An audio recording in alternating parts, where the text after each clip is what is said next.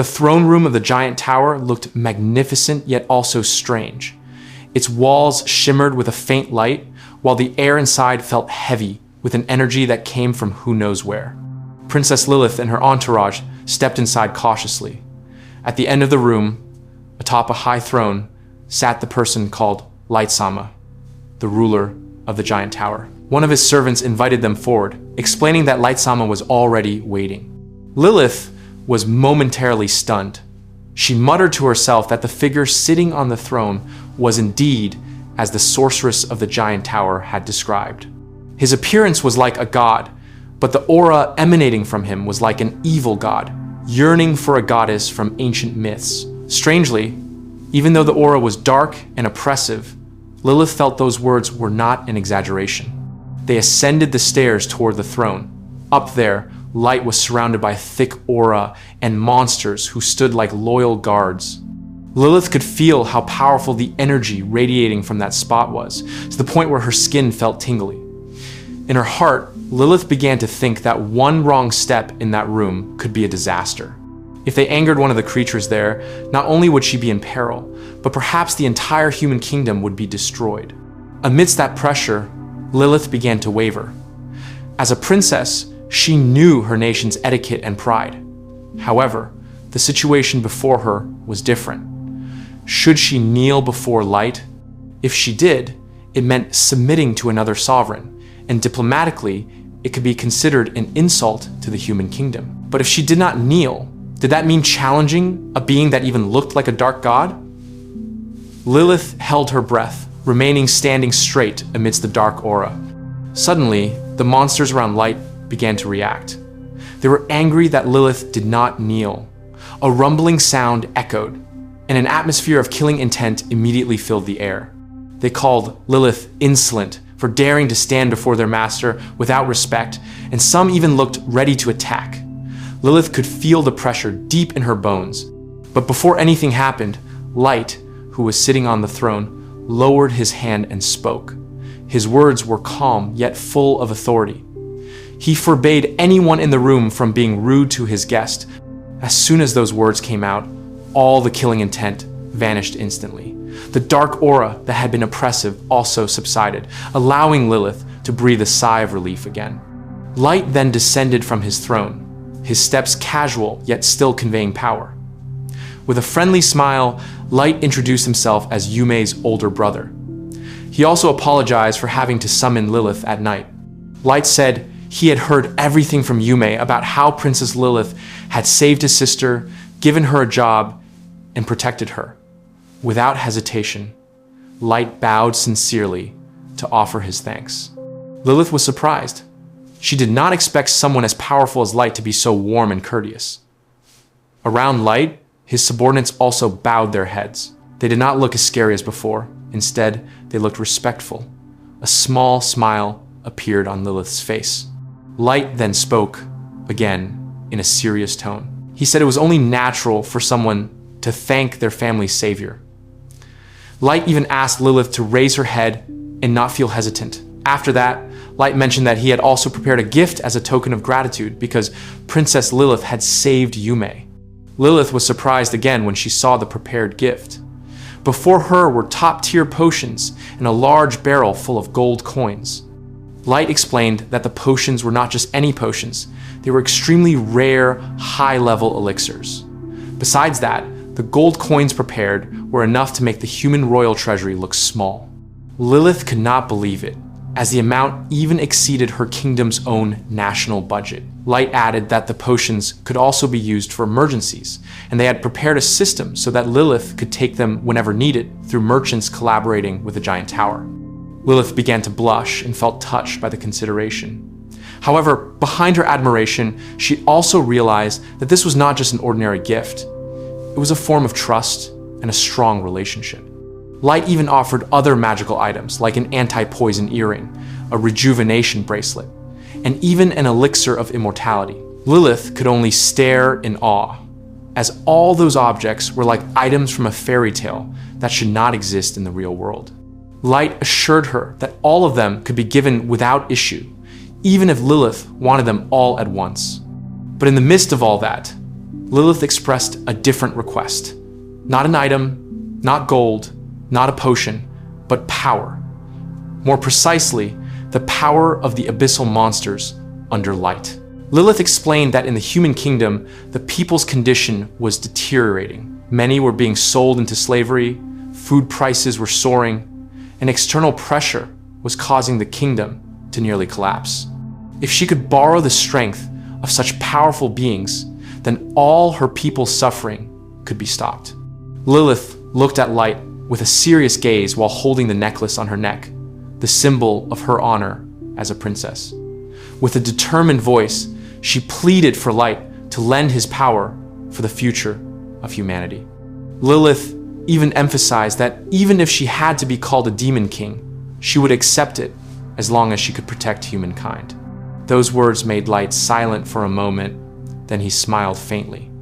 Lilith's brave and sincere attitude seemed to leave a deep impression. Finally, Light agreed to lend his power. That night, Princess Lilith stood in the giant tower with Light and Mei. In her heart, Lilith realized that there was no turning back. The decision she made could be a great blessing for humanity, or a curse that would haunt her entire kingdom.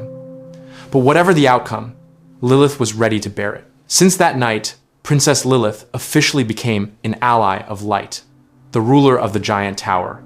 Under the gray sky hanging over the giant tower, Princess Lilith stood observing the structure of the buildings outside the tower. Her eyes noted every detail of the two wooden houses and several large metal boxes that looked like temporary residences. The metal boxes were called prefabs, buildings that could be quickly assembled and disassembled, usually used by workers or adventurers who did not have a permanent place. The wooden houses were made of processed wood, designed for families and children. Lilith thought to herself that this place felt strange but functional, more like a small village in the middle of a vast plain. While observing, Lilith and Light discussed the use of golems. The golems here were apparently used for heavy work like plowing fields, while tasks requiring precision, such as sowing seeds or regulating irrigation, were still done by humans. Light explained that they deliberately did not want to rely too much on golems. The principle was simple: the right person should do the right job without surrendering everything to machines. Lilith praised that way of thinking, as it sounded balanced between efficiency and human responsibility. But Lilith also asked if the golems could be borrowed. Light immediately said no, because if they were loaned out, their identity and power could be exposed, which would trigger conflict with other parties. Lilith understood, then agreed to continue inspecting the outer perimeter. Meanwhile, Yume's shadow, the shadow version of Yume, joined the conversation. Yume's shadow was amazed because the disguise was absolutely perfect. Even Light and head butler, Nono, did not realize that the person they were seeing was fake. Lilith confirmed her identity herself, and Yume's shadow admitted that the disguise was not just due to card magic, but also the result of collaboration with Light. In her heart, Yume's shadow was somewhat impressed, because the disguise effect even deceived master sorcerers and royal servants. After the outdoor inspection was finished, Lilith and Light returned to the meeting room. There, Light began to talk about more personal matters. Light told Lilith that he had almost died in the abyss, just because of his status as a master candidate. From that experience, the intent to take revenge on the adventurer group Gathering of Races emerged. Light also shared that he was still searching for the truth behind the destruction of his hometown. He still did not know the exact reason why his village was attacked. But what was clear was that reaching the 4th floor required a transfer magic item. And that meant his enemies were not ordinary people. Lilith was surprised to hear it, then agreed to continue meeting Light on the 4th floor. After hearing the story, Lilith felt shocked and sad at the same time. In her opinion, such a cruel thing even exceeded what had ever happened in her own kingdom. Lilith linked it to her family. Her father and brother were also often underestimated by other races in diplomatic matters. Although she did not know much about the events of the past, Lilith felt guilty and promised to help Light find information about the Master and its candidates. But Light held her back, because if they acted recklessly, it could raise suspicion from other kingdoms. The discussion then shifted to the internal problems of Lilith's kingdom. Lilith admitted that she did not know how many weeds were growing inside her own kingdom, the term she used to refer to spies from other countries. She said it was very difficult to sit peacefully on the throne as long as those spies had not been eliminated. Besides that, there was another problem: her coronation as queen. Before the royal conference held every 4 years, Lilith had to secure majority support from 8 nations. Light was quite surprised to find out that the human government system was so strange. Apparently, the human kingdom was not even allowed to decide who its ruler would be on its own. They had to wait for ratification from 8 other nations through the royal conference. The final decision was made through a majority vote system, and ironically, humans were not included in those 8 votes. Light grimaced wryly, because it turned out that the human race did not have the right to determine its own leader. But from that conversation, Lilith and Light found a loophole. If the system could be reversed, they only needed to secure 5 out of 8 votes so that Lilith could officially ascend the throne. Especially if the Elven Kingdom also gave its support, the chances would be even greater. Light said that was not impossible, and Lilith felt slightly embarrassed that her plan could be realized so quickly. After that, they agreed to focus on something else first: clearing the kingdom of spies. Lilith asked for Light's help to identify everyone who had infiltrated the palace. Light agreed, but asked what would be done after they were caught. Lilith said she would find a reason to dismiss them or even eliminate them if necessary.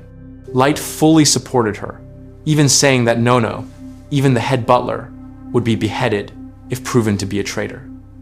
For him, dirty hands for the future of humanity were nothing to be afraid of. After that, Light and Lilith returned to discussing Yume's shadow and the success of the disguise plan. Meanwhile, the real human royal delegation had returned to their country. The real Lilith continued the discussion about the next steps. Light realized that Lilith's plan was not just about politics, but also concerned the future of humanity as a whole. He began to realize that ultimately, they would clash with other nations to achieve the truth they sought. On the other hand, Yume recounted a little about her past. She was 7 years old at the time. One night, the village was suddenly rocked by a huge explosion. People ran around in a panic, and Yume only managed to see her older brother, Els, hug her tightly before they were both swept away by the river current. After regaining consciousness, Yume knew that Els had saved her, but the main current of the river carried them far, perhaps to the sea that passed through various kingdoms. Yume did not know if her brother was still alive, but Light, upon hearing it, felt grateful that his sister was safe.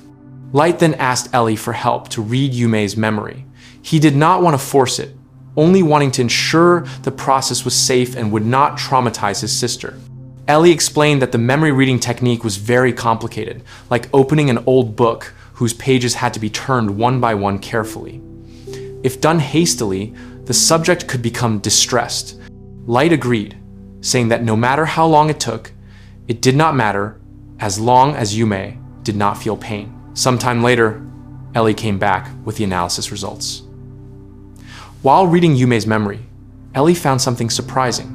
The person who destroyed Light's village turned out to be a human with a level of 9,000. Light was dumbfounded upon hearing this. According to Ellie, the silhouette that appeared in Yume's memory clearly showed that the perpetrator was a human, not another race. From the remains of the incredibly massive magical power, Ellie could guess that the strength was close to level 9,000. There was even a shadow of someone flying in the sky that night, most likely the person responsible for the destruction of the village. Light immediately pondered. If that were true, it meant that the one who destroyed his village was a powerful human, perhaps a master. But why would a master attack another human? And how did Els survive such a cruel attack? Everything felt strange and confusing. Light briefly lost control and apologized to Ellie for raising his voice. But after that, he thanked her. Because thanks to Ellie, he had a new clue about the perpetrator who killed his parents. He vowed to take revenge on behalf of all the villagers and continue to pursue the members of the Gathering of Races. Light then discussed the next step with Mei. They agreed to seek information from other races, especially the dwarf race.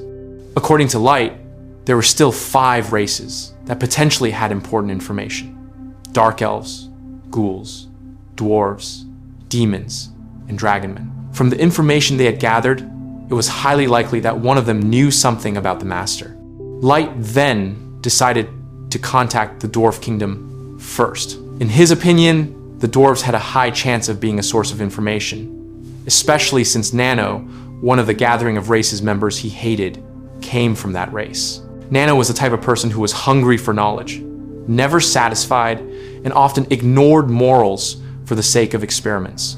Light stared at his hands while imagining Nano's face. In his mind, he could already picture what it would feel like if Nano was betrayed by his own people. He wanted Nano to feel the same fear and despair that he had felt when his village was destroyed. With a calm yet obsessive tone, Light solidified his intention to repay betrayal with betrayal. For him, it was not just revenge, but justice that had been long delayed. Inside the giant tower meeting room, Light and Ellie sat side by side discussing their next steps. The atmosphere was serious, but not overly tense, more like a meeting between two people who understood each other's work rhythm. After successfully protecting Yume from the previous threat, their focus now began to shift to a new direction. Light explained calmly but firmly that the next target was the Dwarf Kingdom. He also brought up the unfinished business with a dark elf island nation that they had previously left behind. Ellie listened seriously, taking important notes, making sure no details were missed.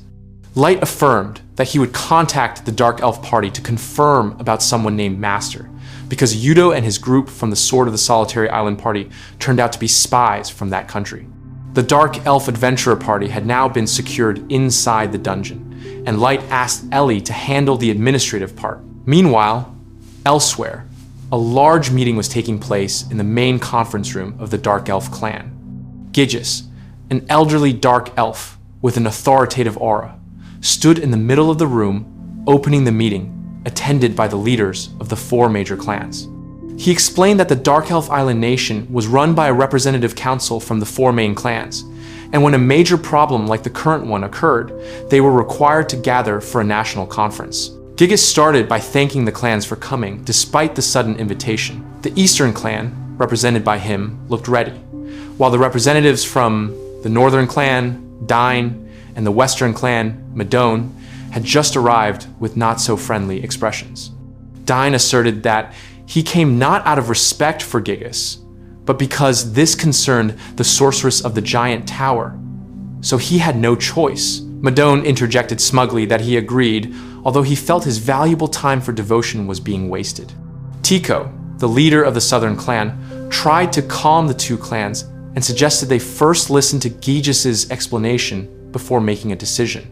However, Tico also insinuated that if Gijis was proven wrong, the leader of the Eastern clan would have to accept punishment. Gijis took a deep breath before showing the documents and some magical evidence he brought.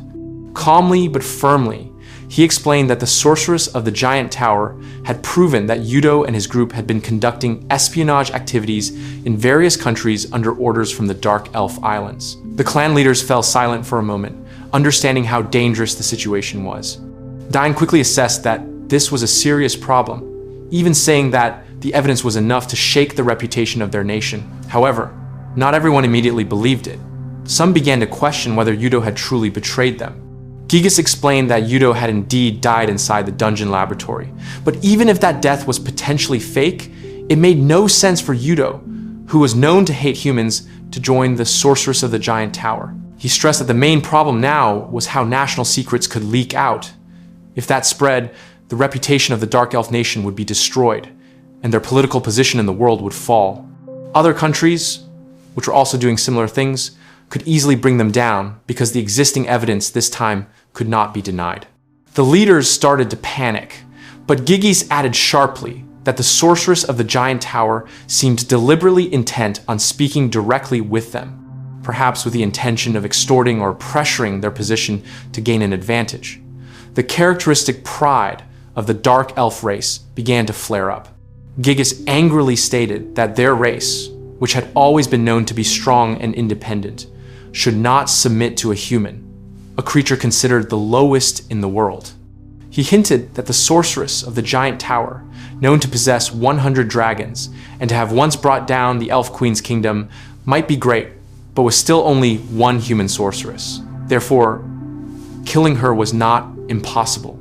The meeting then turned into a discussion of assassination strategy.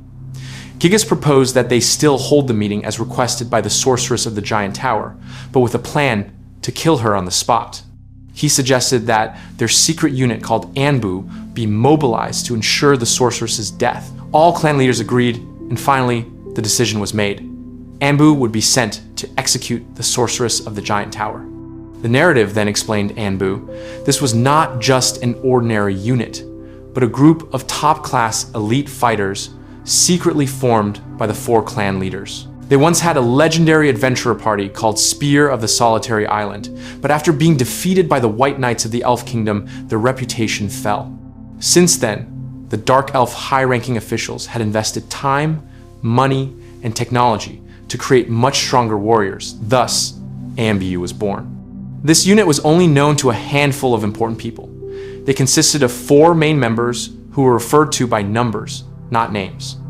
Number 1 was known to be the strongest. His body had been integrated with a phantasm-class magic item, making him a living magic machine with almost no weaknesses.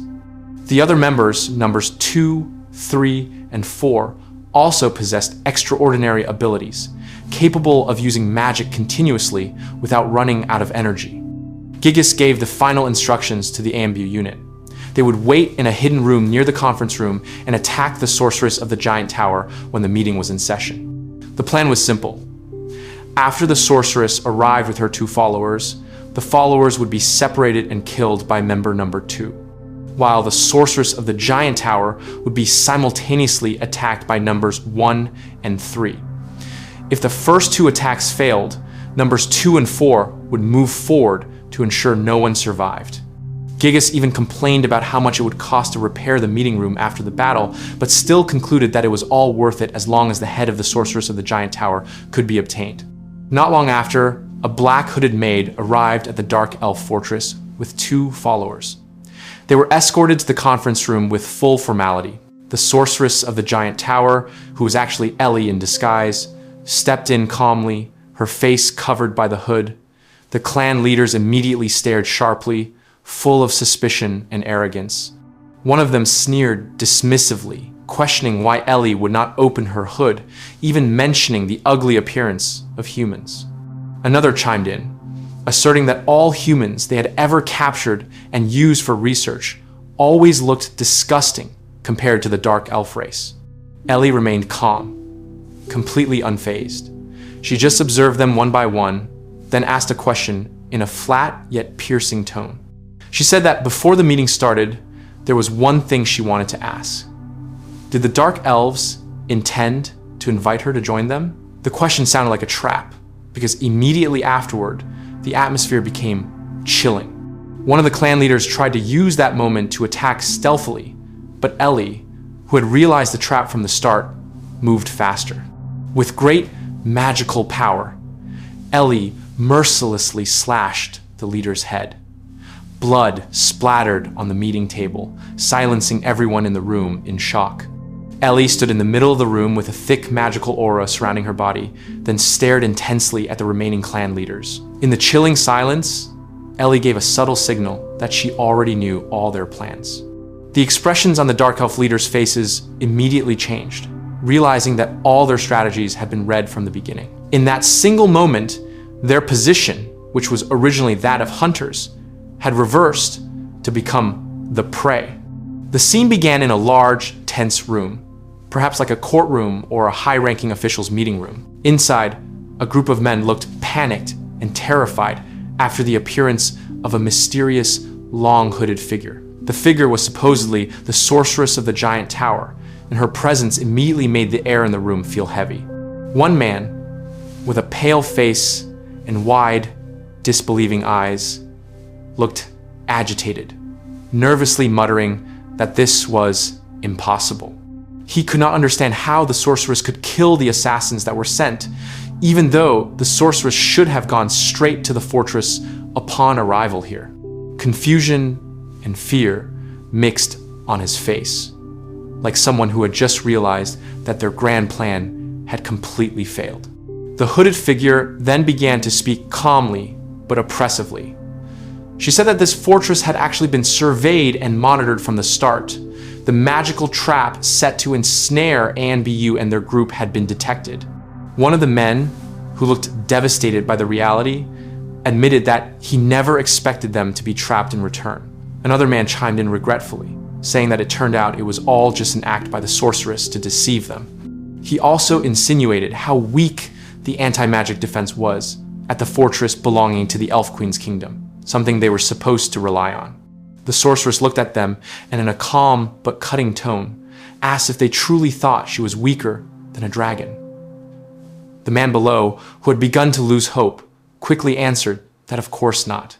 He tried to defend himself, saying that all this was only because they thought the sorceress was trying to be assassinated, even though that excuse now sounded ridiculous. The mustachioed old man on the left side tried to open the conversation, attempting to explain something, but the sorceress immediately cut him off coldly.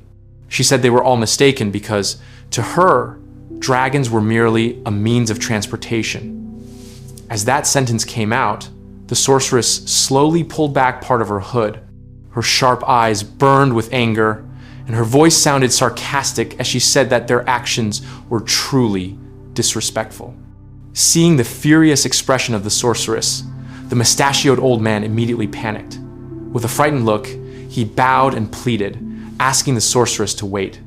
But the sorceress only answered in a casual yet cynical tone, saying that it was a pity, because if they had just accepted her request politely, perhaps all of this would not be as harsh now. The old man hurriedly tried to explain, saying they had no intention of killing the sorceress of the giant tower. He even tried to shift the blame onto his subordinates, saying that perhaps one of his men had acted without permission. However, the sorceress replied coldly, saying she did not know any of them. The old man still tried to persevere. This time he gave a wide grin, trying to lighten the mood, praising the sorceress as an extraordinary figure for having conquered the cursed elf race. He said he had even been looking forward to this meeting. His voice was filled with enthusiasm, as if he wanted to convince the sorceress that all of this was just a big misunderstanding. Several other men began to join in, supporting his words. They confessed that none of this should have happened and promised to drag anyone who ordered this assassination before the sorceress. They even pointed towards the elf race, accusing that the perpetrator might have come from there, all while begging the sorceress to trust them. But suddenly, the atmosphere changed. The hooded sorceress smiled widely, her face looking calm with her eyes closed.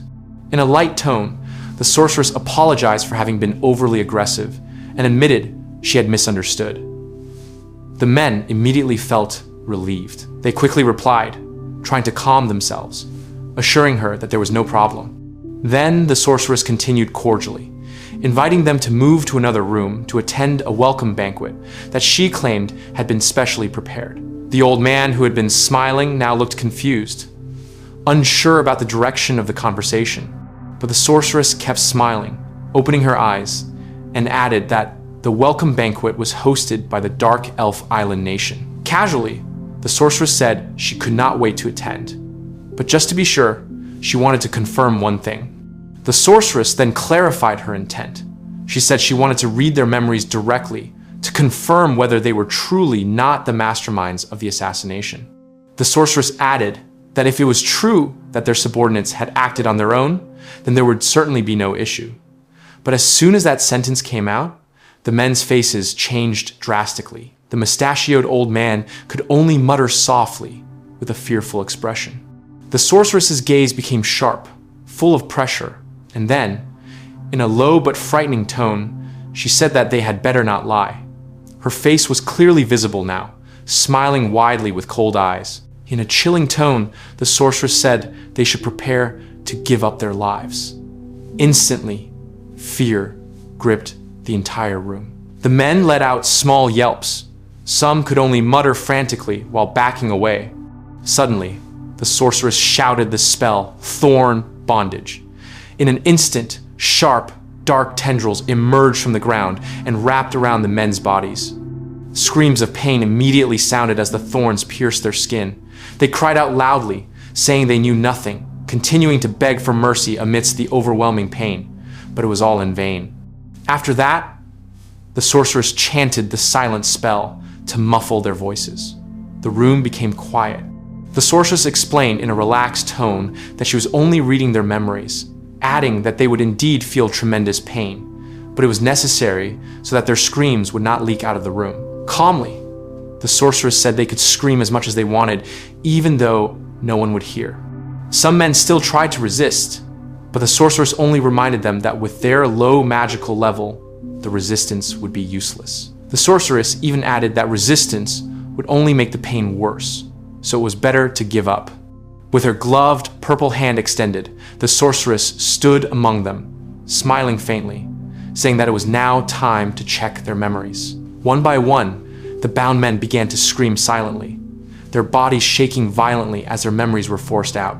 The room was filled with strongly swirling magical energy, and then a loud sound like cracking crystal was heard.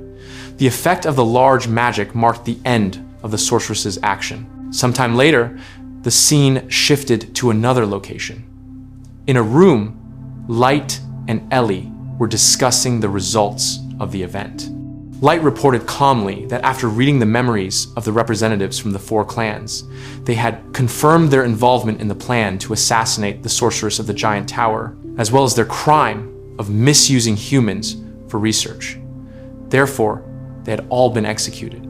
Ellie smiled with satisfaction upon hearing the report, thanking Light for his hard work. Light replied casually, explaining that the positions of the former leaders had now been replaced by more moderate tribal chiefs. Ellie nodded, saying it was not a big deal, then handed over the information retrieved from their memories. Light read the information and thought deeply. He said that, based on their memories, a very powerful human had once appeared in Onijima, likely the master. Ellie confirmed this, adding that the information matched what they had obtained from the elf race. Onijima itself was an island nation in the Western Ocean inhabited by the ghoul race, one of Ellie's targets for revenge, as well as the birthplace of Oboro, the ghoul race who was now their major enemy. Light then formulated the next step. He said they needed to dig deeper into the master in Onijima and connect it to their revenge plan against the dwarf race. He asserted that Nano's plan to attack the dwarf kingdom was still the priority. Ellie agreed, mentioning that it would be complicated if the plan was changed now. Light added that the master or another entity on the same level could be a major threat, and it was highly likely that the dwarf kingdom also possessed information about it. Therefore, even though they had enough power to attack 2 parties simultaneously, they chose to focus on the main target first. Before concluding the conversation, Light gave Ellie an order to intensify the collection of information about Onijima. Ellie nodded and agreed to the command. Light then paused for a moment, then thought about Nano's upcoming act of revenge. A smile appeared on his face. In his heart, Light felt curious about what Nano's expression would be like when he saw him alive again, ready to complete the long-delayed revenge. The scene began with a somewhat dark and tense atmosphere. A mustachioed old man appeared to be sitting in a room with a look of sheer madness in his eyes. In his hand was a sharp knife that he was twirling while laughing strangely. His eyes burned with satisfaction, like someone imagining something pleasant yet terrifying. A sadistic smile appeared on his face, followed by a small, high-pitched laugh that sent shivers down the spine. In his mind, the old man was eager to await the moment when he could see someone's face change due to pain, an expression of suffering that he craved so much. Meanwhile, night fell outside. In a building that looked like a house or maybe a barracks where a group of men gathered, the atmosphere was silent but felt suspicious.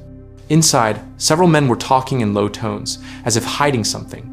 However, the atmosphere suddenly changed when a small scene showed a girl, presumably Nano, looking shocked. Her expression showed fear, while a hand gripped her roughly from behind. A faint sound that resembled a whine came from her lips, indicating that the situation was clearly not good. The scene then shifted to a much calmer atmosphere in the abyss. Light was sitting, discussing various seemingly endless matters, Before him were Yume and Nazuna, who were always ready to help. Yume asked Light cheerfully if she could take her little brother, sister, around the abyss. However, Light looked somewhat overwhelmed because he was busy dealing with too many things at once, from the meeting with Princess Lilith of the Human Kingdom, political matters with the Dark Elf Island nation, to the operation against the Dwarf Kingdom, and also Nano. With a regretful tone, Light apologized for not being able to accompany them yet. Instead, Light asked Nazuna to accompany Yume on the tour. Yume seemed happy with the decision. With a bright smile, Yume said it was fine and she would go out with Nazuna One-chan. Beside her, Anelia immediately looked enthusiastic. In an exaggerated manner, Anelia proudly said that everything could be entrusted to her because she was like an older sister to Yume. Light briefly looked at the three of them with a confused face, sensing that something was a little strange about Yume's overly enthusiastic behavior. He then turned to Ice Heat, who was standing nearby, to confirm if there was anything unusual. Ice Heat simply replied briefly that it was probably just his imagination, and there was nothing to worry about. Nazuna, looking confident, immediately said proudly that she was a great Oni-chan. She explained that her job was to protect everyone in the abyss, and since she often patrolled, she knew all the places there well. Yume and Anelia listened to her enthusiastically, and Anelia, in her cheerful style, affirmed and added that it was indeed right for her to be the Oni-chan. After everyone was ready, Ice Heat assured Light that she would accompany them while they toured. The journey began with a cheerful atmosphere. Yume showed them various places in the abyss, from entertainment facilities where the abyss residents relaxed to the training area where soldiers practiced. Nazuna then showed them small shops that sold daily necessities, and even innocently showed them the candy store that was a favorite among the young abyss residents. They seemed to enjoy the tour casually. When they arrived at a large room that looked like a library or archive, Yume showed the place with awe. She explained that this room was where Light stored gifts from the unlimited gacha, and the aura of the place indeed felt different. Anelia and Nazuna also seemed amazed by the collection there. Not long after, they met two new people, Ars and Anelia. Anelia greeted them warmly and welcomed Yume and Nazuna. The cheerful Yume immediately hugged Anelia with a happy smile, causing Nazuna to react in panic because she thought Yume was too spontaneous. Nazuna scolded Yume with a red face, while Ars just looked on with a confused expression. Anelia merely chuckled and explained that there was nothing wrong with a hug because it was natural for an older sister to hug her younger sibling. Nazuna was immediately shocked and surprised to hear Anelia call herself Yume's older sister by blood. With full conviction, Anelia repeated it and claimed that she was Yume's older sister. The reactions varied. Ars and Ice Heat looked surprised, while Anelia continued to smile casually as if nothing was strange. Ars then explained to Yume that Anelia did indeed have a strange habit of calling herself Oni-chan to anyone she liked.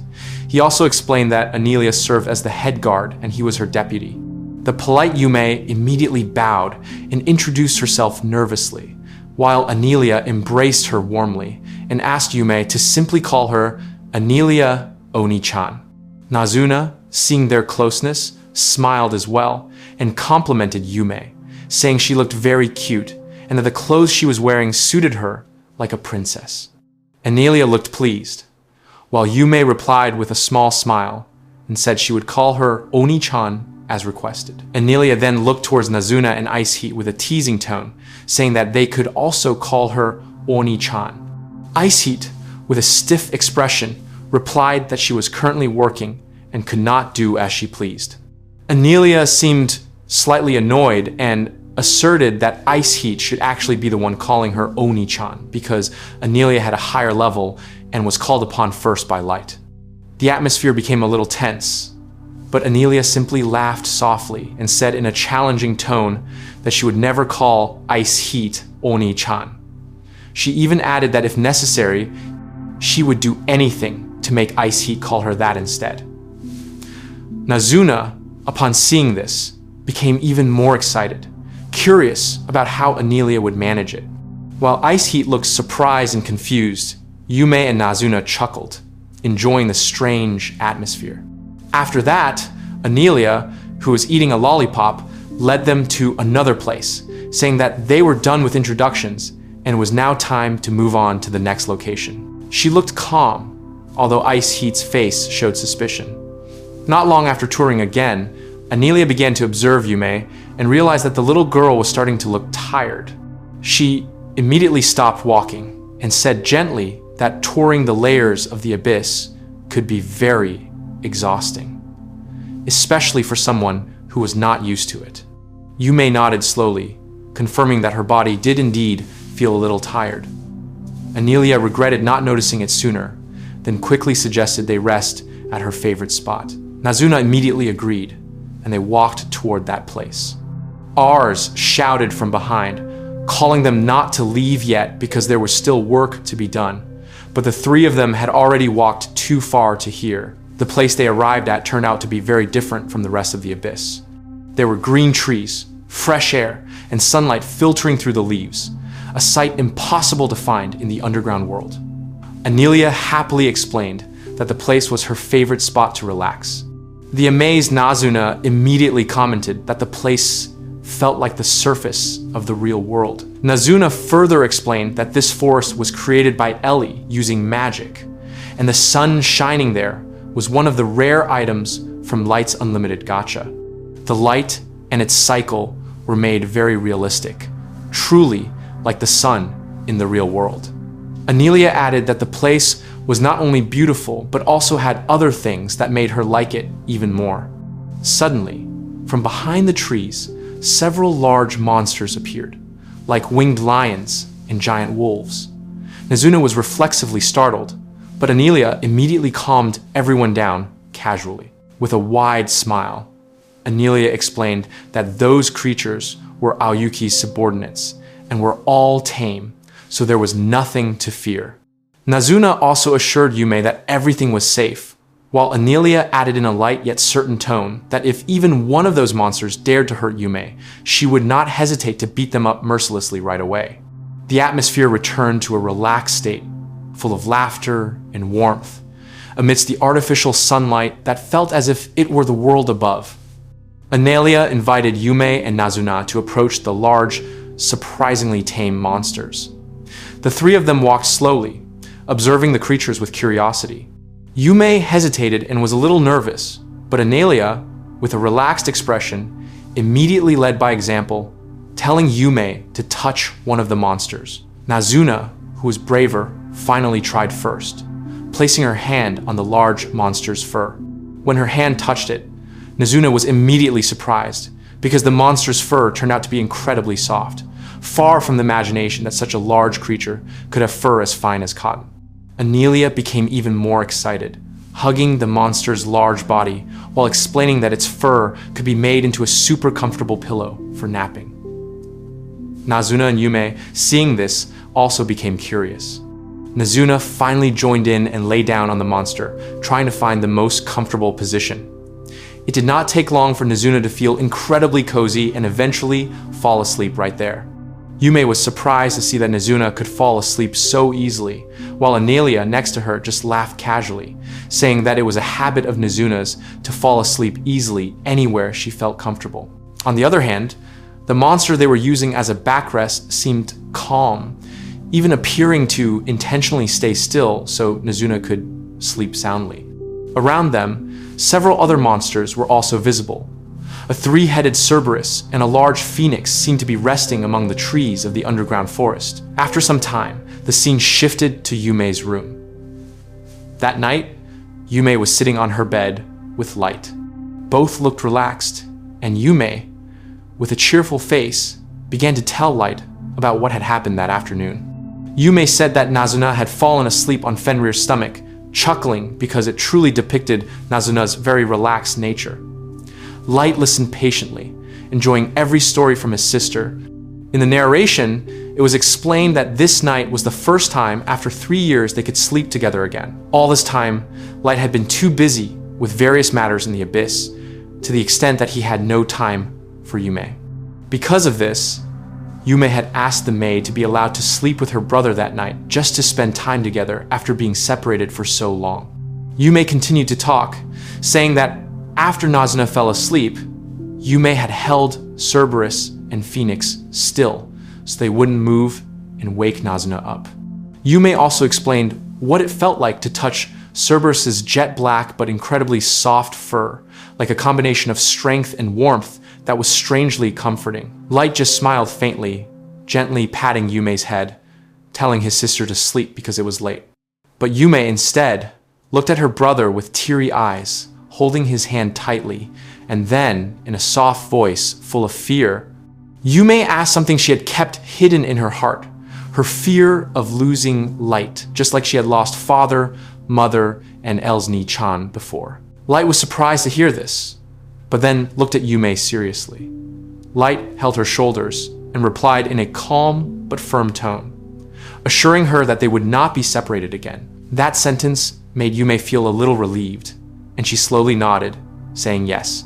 After that, Yume closed her eyes and said good night, while Light remained sitting beside her, watching his sister, who was beginning to sleep peacefully.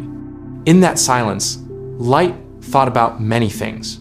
He realized the reason why Yume had seemed awkward lately, every time they had to part ways. In his mind, Light began to recall Yume's past. A gentle little girl, loved by many people because of her sweet nature and her ability to make people comfortable around her. In the past, Yume lived peacefully in a small village where all the residents loved her. But all of that ended when the village was destroyed by something unknown, and only Yume managed to survive. Since the age of 7, Yume had to work as a maid. At that time, Princess Lilith of the Human Kingdom took her to work in the palace. Since then, Yume grew up the hard way, learning to survive alone and using everything she had to be accepted by others. Unconsciously, that habit was carried over to the present. Light realized that whenever Yume interacted with others, Yume reflexively used her old ways, a gentle and submissive attitude that was actually just a form of self-protection so as not to be abandoned again. Light felt uneasy about this.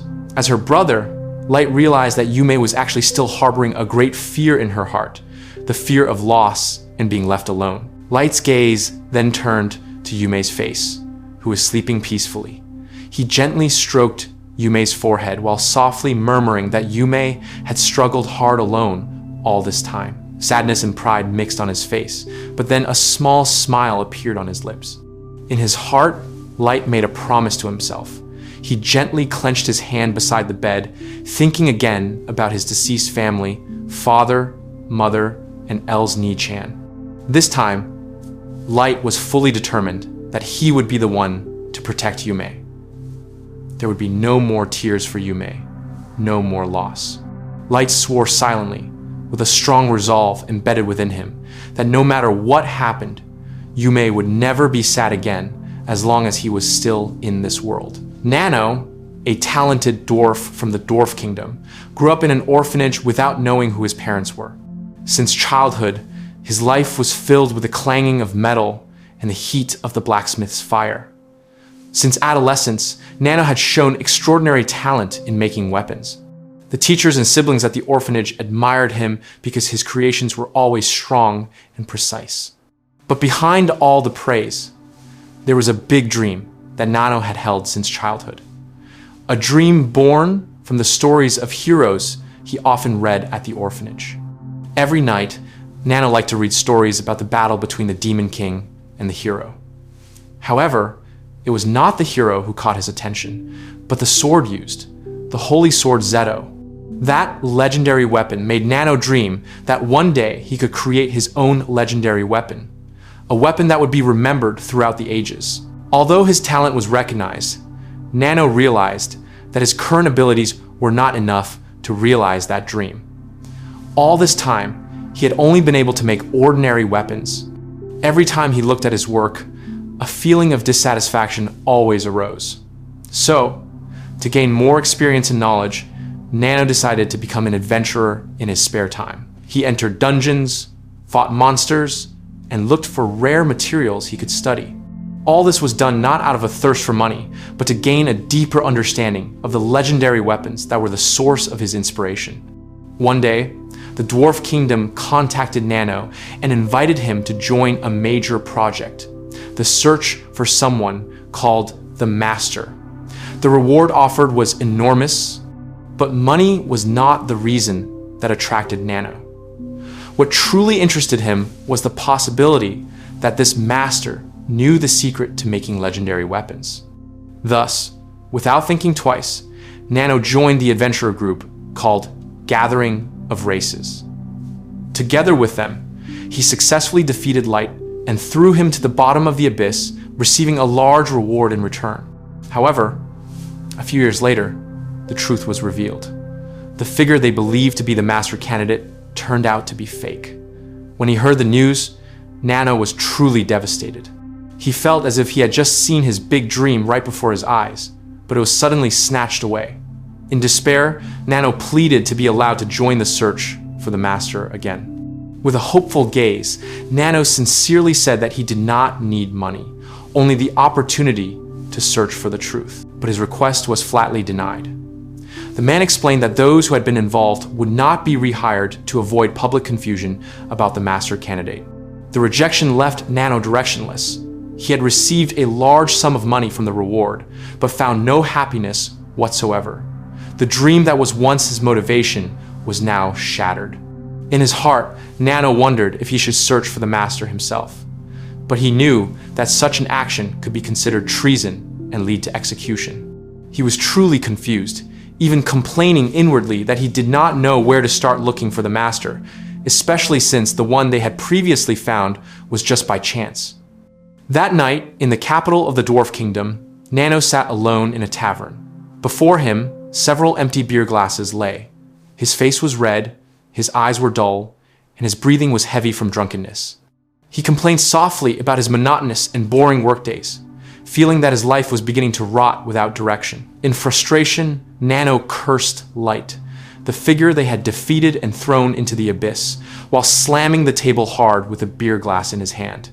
He inwardly reviled Light, hoping that human would die suffering at the bottom of the chasm. After his anger subsided slightly, Nano returned to thinking about his unfulfilled dream.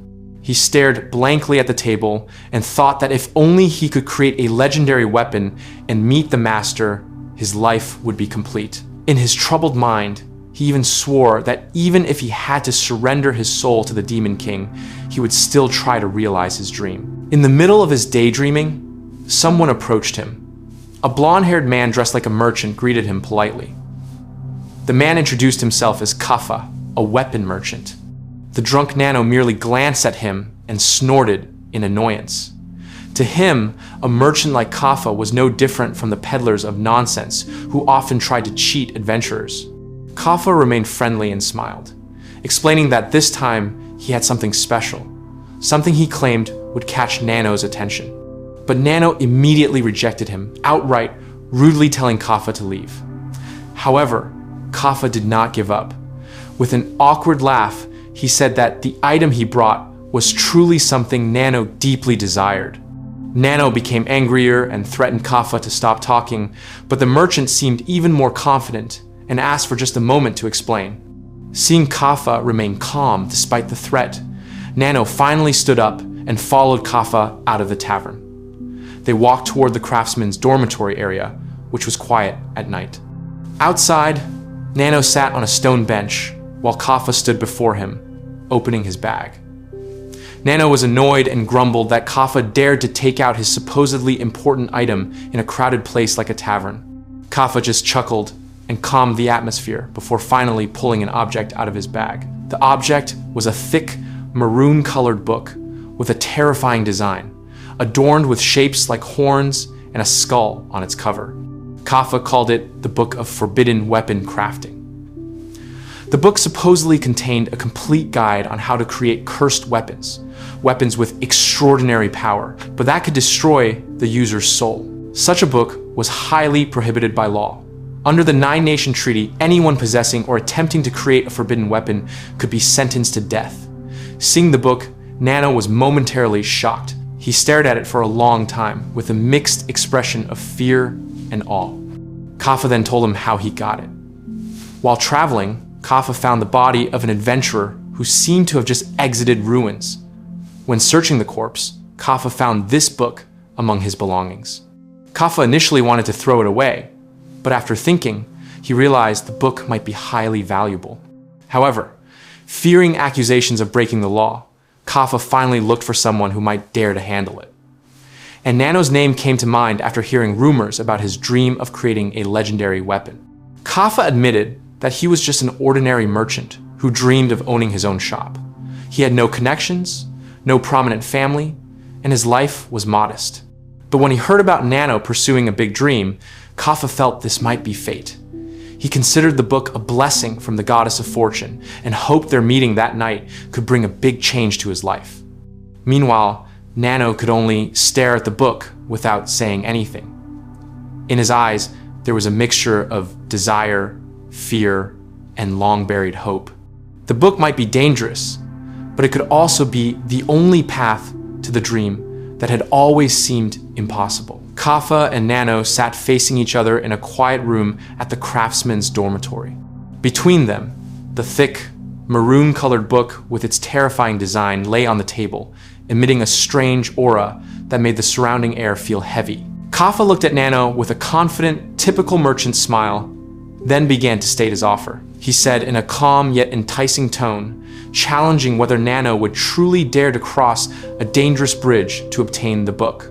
Nano stared at Kafa for quite a while, as if weighing something in his head. His gaze was sharp, but there was a flicker of excitement there that he could not hide. Finally, Nano replied casually yet firmly that for the dream of owning a shop, or in his context, achieving a great ambition, crossing a dangerous bridge was not a problem. Kafa smiled contentedly at that answer, grinning like someone who knew his offer would not be rejected. According to Kafa, just seeing Nano's reaction was enough to prove that this offer was not a bad thing. Nano then looked at the book before him with a serious expression. In his mind, he recalled old stories about legendary weapons. Among all the weapons mentioned in the Tales of Heroes, one type always caught his attention: cursed swords. It was said that these swords were used by heroes at great risk because the curse that accompanied them could destroy the soul of anyone weak in spirit. But true heroes were able to suppress the curse with the strength of their will and spirit. Recalling that, Nano looked increasingly excited. He stared at the thick book with eyes that began to shine. Before him, now, was a book that might explain how to create such a weapon, something that had only been considered a legend until now. Nano's dream, which once felt distant, now seemed truly within reach. Even though the object was clearly forbidden, even though it was called a cursed object or even the armor of an evil god, Nano no longer cared. His dream of creating a legendary weapon now felt so real. However, the cautious instinct of a dwarf still surfaced. Nano looked at Kafa suspiciously. In his mind, there was a possibility that this was just a trap. In a flat yet firm tone, Nano questioned Kafa's confidence, asking if the merchant was sure that Nano would actually pay. Because if he thought about it, Nano could just kill Kafa right there, take the book, and then hand over the body to the soldiers while pretending to have found the book by chance. Kafa, hearing the threat, merely smiled faintly. In a casual yet cunning tone, Kafa explained that the book in front of Nano was only half of it. The other half was hidden in a place that no one would ever find if Kafa died. He even challenged Nano coldly, saying that if he was brave enough to torture him in that room without making a sound, he was welcome to try. Nano snorted irritably, scoffing in frustration. He inwardly grumbled that this was why dwarves like him never liked dealing with merchants. They were always cunning, always having a backup plan.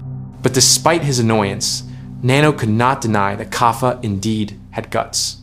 Seeing Kafa remain calm even when facing a dwarf of level 300, Nano realized that the merchant was not playing games. Kafa might be an ordinary human, but his courage showed that he was genuinely serious about this offer.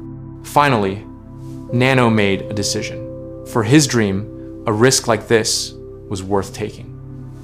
Nano spoke in a heavy but firm tone, asking Kafa to give him half of the book. In return, Nano would pay part of the price first, and the rest would be given after the transaction was fully completed. Kaffa heard this with a satisfied expression and nodded, saying, "Thank you for the trust." After that, the atmosphere thawed slightly. Kaffa complimented Nano, calling him a clever negotiator for not immediately giving in to emotion and knowing how to bargain. Nano just snorted and said angrily that Kaffa surely intended to extort him, calling it the true merchant spirit. But Kaffa responded casually, even taking the phrase as the highest compliment for a merchant. In a friendly but still detached tone, Kaffa added that Nano did not need to worry. If he later needed materials or tools to research the contents of the Forbidden Weapon Crafting book, Kaffa would come to help. He promised to prepare everything quickly. Kaffa then stood up and excused himself. He bowed politely before leaving the room, leaving Nano alone in the quiet night. After the door closed, Nano still sat in his chair, staring at the oil lamp on the table that swayed slowly from the draft of air from the window. In the silence, Nano murmured softly, complaining about his fate, all the chaos that befell his life, including his failure to find the master, stemmed from Light. In his heart, Nano cursed Light for having ruined his path to a great dream. But amidst the frustration, a small smile slowly appeared on Nano's face. His hand carefully stroked the surface of the maroon-colored book, as if holding a very precious treasure. With a satisfied expression, Nano felt that perhaps this time, luck was finally on his side. The book was not just a forbidden item, but could be the key to his dream that had always seemed impossible. With burning enthusiasm in his chest, Nano prepared to begin the process of creating his first forbidden weapon. Meanwhile, outside the silent dormitory, Kaffa walked alone under the night sky. His friendly smile, like the one he wore when dealing with Nano, was gone, replaced by a flat and cold expression. The night wind blew softly, carrying the sound of his footsteps on the cobblestone road. In his mind, Kaffa pondered calmly, thinking about the possibility of the giant tower's involvement in this matter. But in the end, Kaffa only murmured softly to himself that all of it was still uncertain. For now, all he could do was wait and see how everything would unfold. The full moon hung in the sky, and Kaffa continued to walk away, immersed in the dim light of the night. In the giant tower's strategy room, Light was having a casual discussion with Ellie, a woman with a neat appearance and a maid-like head ornament. The atmosphere was quite serious, but there was still a relaxed impression typical of two people accustomed to dealing with complicated matters. Light looked deep in thought while staring at the map spread out on the table. In a slightly annoyed tone, Light mentioned their previous decision. According to him, they should not have contacted the high officials of the Dwarf Kingdom through the Elf Queen's kingdom, as they did when dealing with the human kingdom. Ellie, sitting across from him, merely affirmed that opinion in a calm tone. Light further explained his reasons. He said that step might be too conspicuous. The giant tower could arouse suspicion if it directly contacted the Dwarf Kingdom. The excuse they used before, checking the treatment of humans, could no longer be used, because such a lie was too risky and difficult for other countries to accept. After that, Light expressed their main goal.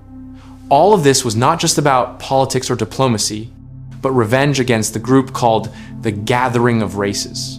That group had a mysterious connection to a figure called the Master, and they were also the party that had killed Light.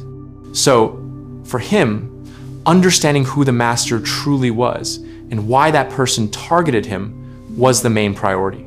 However, Light also realized that they were still blind to how much information the Dwarf Kingdom possessed about the Master.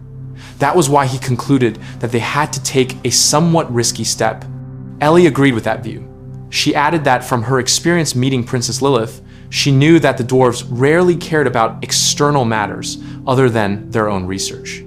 Ellie then began to explain the dwarf race in more detail. She said they were a stubborn race and very perfectionistic in their research. They even complained because much research on ancient civilization technology was prohibited by royal law. But because of their focus on science and less concern for politics or race, the level of discrimination against humans there was also much smaller. Their king was known as a genius, but also had a difficult personality to approach. Ellie assessed that the only way to get them to listen was to give them something that would attract their interest, some kind of intellectual bait or a research object that would pique their curiosity. Light nodded slowly, as if an idea struck him from the explanation. He thought that might be exploitable. Ellie, catching his meaning, immediately suggested something. Mei, who was known to be tough and good at diplomacy, could be sent to meet the Dwarf King directly and arrange a secret meeting. Light considered the suggestion for a moment. According to him, they indeed had to find out the information held by the Dwarf Kingdom, especially since their actions in the past were not too problematic. So, there might still be an opportunity for discreet cooperation. Light finally concluded that cooperating would be much better than ending up as enemies. Ellie, hearing him, looked slightly sad, then asked if the cooperation failed and the situation deteriorated, what should they do? At that moment, Mei appeared. Emotionlessly, Mei replied that if everything failed, they simply needed to do the same thing they did to the Elf Queen and the Dark Elf nation. Destroy their hopes, hang the heads of their leaders, and control the kingdom from behind the scenes. Because, according to Mei, whatever the dwarves did afterward would not change the final outcome. Then the story shifted to the Dwarf Kingdom. Inside the magnificent castle filled with engine, steam, and metal, the Dwarf King named Dagon was seen lying in his room. His hand held a cylindrical object that emitted hot steam. His face was wrinkled with annoyance. With a frustrated tone, Dagon complained about how boring royal affairs were. He shouted irritably while drinking from a bottle, cursing that all he wanted to do was research, not lead a kingdom. Dagon continued his self-rant. He regretted his decision to talk too much in the royal council, which ultimately led to his selection as king. Dagon said that if only he had restrained himself and not voiced his opinion at that time, his life would surely be quieter, and he could continue his unfinished research.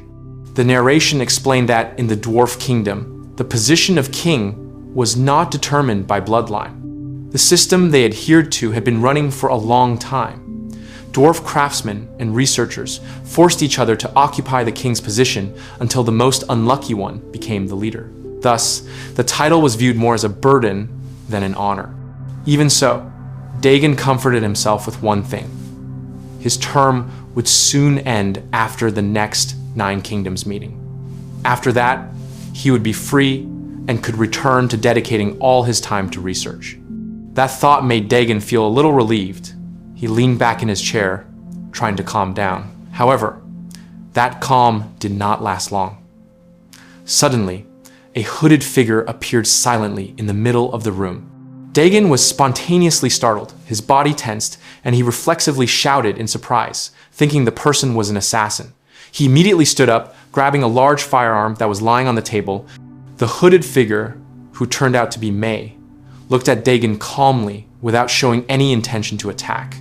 Mei spoke politely, explaining that summoning the guards or activating the magic item on Dagon's waist would be useless. Everything had been anticipated. Dagon panicked, glancing at the clock on his waist, which was a magic item.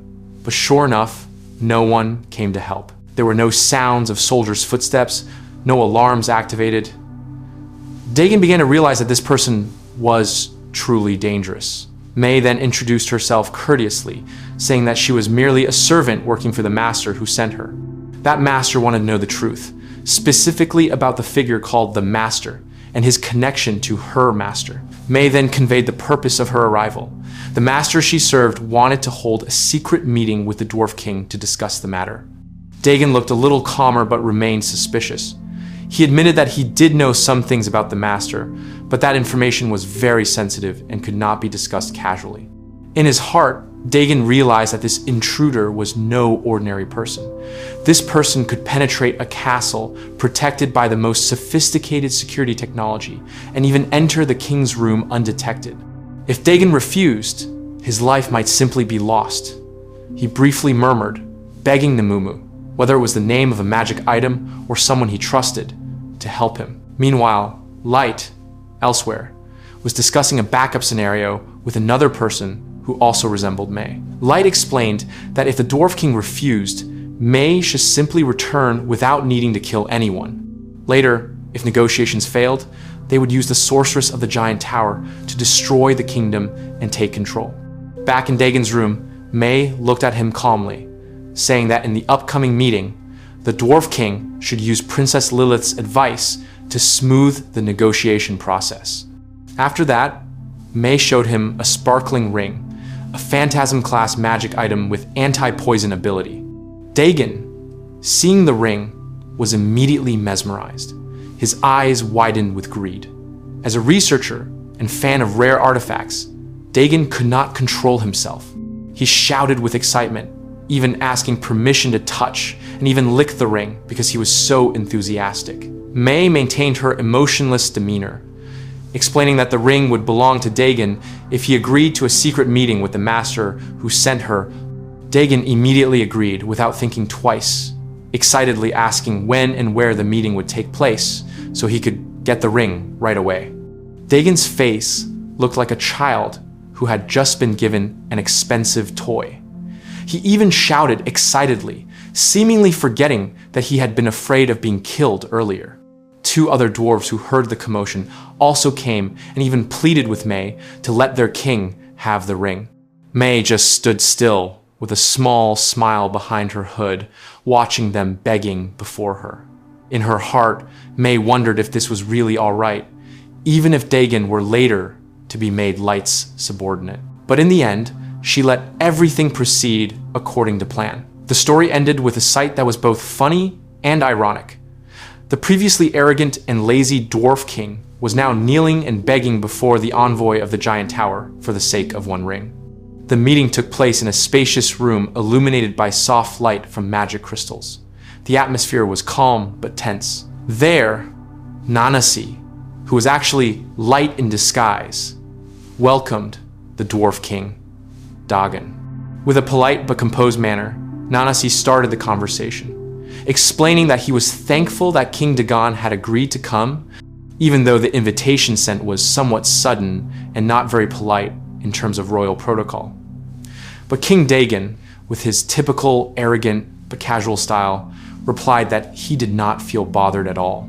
According to him, since he was brought to the location using a teleportation item, the journey actually felt very easy. Nanasi then introduced himself, saying his name was Nanasi, without explaining too much. But at the same time, King Dagon had lost focus.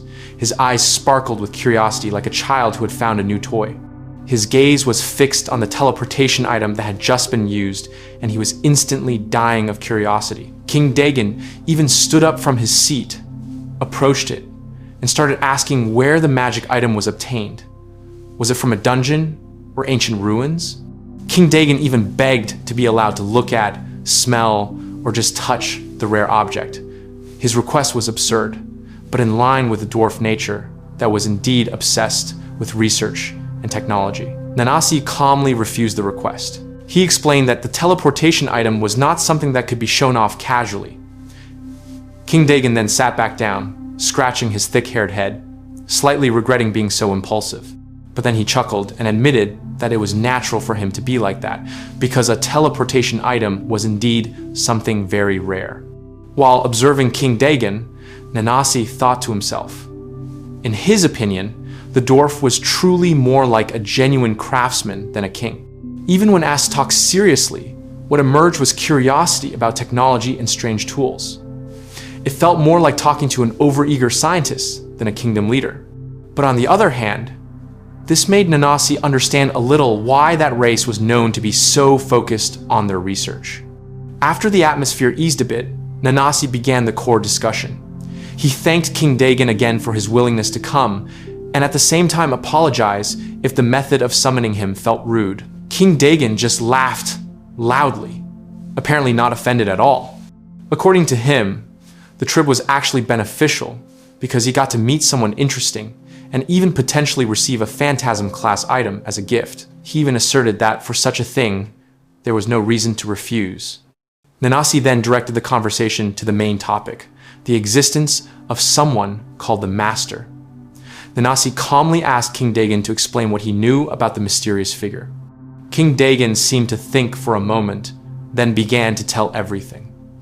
According to Dagon, the person referred to as the master candidate was actually not the master itself. A decision was made by several parties to kill that candidate. The people involved knew about the plan from the beginning, and the ones who knew the most were the Dragonette race and the Demon race. Nanase listened seriously. In his heart, he began to piece together the bits of information he had collected so far. From that explanation, Nanase concluded that only those two races truly knew the real reason behind the assassination of the master candidate. The information held by the other 9 races was only a small and vague portion. According to him, if they wanted to find the complete truth, then the key lay with the Dragonette Empire and the Demon Nation. After the discussion about the master was finished, Nanase changed the direction of the discussion to something else. He wanted to know King Dagon's view on the exploitation of technology in their world. As soon as he heard that question, King Dagon immediately responded in a loud, emotionally charged tone. With an annoyed expression, he said he truly hated that restriction. To him, the reason that the world could be destroyed if technology progressed too far was nonsense. King Dagon enthusiastically elaborated on his frustration. He said that what was most regretted was the prohibition of ancient technology restoration research. That was included in the first taboo book of the Nine Nation Treaty. With a frustrated tone, King Dagon admitted that he had often thought about violating that rule, but the death penalty made him think twice. Sipping his tea, King Dagon continued his story.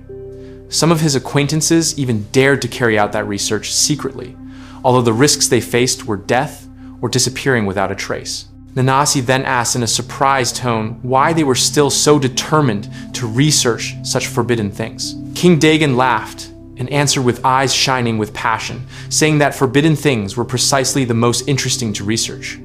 With enthusiasm, King Dagon explained that ancient civilizations once had the ability to create phantasm-class weapons artificially, even reaching the mythology level. He then compared it to the current technological capability of the dwarves, who still struggled to create relic-class items. Dagon even said that just imagining the technological advancement of the past was enough to make him excited like a child who just got a new toy. Nanase then shifted the conversation toward a great mystery: the destruction of ancient civilization. He asked if King Dagon knew the cause. King Dagon sighed, then answered in a calm tone that he actually did not have a definite answer. But according to some theories from historians, past civilizations were destroyed by something uncontrollable. King Dagon then asked Nanase back, trying to guess his point of view. According to him, maybe technology that was too advanced could destroy the world, either through a great war or magic that spiraled out of control. As an engineer, Dagon imagined a scenario where a spell failed to be controlled and exploded violently, destroying everything. He even added that novices often blew up their magic tools and lost fingers due to small negligence. Nanase responded with a logical thought. If a destruction of that magnitude truly happened, why were there no surviving records? Even if the entire civilization was annihilated, there should be legends or stories passed down by long-lived races. But strangely, no one knew anything. King Dagon agreed with that thought. According to him, it was strange, because even races that could live up to 1,000 years had no memory of it. However, the existence of ruins and ancient artifacts was proof that past civilizations truly existed and vanished. With a serious face, King Dagon added one thing that made the atmosphere tense. If it was true that the old civilization was destroyed by a massive explosion that wiped out all living things, then why were they all now able to live in the same world without leaving a trace?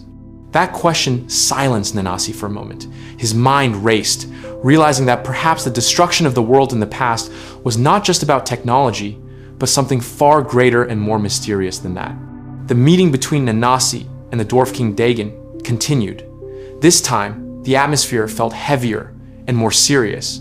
After discussing the destruction of ancient civilization from a technological standpoint, Dagon began to convey another theory that was quite thought-provoking. According to him, the 9 races in past civilization were actually destroyed not because of war or a magic explosion, but because they did not care about the existence called gods, an entity that was supposedly beyond the comprehension of ordinary beings.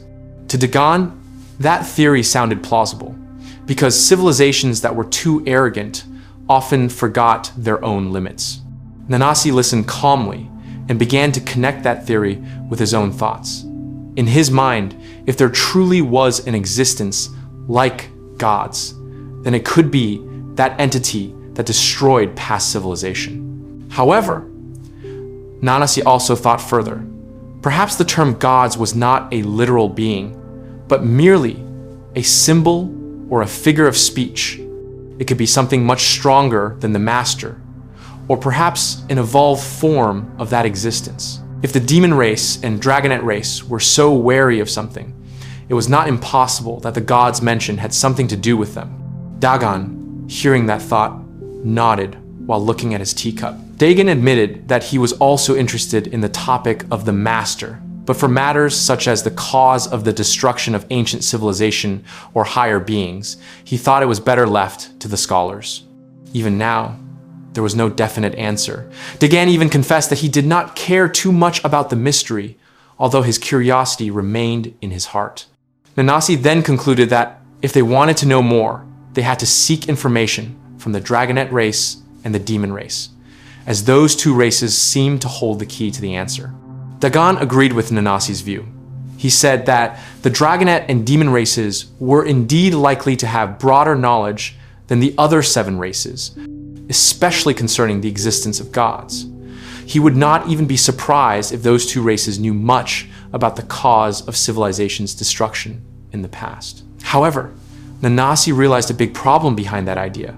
Both nations had vast territories and military power far greater than the others, making it difficult to directly extract information from them, like the casual meeting they were having now. Nanase realized that to obtain that information, he needed to find another way, something more clever than just asking. After a moment of silence, Nanase finally revealed his new idea. He said that there was actually another way to find out the truth of the ancient civilization's destruction. Dagon, who was sipping his tea, was immediately surprised to hear it. Nanase then explained that the only most logical way was to excavate the ruins of the past civilization. Hearing that, Dagon remained silent for a long time, then admitted that there was one major ruin that had been hidden by the dwarf race for several generations. Few people knew about its existence. The story was passed down secretly and never announced to the public. Nanase seemed interested to hear that confession. He felt that if those ruins truly existed, there must be something there that could explain this great mystery. According to him, it was high time that educated people took action to research such a place. If they managed to explore the ruins, not only could they find relics of past technology, but they might also discover the truth behind the destruction of the previous world. Seeing the common goal, Nanase finally proposed cooperation to King Dagon. According to Nanase, Dagon wanted to know the truth, while he wanted to acquire the technology of the past civilization. Their goals might be different, but their direction of search was the same. Dagon was surprised by the offer, but after thinking for a moment, he accepted the idea and asked what Nanase truly wanted from him. Nanase replied calmly that he just wanted to cooperate to take control of the ruins that had been kept hidden all this time. Dagon then explained the situation. The ruins had been investigated by many survey teams sent by the Dwarf Kingdom, but not one had returned. He had even equipped them with sophisticated technology and the best magic items the dwarf race possessed, but the result was still nil. Even with all that gear, Dagon still could not imagine the level of strength needed to conquer that place. Therefore, he was sure that only someone with very strong subordinates like Nanase might succeed. Dagon's enthusiasm exploded when he imagined this new opportunity. He said with full conviction that if possible, he wanted Nanase's subordinates to conquer the ruins together with them. But on the other hand, Dagon also wondered if the object Nanase was looking for was really there. Nanase calmly replied that there was no guarantee, but the ruins were clearly not an ordinary place. From its appearance alone, it was clear that it was a relic of a civilization with very advanced technology, perhaps far surpassing what anyone possessed currently. Dagon explained the reason why they had kept the place secret for so long. He said that the Dwarf Kingdom was afraid that the ruins would be discovered by other races and then damaged due to greed. That was why the secret was tightly guarded through generations. But now, because the situation had changed, Dagon decided to reveal the secret and offer cooperation with Nanasi. He even promised that if Nanasi agreed, the Dwarf Kingdom would provide all their research findings, as well as a treasure trove of gold and silver as compensation. After hearing that, Nanasi thought for a moment before finally nodding and accepting the offer. Dagon immediately cheered enthusiastically, as if he had just won something big. He thanked Nanasi and stated that they would immediately prepare all the necessary equipment for this great expedition. Nanasi then reiterated his goal in a flat but confident tone. According to him, the ruins of past civilization could be a major clue about ancient technology, and perhaps also the key to understanding why the world was once destroyed. If there was indeed something hidden there, they had to find it by any means. Dagon, who was now even more enthusiastic, replied with full conviction that as the Dwarf King, he would give everything for this expedition. Even if the results were not as expected, at least they could find the truth through the exploration. In addition, Dagon also began to consider another possibility. If information from the Dragonet and Demon races could not be obtained through diplomacy, then perhaps these ruins were the only way to find the truth about why advanced technology could destroy the world, and whether there was truly another entity besides the Master playing a role behind it all. The story ended with a scene of light with his group, including King Dagon and several women preparing to embark on a new adventure. Dagon looked very excited, feeling alive again, like a young adventurer who had found a new mystery. One of the women standing next to him even appeared to be cheering happily because she could finally go on an adventure with Light. Meanwhile, Light only stared ahead while thinking, curious about how vast the ruins hidden by the Dwarf Kingdom were. A great expedition was about to begin, and no one knew what awaited them inside the ruins of that past civilization. The grand ruins of the past civilization stood majestically southwest of the Dwarf Kingdom's capital, in the mountainous region that was the pride of the nation. For years, the dwarves had utilized the mountains as a source of mining, extracting metals, precious stones, and rare minerals. But behind all that, they also found many mysterious ruins and dungeons, including one very large one that they had kept secret from the outside world all this time. The place was not just ordinary ruins, but a kind of factory complex or underground city of immense size. Light's group finally arrived at the location. As soon as they set foot there, everyone was immediately awestruck. Gigantic buildings with strange shapes stretched as far as the eye could see, as if remnants of a civilization far more advanced than the one they knew. A woman next to Light seemed amazed by the alien architectural forms. Light himself began to understand the meaning of the previous saying that everything would be clearer if seen directly. Ars, the man standing below them, looked very enthusiastic. To him, finding something this large underground was both crazy and fascinating. The Dwarf King, Dagon, then came to greet the entourage. With his characteristic laugh, Dagon explained that he had previously faked an official inspection so he could secretly explore this place with Light's team. It turned out that those accompanying him this time were not ordinary people. All were high-ranking dwarves. Light looked at them with some surprise, wondering if these dwarves still had time to manage the kingdom if their king was also participating in an adventure like this. Dagon only responded casually, saying that everything was taken care of, and invited the entourage to continue exploring inside the ruins. While traversing the complex, Dagon explained the research results of the dwarf ancestors. He said that the architecture of this place was very different from the buildings on the surface. From that, the conclusion was quite clear. All of this was a relic of a civilization that had been extinct for thousands of years. Dagon looked very proud when he called this place the greatest discovery of the dwarf nation. A city of craftsmen, as well as an industrial center from the past, complete with large factories and underground transportation lines. However, Light's attention was suddenly drawn to something beneath their feet, a giant hole, like a massive metal door gaping into the darkness. Its shape was symmetrical and too large to be considered a simple trap. Light stared down and felt strange, because even with his level 9,999 eyesight, the bottom of the hole was completely invisible.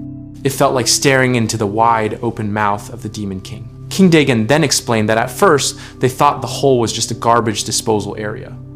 But after looking at the material used, they realized that it was no ordinary structure. The material used to make it was very different from the surrounding buildings, much stronger.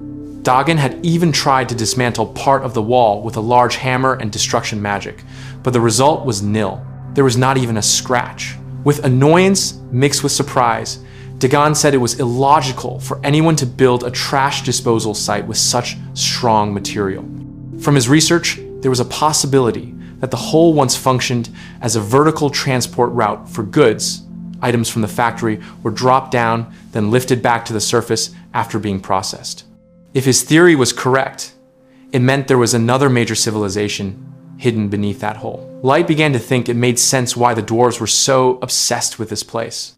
But Dagon then looked down with a sad face, admitting that he had sent many people to explore the bottom of that hole, but not one had returned. Even with teleportation items, no one could get out after descending. This made the place even more mysterious and dangerous. Light looked at the hole for a long time. He briefly wondered if there might be a deadly trap inside, or perhaps an ancient monster guarding something. But in the end, Light realized that their capabilities and equipment were quite adequate to handle it. He turned to Mei, one of his subordinates, and asked if they could descend safely. Mei confidently replied that with her magic string, they could descend without a problem, even if there was a trap. Light nodded slowly and thought that Mei and her team could also protect the dwarves if something happened. But before they could even begin preparations, Anelia suddenly looked panicked while holding a metal fragment from the hole's wall. It turned out that Anelia had tried to imitate Mera, who had previously tried to break the hole's material. Since magic was ineffective, Anelia tried with full force and somehow managed to break off a small part of the super hard material. Everyone present was immediately surprised by the result. Light stared at Anelia, who now looked small and clumsy, apologizing for being too enthusiastic.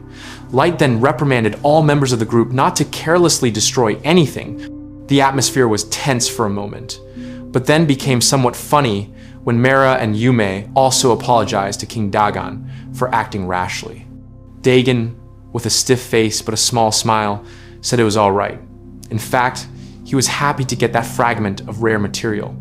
He even asked for the fragment to be researched further. Several dwarves immediately scrambled to see the fragment up close until the atmosphere became chaotic.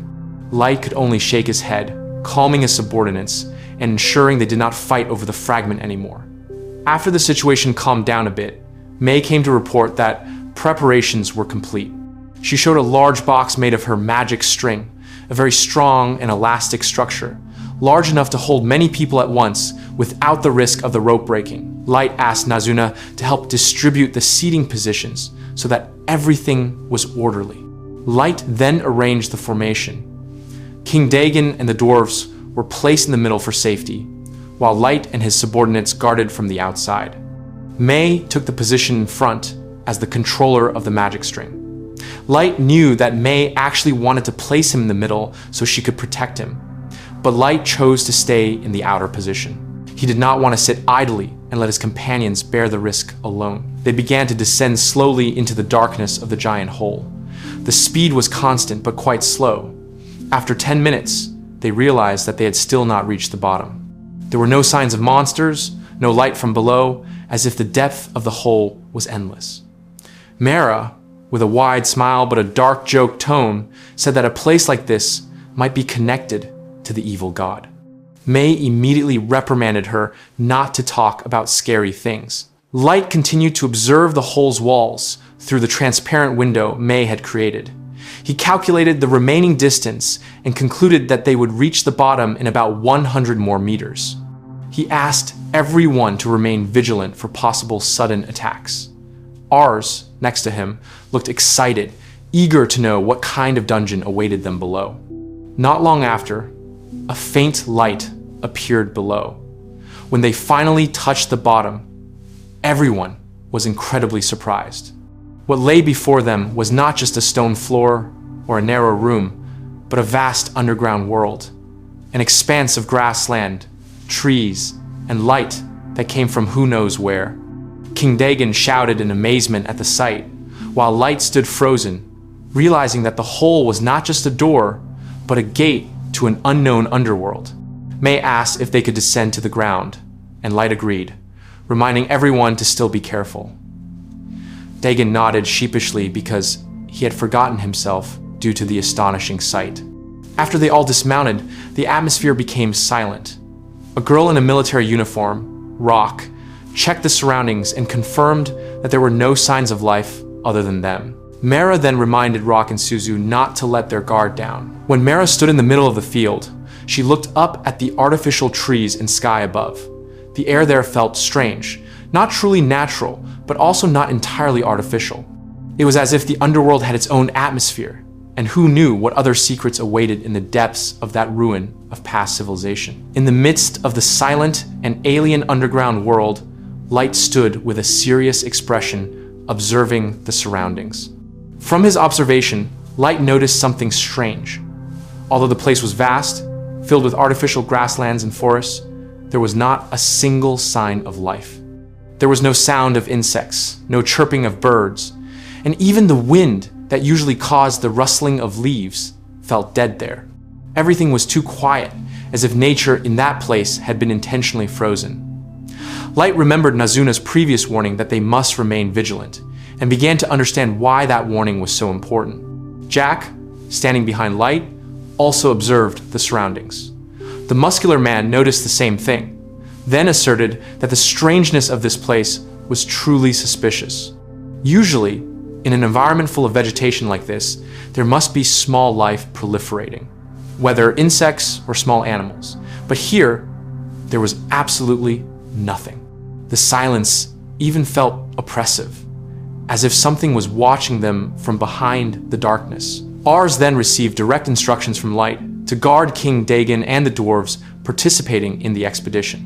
Ars nodded quickly and was ready to carry out the command, while King Dagon himself seemed much more interested in the surrounding environment than in thinking about any potential danger. With a characteristic curiosity of the dwarf race, Dagon squatted down and pulled out a handful of grass from the ground, wondering if the grass was edible.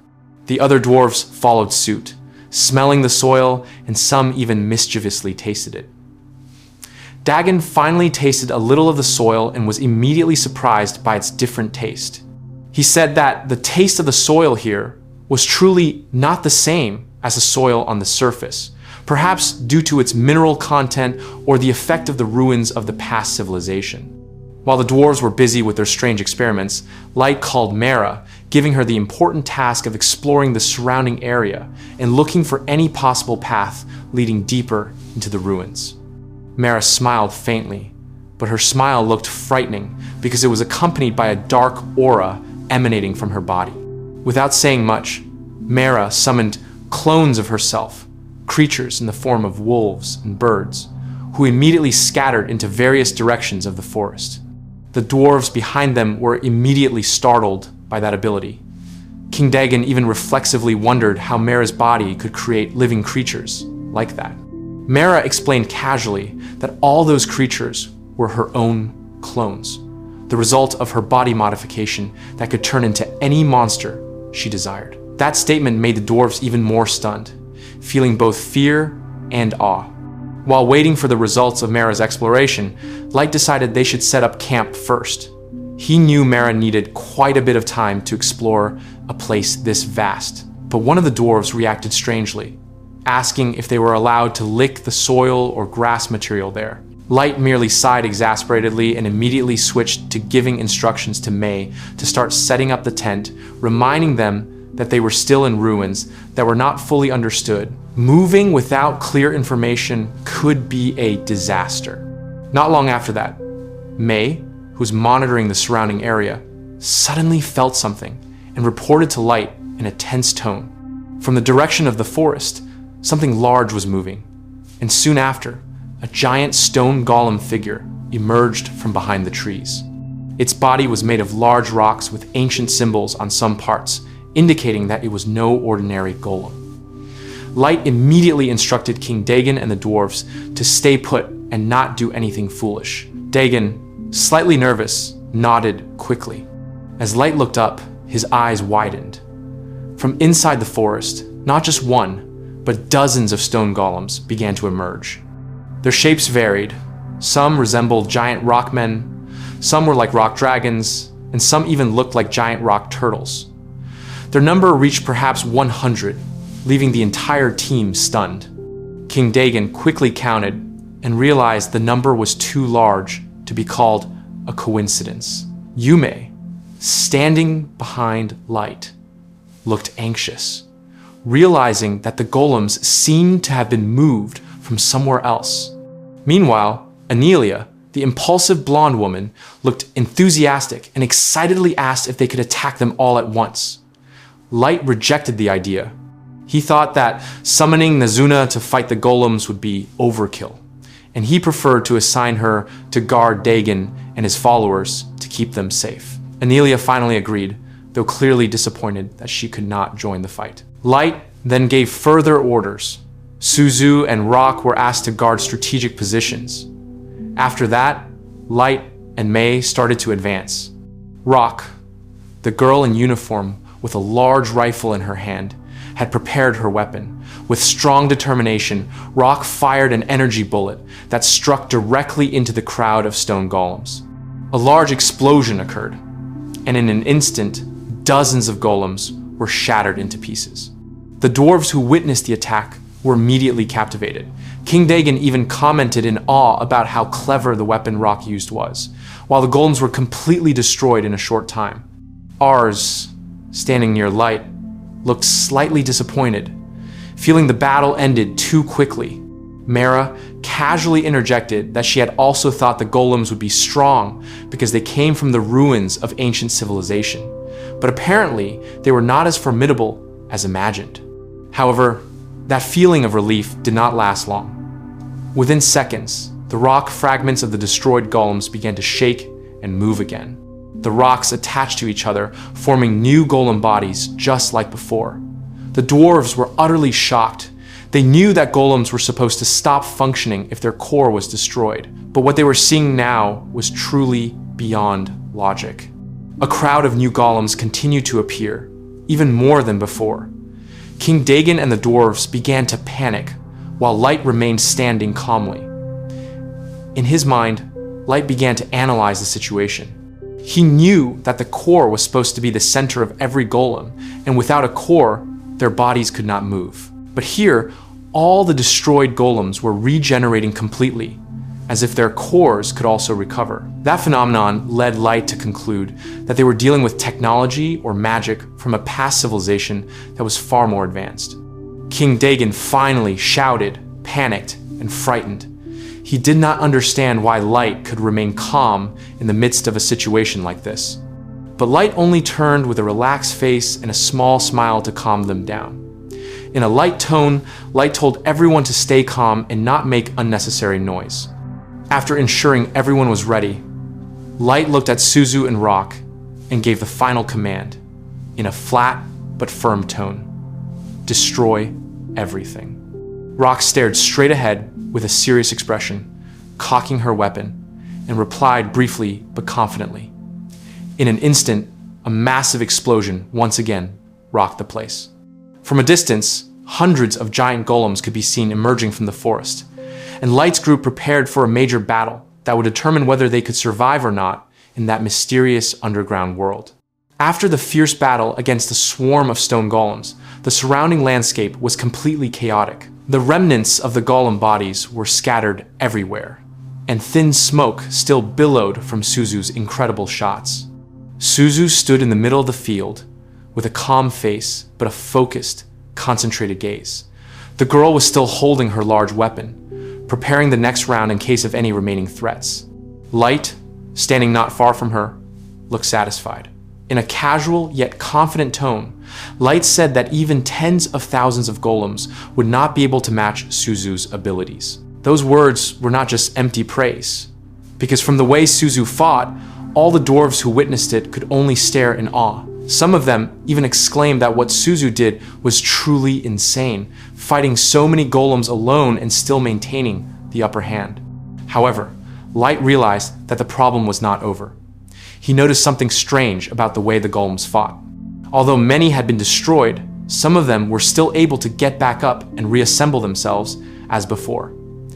Light began to think that their rapid regeneration was a major issue.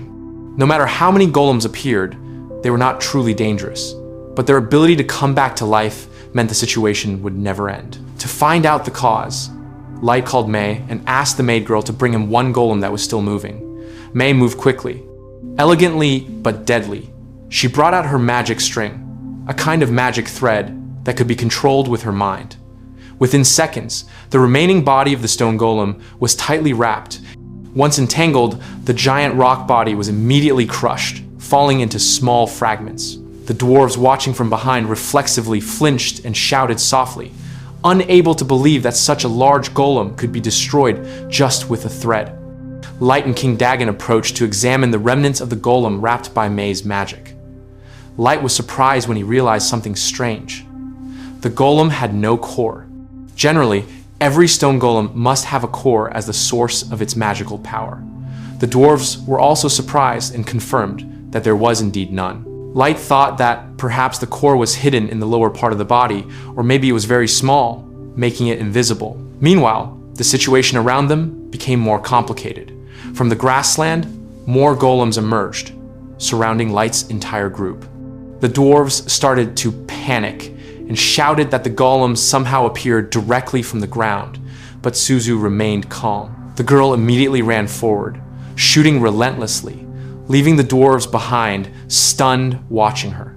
Light continued to observe the surroundings while thinking. Although the golems were not a major threat, their regeneration made the battle endless. But then Light realized something. He looked at the golem Mei had brought earlier.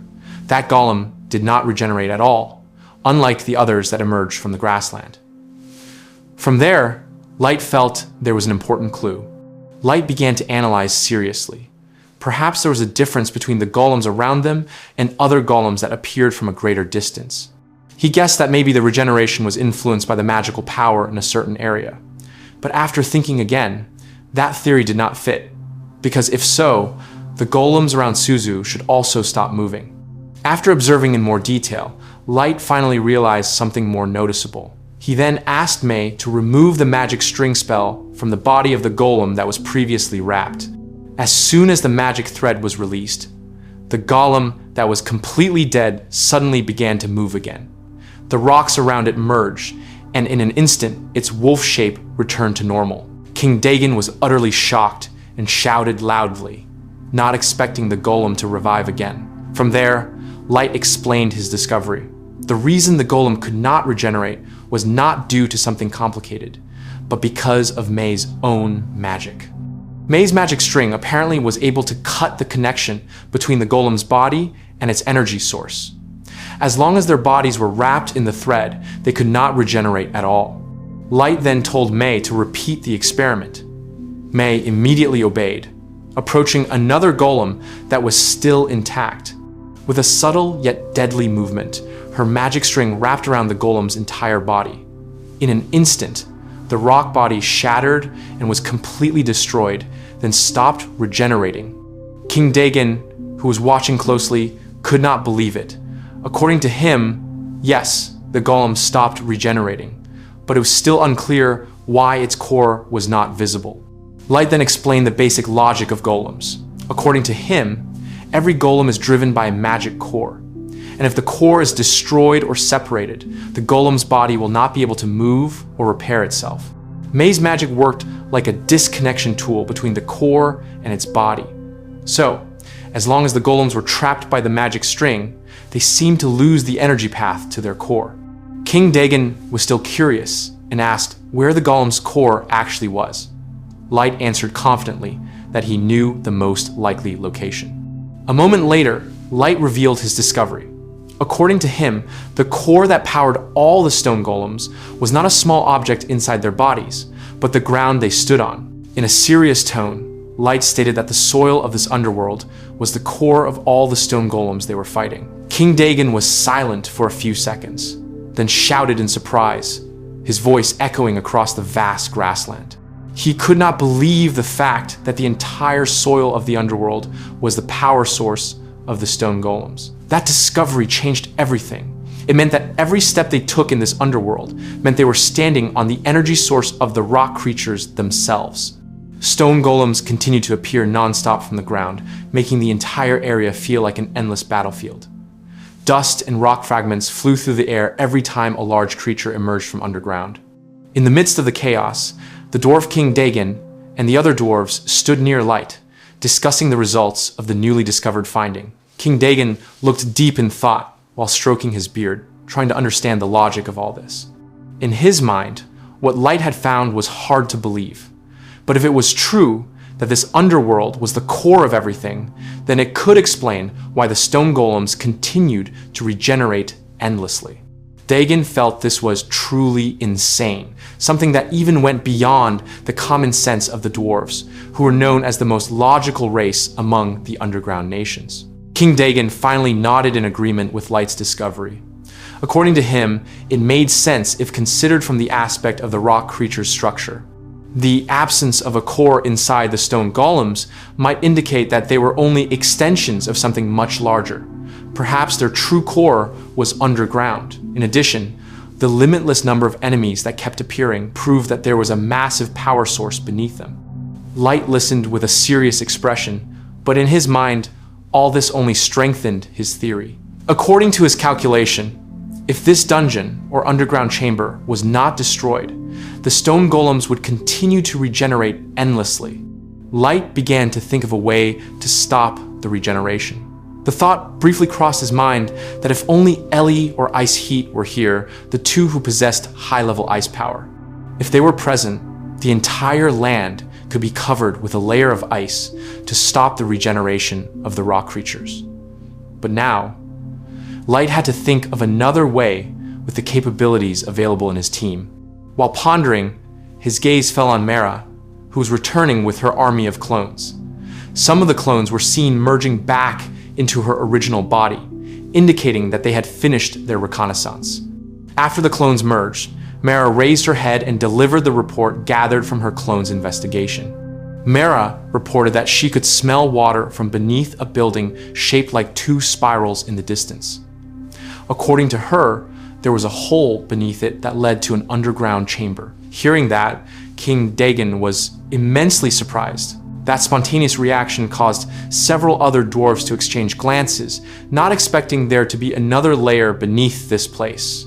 Light, hearing Mera's report, immediately concluded that this layer was not the end of the dungeon. There was a deeper section, and perhaps that was where the stone golem's power source originated.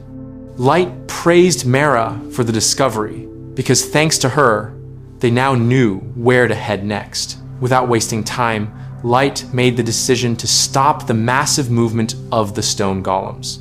He took out one of his reliable magic items and activated it, speaking a stern command that made the air around them tremble.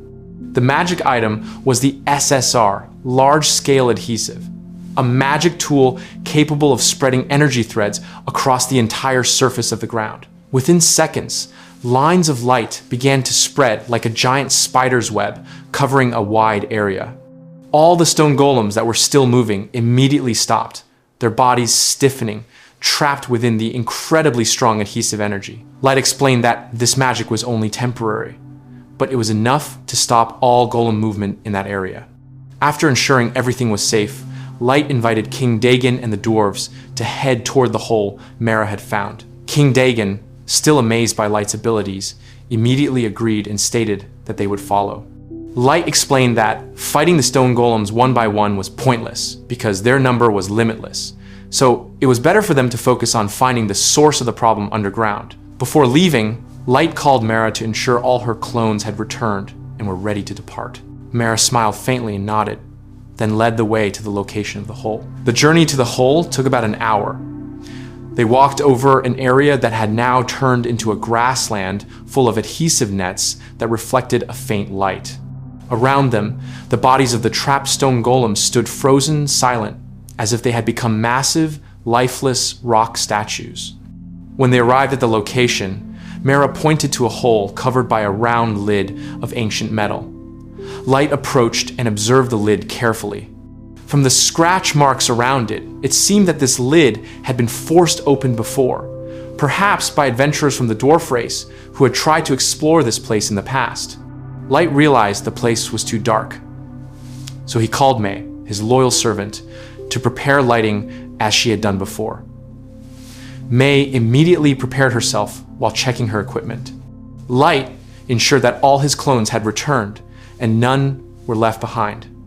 Behind them, King Dagon looked enthusiastic, even commenting that the height of this hole was truly insane and made him understand why research on the restoration of past civilization technology was strictly prohibited. Hearing that, Light just smiled faintly and said they would begin descending soon.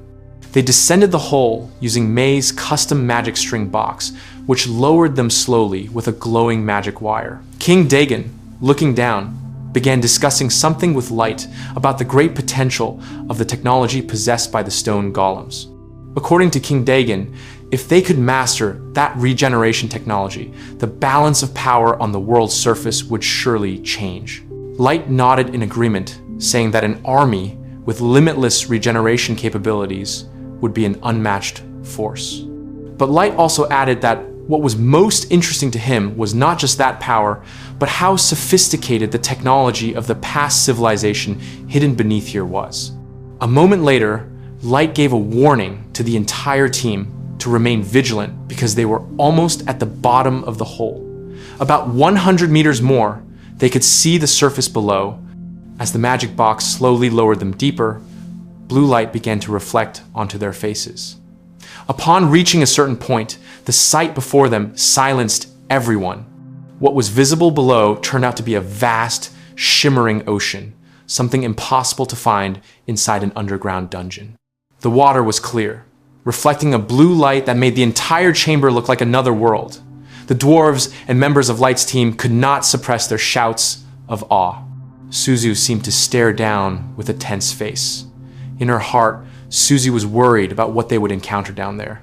Light looked at the ocean with a small smile and replied softly that they also felt the same way, amazed yet wary of the great secret that might be hidden beneath the water's surface.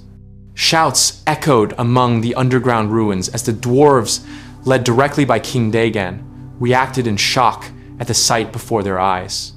They screamed loudly while crawling back towards the land, their faces full of fear and confusion. The sight of a vast ocean stretching underground was truly beyond reason. Light stood on the edge of the stone cliff, merely observing their reaction with a flat expression. In his mind, Light had briefly imagined that the dwarves would immediately jump into the sea out of curiosity, but it turned out their survival instinct was still much stronger. After the situation calmed down a bit, Light called Mera. Mera immediately came over, then received instructions to scout the surrounding environment. Without much talk, Mera activated her clone ability. Dozens of small birds, which were clones of Mera, scattered in all directions, flying fast to gather information about the area. While waiting for the report from the clones, Light decided that everyone should rest first. He realized that exploring a vast ocean without enough information was tantamount to suicide. King Dagon, standing not far from Light, then called his attention. Enthusiastically, King Dagon asked for permission for him and the dwarves to study the sea and the small island visible in the distance.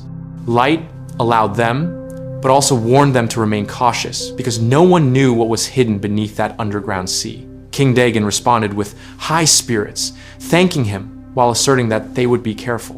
While the dwarves began moving around the safe area, Light and Mei, the maid-attired servant, prepared a simple resting place on the edge of the cliff.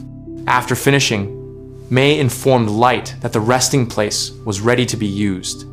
Light nodded, then looked at Nazuna, the small girl carrying a sword larger than her own body.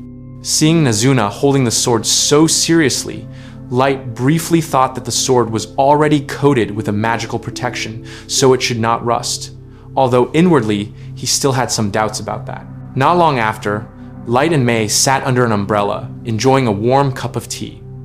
The underground atmosphere felt calm, with only the sound of seawater splashing in the distance. Nazuna stood next to Light, looking at the shiny red armor Light was wearing.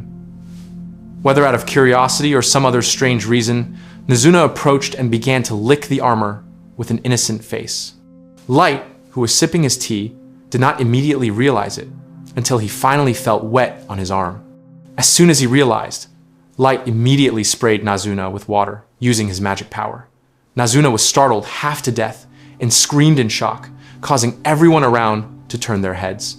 Light just stared at Nazuna with a confused expression, questioning what the little girl had just done. Nazuna looked panicked and pleaded for forgiveness with a miserable face. In response, Light gave her water to gargle and a small piece of cake so Nazuna would clean her mouth.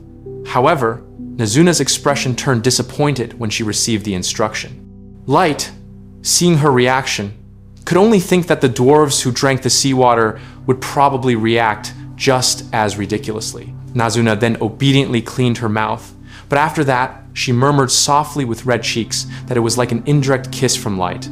Not long after, the little girl became cheerful again and immediately hugged Light, thanking him with excessive enthusiasm. Light just patted her head gently, while reminding her not to put anything into her mouth carelessly again. Nazuna nodded quickly, answering with excitement that she would be careful. A few hours later, Mera's clone birds began to return one by one. Once all the information was synchronized, Mera came with a joyful expression and reported her findings. From her search results, in the southern part there was a small island with 2 spirals on it, a suspicious shape that resembled the pattern they had encountered before. Light smiled and praised Mera's extraordinary work, because that information could be a new clue. Mera bowed slightly, but with an enthusiastic expression, explained that there was no need to thank her, because helping Light was the highest joy for her. Light briefly pondered Mera's unique personality. In battle, Mera indeed looked cold and focused, but outside of that, she was warm, easy to talk to, and had strong common sense. Light considered Mera a beautiful, honest, and dedicated girl, although for some reason some people on the team seemed a little afraid of her. After that, Light began discussing the next plan. Thanks to Mera's information, their destination was now to head south. However, the problem was, how would they cross this vast ocean? Seeing the team's condition and the many possible dangers beneath the sea, Light concluded that traveling by air was much safer than by sea. Light then took out a magic item card from his pocket. With a flat but calm expression, he activated the card, saying softly that this time they would use the ability to fly. A spell called SR Fly was immediately activated, creating a blue light effect around all the team members. Light explained that this magic would allow them to fly for a full 24 hours. King Dagon and the dwarves who heard this looked stunned, clearly surprised by what they had just experienced. Light added that since they were not used to it, Mei would tie everyone up with her magic string so they would not be separated in the air. After everyone was ready, Light gave the signal to depart and asked Mera to lead the way for the journey. In an instant, Light's group flew high above the vast underground sea. The dwarves screamed in shock because they had never experienced anything like this, while Light looked relaxed, enjoying the view from above. From the air, the underground sea looked like a gigantic blue mirror, and the light from the magic stones on the ceiling of the massive cave reflected beautiful colors. Light looked down and briefly commented internally that there were small fish swimming below them. He felt both amazed and disbelieving that he could fly in an underground sky like this. While flying, Light thought of something. He recalled the adventurers previously sent by the dwarf nation to explore this place. Light was curious how they crossed the sea without the ability of flight magic, especially since there were no signs of bodies, artifacts, or any relics on the previous island. He began to wonder if those adventurers were still alive and had reached another, deeper place. However, before he could think any further, the seawater below them suddenly churned violently. From the surface, a giant white creature emerged. A massive whale that leaped out of the water, spouting water into the air. The sight was so huge and awe-inspiring that the dwarves, including King Dagon and Anelia, who were behind Light, screamed in surprise. Light himself only stared at it with a serious expression, observing every movement of the creature. After a few seconds in the air, the giant whale plunged back into the water, creating a huge splash that caused the entire group to sway in the air. Its shadow was visible beneath the sea surface, massive and terrifying.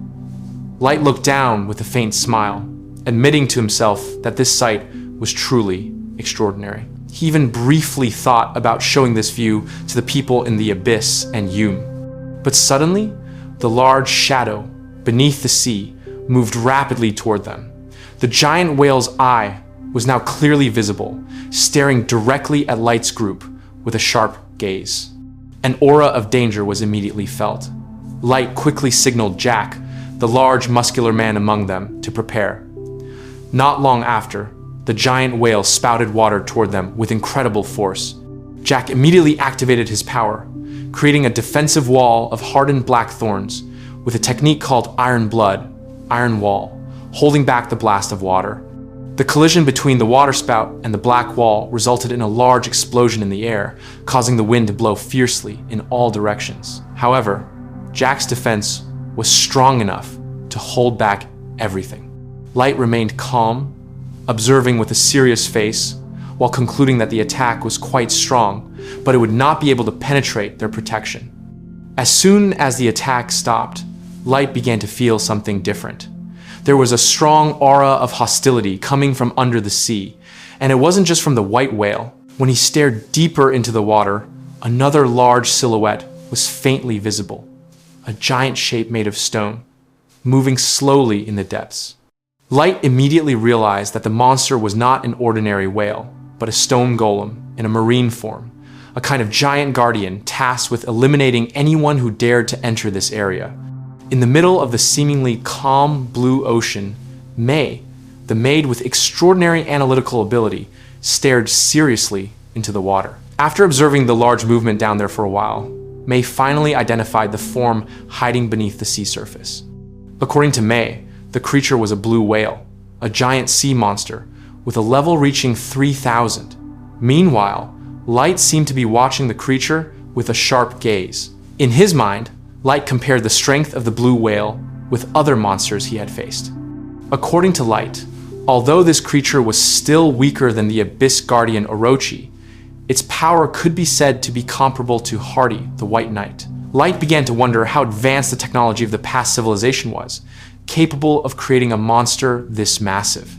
However, before his curiosity was answered, the blue whale suddenly attacked from under the sea. The surrounding water shook violently, causing the entire surface to ripple. Light immediately prepared and gave a quick command to his team. He asked Mei and Jack to guard Dagon and the others while he would face the giant creature directly. Mei answered the command swiftly, while Jack also immediately prepared without hesitation. Even in a critical situation, Light still briefly thought to himself about the mystery of the ancient ruins he had seen. Light wondered how a civilization with such advanced technology could simply perish just like that. The blue whale's attack came in the form of an extremely powerful, high-pressure water jet. Suzu, the girl in uniform who possessed protective magic ability, immediately created a large magic shield in front of everyone to withstand the blast. Water splashed everywhere, showing the monster's immense power.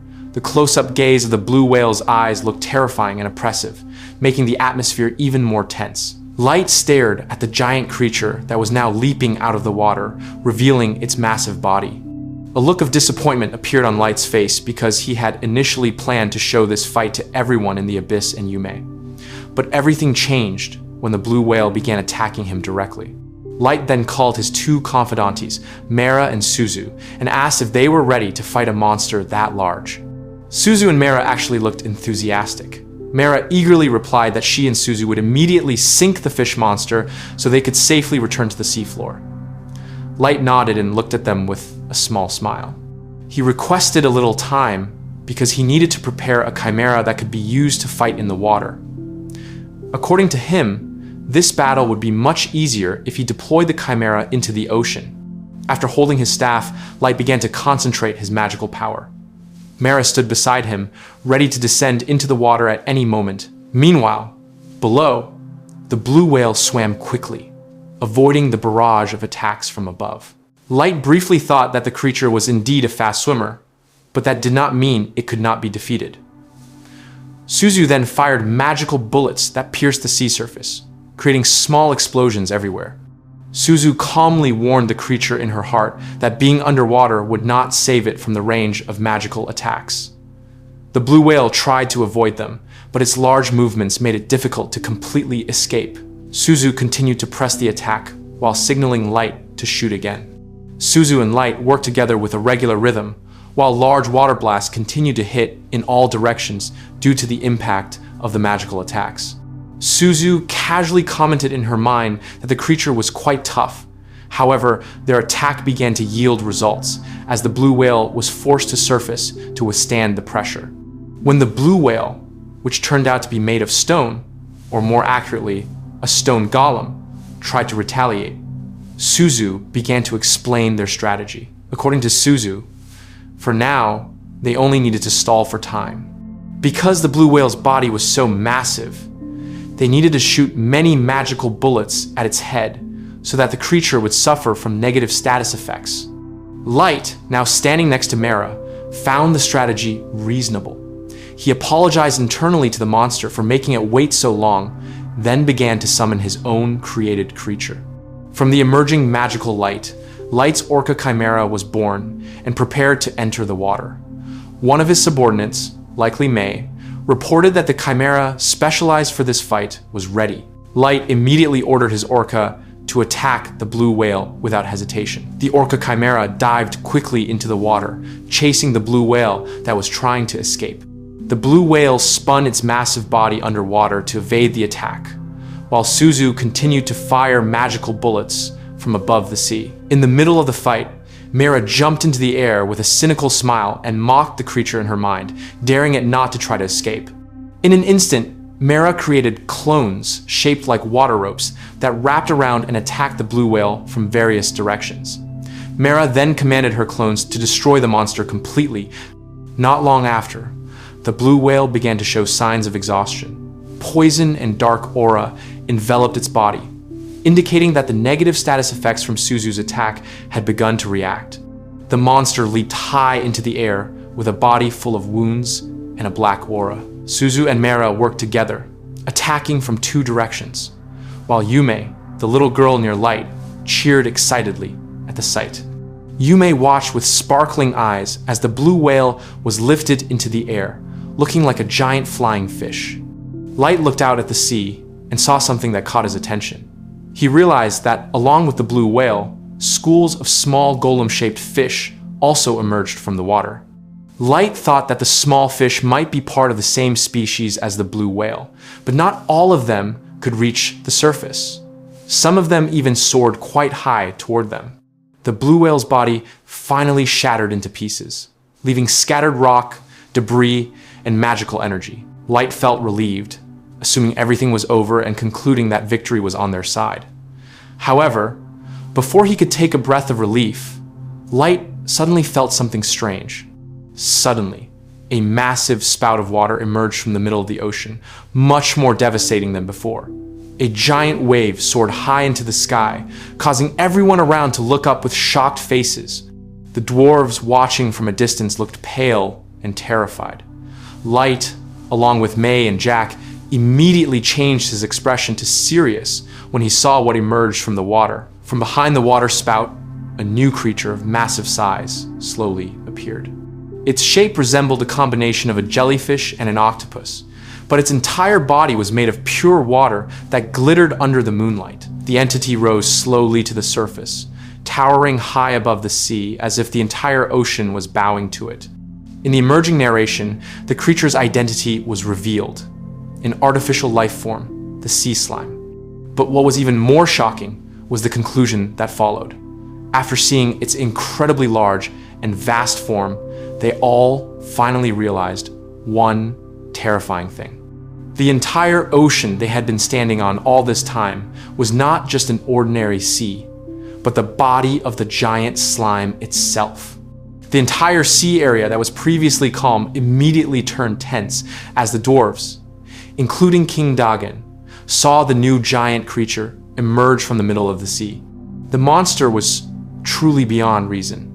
its shape like a combination of slime and the sea itself. The dwarves immediately panicked.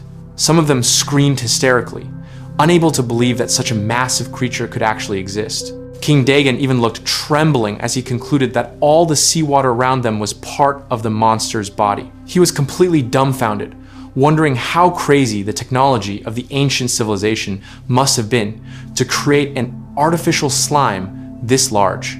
The sea slime monster began to move its massive arms, striking toward the surface where Mera and Suzu were located. The two women reacted quickly and managed to dodge before the attack hit them. But the monster's attack did not stop.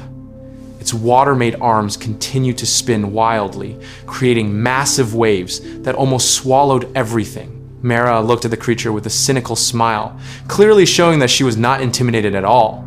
With a relaxed face, Mera seemed to mock the sea slime in her mind, feeling that an attack that large would not be able to defeat her just like that. The sea slime monster returned to the surface, looking angry that its attack had missed the target. Meanwhile, Suzu began to observe the monster's movements seriously. After analyzing the previous attack, Suzu realized the sea slime's true intention. According to her, the creature was trying to knock them into the sea so it could swallow its victims alive into its bodily slime.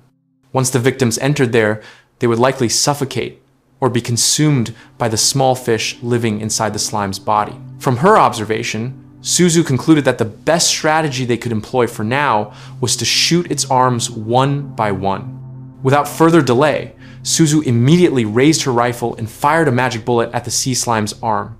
Her attack hit the target and successfully severed one of the water arms. However, the result did not last long, as the severed arm immediately rejoined its main body as if it had never been injured.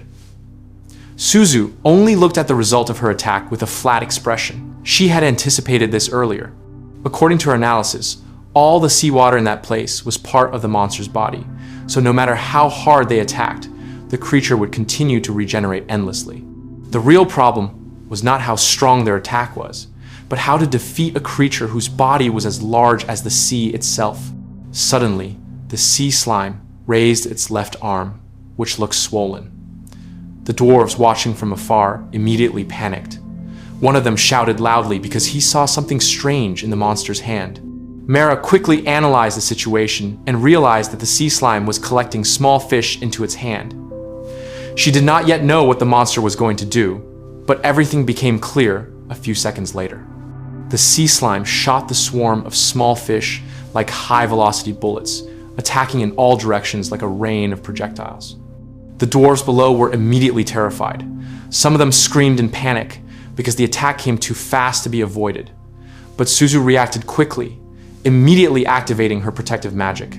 She created a large net of light in the air that successfully caught all the projectile fish before they could hit anyone. At the same time, Mera appeared from behind Suzu with a relaxed face, devouring the captured fish clones in the net. Smiling, Mera even thanked Suzu for serving her a meal. The dwarves who saw their cooperation could only stare in amazement. They did not expect Suzu and Mera to react that quickly. One of them even praised the ability of the two women to catch projectiles that fast. But another dwarf, with a more realistic tone, said that even though their abilities were extraordinary, it was still not enough to truly defeat the sea slime monster. Mera then paid attention to the sea slime again. From her position, it was visible that Light's orca chimera had been swallowed or perhaps trapped inside the monster's body. Mera looked slightly annoyed, calling the orca pitiful for being caught so easily. But since the orca was also part of herself, Mera could only accept the reality calmly. She began to think about the next step, trying to find the best way to deal with the massive creature before them. Meanwhile, Light, standing at a higher point, was observing the battle from above. After watching the monster's movement for quite some time, Light finally concluded that all the seawater in this area was indeed part of the sea slime's body. Based on his analysis, the monster's level was estimated to be around 4,000. Light felt that they would not lose, but still admitted that the creature was troublesome. King Dagon, hearing that, immediately panicked, ordering everyone to leave the place at once. However, Light remained calm, even soothing King Dagon with a confident tone that defeat was not something they needed to worry about. After that, Light called Mera to prepare to continue the battle.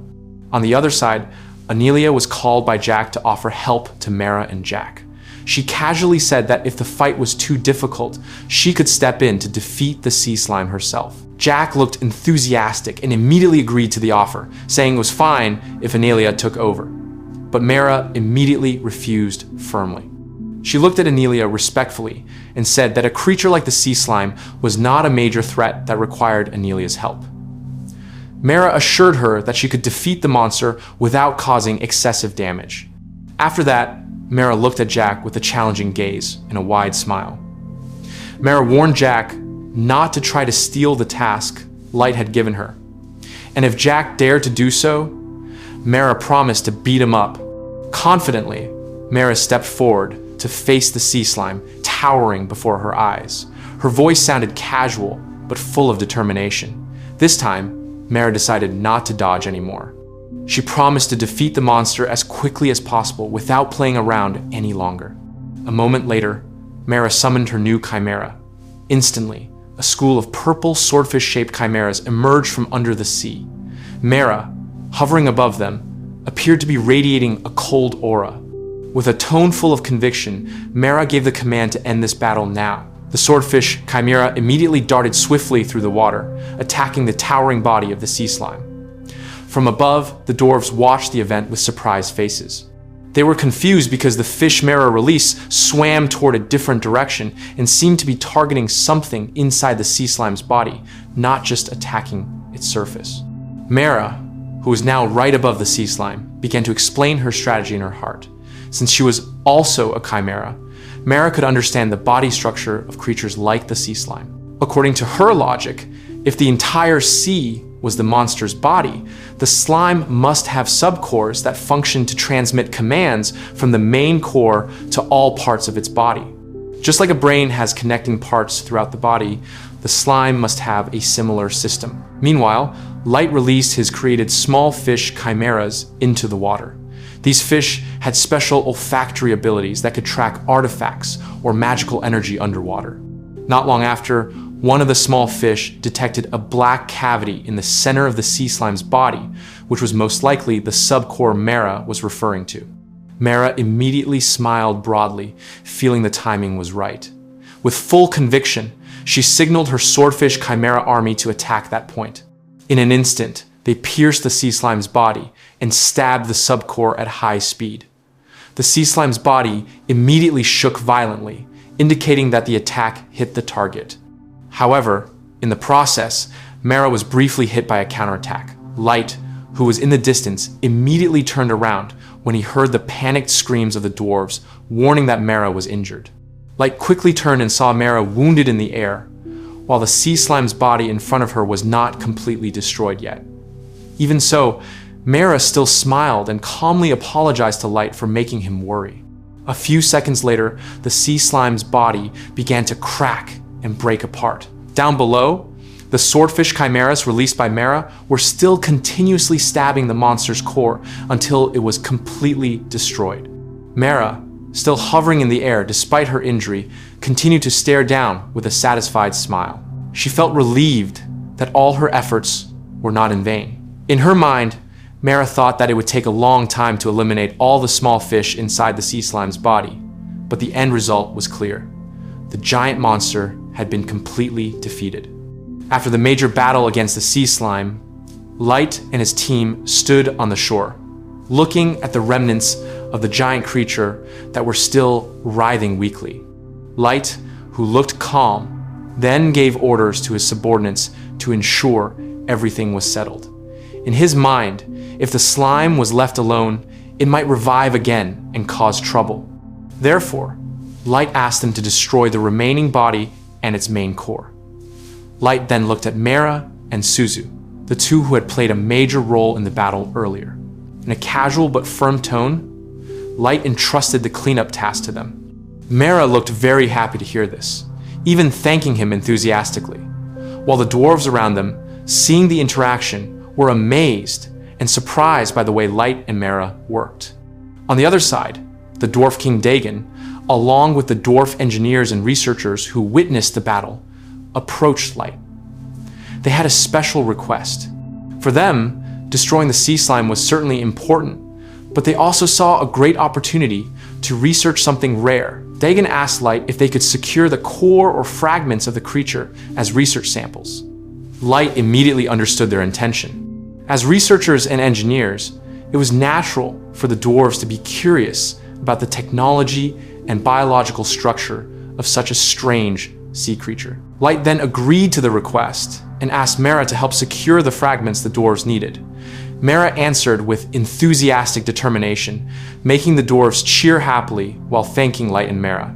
After that, Mera released her Orca Chimera into the sea to ensure no remnants of the sea slime could come back to life.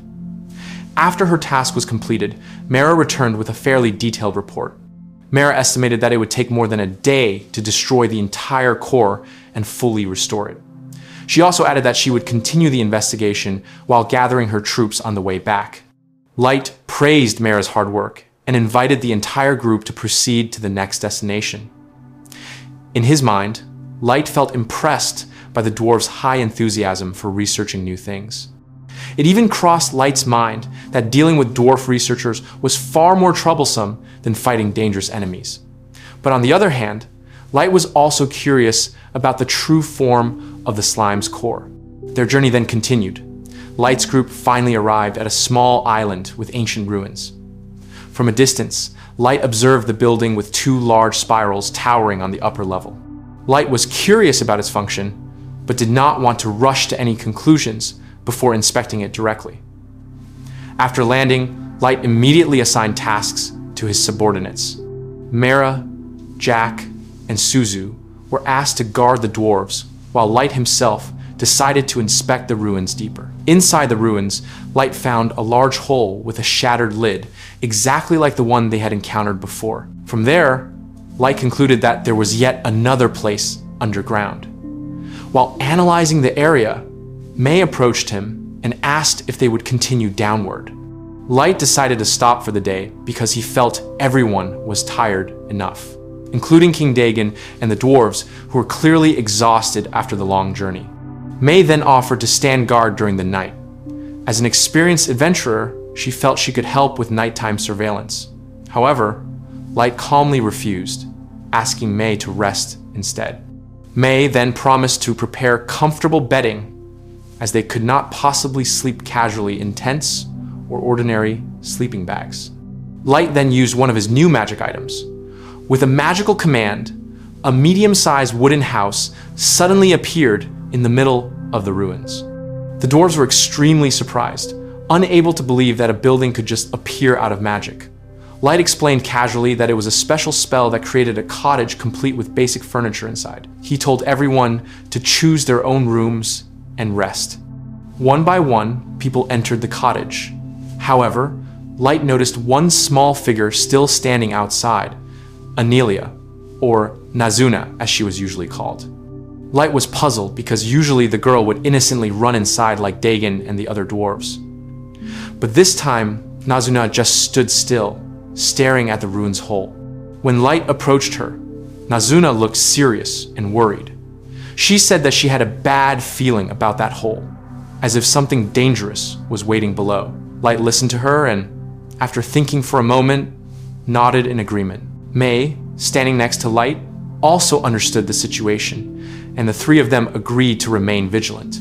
Meanwhile, elsewhere, specifically on the plains of the human kingdom, near the dwarf kingdom's border, Kaffa was seen standing next to a cart, holding a piece of paper. His expression was calm, but there was something uneasy behind that smile. After confirming something on his paper, Kaffa approached a man who turned out to be a slave trader. The man confirmed that Kaffa was the intended customer, and Kaffa affirmed this while handing over the transaction certificate. The man opened the cart cover and revealed several large barrels containing slaves. From inside the barrels, a skinny, frightened woman was visible. Kaffa confirmed the quantity and condition of the order, asking if everything matched the request. 4 people, consisting of men and women in fresh physical condition. Mera, Kafa's colleague, who accompanied him, calmly checked the condition of the slaves. She confirmed that they were still healthy and not dying. The slave trader asserted that they were only drugged, and all were freshly captured from a recently attacked village, so their freshness was guaranteed. Kafa seemed satisfied with the transaction. After checking everything, he handed over the remaining payment to the trader. The trader laughed and complimented Kafa as a clever businessman, even inviting him to collaborate again sometime. After the business was concluded, Kafa and Mera left the place with the cart containing the slaves. On the way, Kafa, who was now driving alone, was seen talking softly, as if to himself. He felt satisfied because he managed to get what Nano asked for without having to intervene himself. According to him, as long as there was money, everything could be bought, even humans. However, behind that calm expression, there was something much darker. While peeking into the barrel where the woman was huddled in fear, Kafa showed an insane and lustful smile. In his mind, Kafa felt his body beginning to demand something. The urge came from within himself, the urge to eat humans. However, he realized that doing it during the day would be risky. He then calmly formulated a plan. Kafa planned to send the slaves to Nano as quickly as possible, but also planned to eat one of them at night. According to him, as long as the remaining 3 people were still available to be sent, there would be no problem. He even thought of various ways to do it, killing them immediately, or making the victim feel safe first before attacking. The thought of seeing the frightened faces of the victims actually made Kafa even more excited. His smile turned sadistic. His eyes showed madness. Kafa muttered to himself, questioning whether he should just kill and eat her now. Meanwhile, the cart he was driving continued to move, carrying the helpless slaves toward Nano's location, which coincidentally was also Light's destination. On the other side, the story highlighted Nazuna. The narration explained that Nazuna was the strongest creature in the abyss. Even if Ellie and Oyuki fought 2-on-1 against her, Nazuna would still win. And that strongest creature had just warned Light to remain vigilant. Meanwhile, Light and his group were now preparing to continue their journey to the next layer. Along with Nazuna, King Dagon, and the entire team, Light walked calmly at the front. In his mind, Light wondered what was actually hidden in the lower layer of the ruins. With a sharp gaze and an aura full of conviction, Light gave the command to the entire team to remain vigilant while stepping forward toward a place no one had ever explored before. Light prepared to descend to the next layer of the ruins. Nazuna suddenly conveyed a bad premonition that made the atmosphere tense. Everyone became more vigilant, especially when Mei, the maid, reported that the bottom of the hole was near. Light admitted that Nazuna's feeling was right, because the place did emit an unpleasant aura. Upon reaching the bottom, they found a vast field with towering black blocks. Light observed the remnants of craters and holes in the ground, as if a major battle had just occurred. The soil there looked strange, hard, but with parts that seemed cleanly eroded. Light realized that this was not a natural result, but the aftermath of extraordinary power. Light ordered Mera, the elf, to scout the ground and the air, ensuring there were no threats. Mera immediately carried out the command. On the other side, the Dwarf King Dagon asked permission to investigate the lair while waiting for Mera to return. Light allowed it, but reminded them to remain vigilant, although Light himself was also curious about this mysterious place. While examining the surrounding soil, Light realized that the material here was the same as what Nazuna found in the previous layer, hard soil that could form craters due to fighting. That meant there was a creature here strong enough to easily destroy material that hard. That made everyone more vigilant. King Dagon and the dwarves examined the craters more closely. They were astonished to see their shape, which was too neat to be considered the result of a random attack. Dagon speculated that this might be the result of a phantasm-class magic weapon, or perhaps a monster that could spew acidic fluid.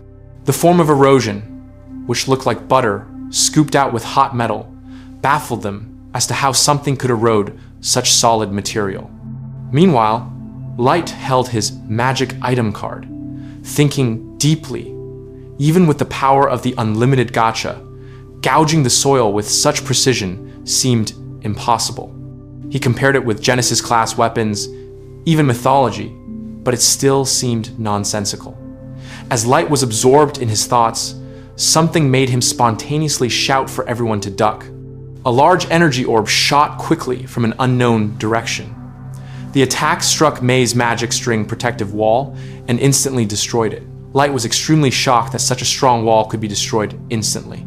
Jack, the massive muscular man, immediately stepped forward to protect Light and the dwarves, activating his defensive ability, Iron Blood, Iron Wall.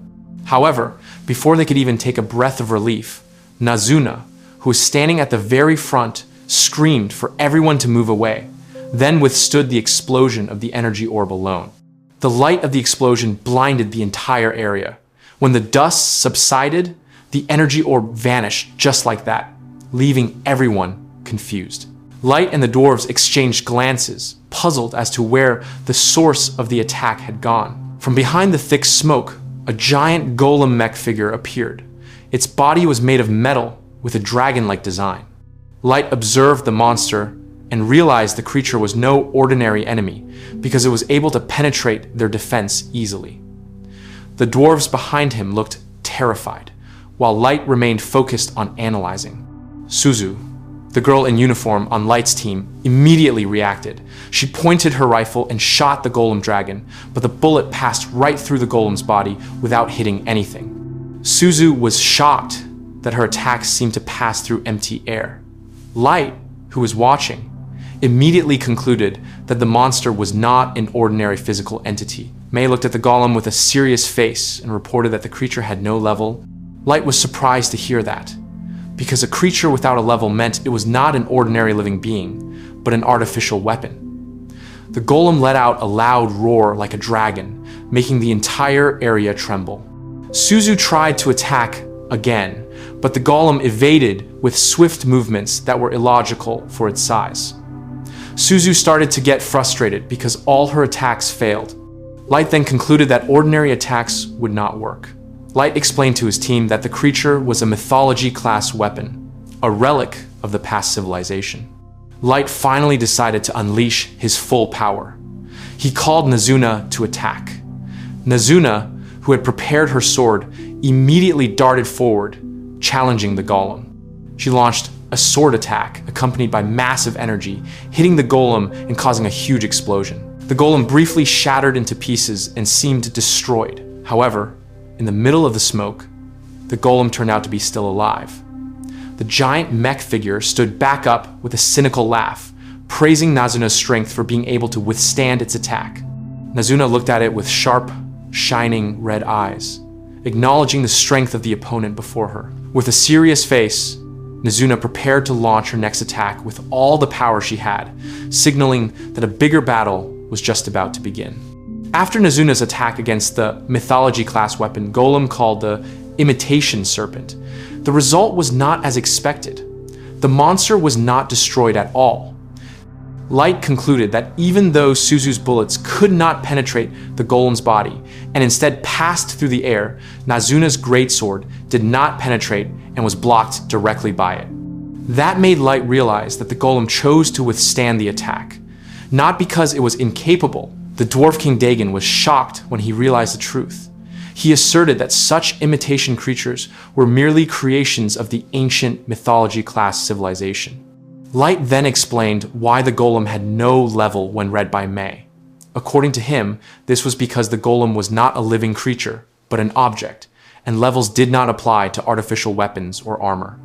Light continued that the imitation serpent was not just an ordinary golem, but a moving weapon with mythology-class power.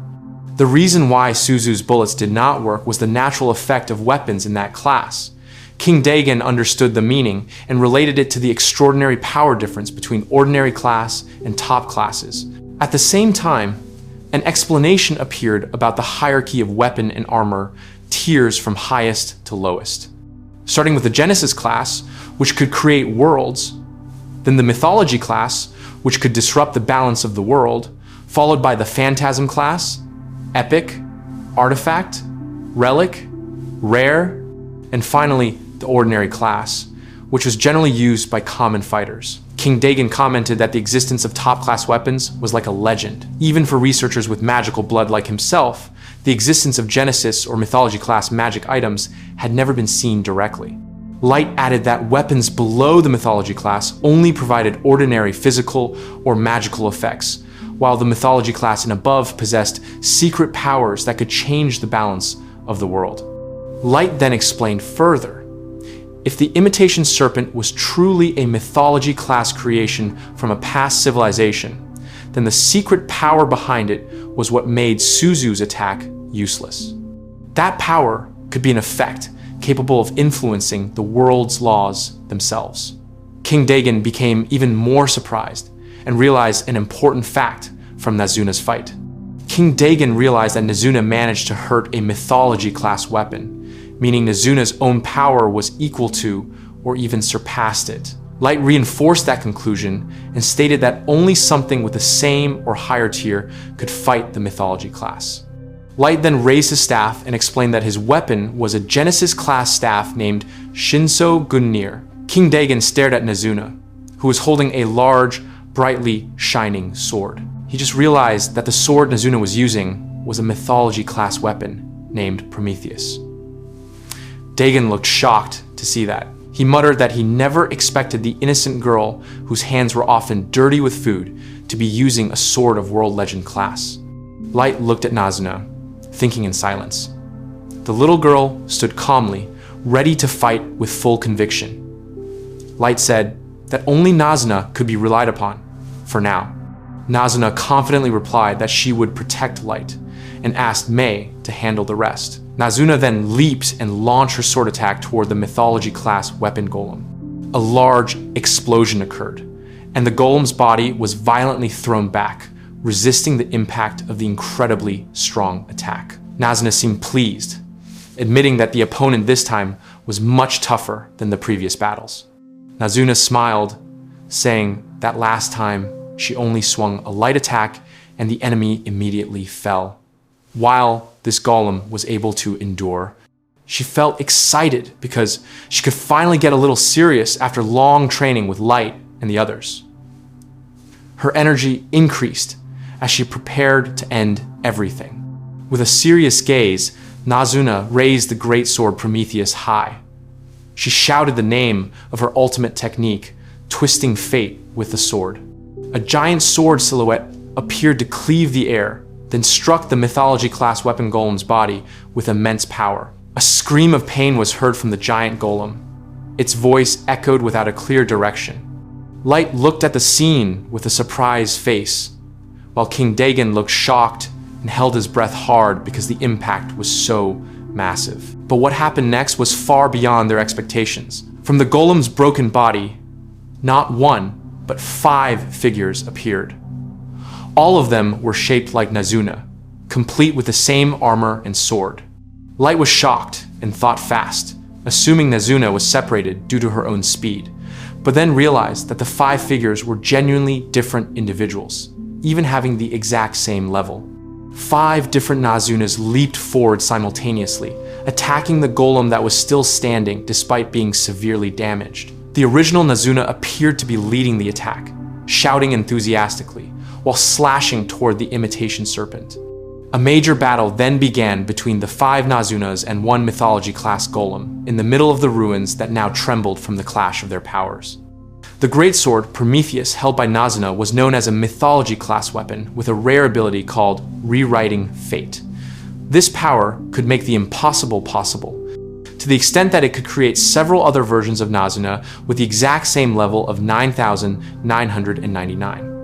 But its power was not limitless, as Prometheus could only multiply a maximum of 4 Nazunas at full power. If the number was more than 4, the level would drop to the limit of 1,000 people. In addition, if Prometheus was forced to work beyond its limits, the effect could bounce back to the user herself and could be fatal. The easiest targets to alter were Nazuna herself, followed by Light's possessions, then inorganic objects or those with magical power, and finally, other humans. In fact, to reverse the fate of an enemy to make them weaker or subservient was nearly impossible to do. If forced, the reaction could instead hurt the user. That's why Nazuna's best strategy was to multiply herself to attack simultaneously. One of the clones immediately shouted loudly while attacking the large dragon-shaped robot with a shout full of enthusiasm, as if wanting to show her true power. Another clone followed suit, shouting loudly and launching a quick attack toward the giant dragon. The original Nazuna looked satisfied with the result, as parts of the dragon's body finally started to be cut. One of the clones also did not want to be outdone and challenged the others to prove who was the strongest. The battle intensified, with each Nazuna competing over who could slash the imitation serpent first. However, not long after, the giant dragon started fighting back. White orbs came out of its body and attacked the clones. Several Nazuna clones looked shocked and in pain. Some of their clothes were damaged, and others lost their left arm. They were surprised because they did not expect the enemy to unleash so many attacks. Two other clones started thinking, feeling strange, because the opponent's attack felt very strong, even for someone at Nazuna's level. Seeing the situation, they realized they had to make sure that Master and the others were not affected. From a distance, someone shouted at Light, panicking because they saw Nazuna push back. That person was confused about why Nazuna's defense was breached, and felt that something was wrong with the imitation serpent's power. The giant dragon roared loudly as if it had won, but Dagon, observing from afar, said it was just a bluff. Meanwhile, someone calmer watched with a flat gaze and closed eyes, feeling sure that Nazuna would win because the serpent looked much weaker. The four Nazuna clones with different outfits stood tall.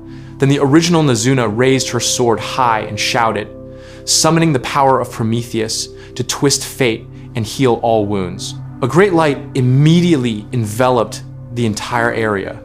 In an instant, Nazuna and all her clones were fully recovered without a single scratch. They smiled contentedly, while the observer from afar stared in shock, seeing Nazuna's wounds and clothes instantly restored to their original state.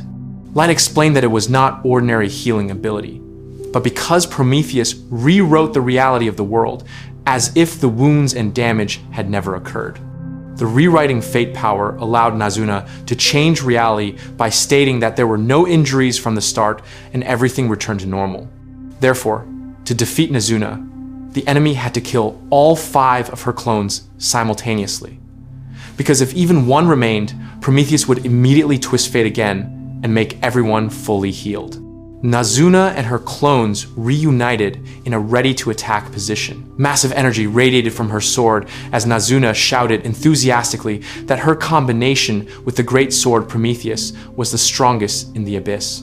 Nazuna then gave the final command to retaliate 5-fold, signaling the start of an incredibly powerful counterattack. The 5 Nazuna clones attacked the imitation serpent simultaneously, shouting loudly. Their attacks triggered an explosion of white energy from the serpent's body.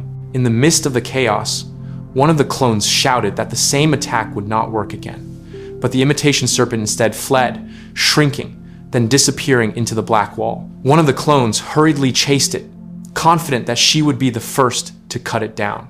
The running clone swung her sword enthusiastically, feeling she had already won, but her slash only hit the empty black wall.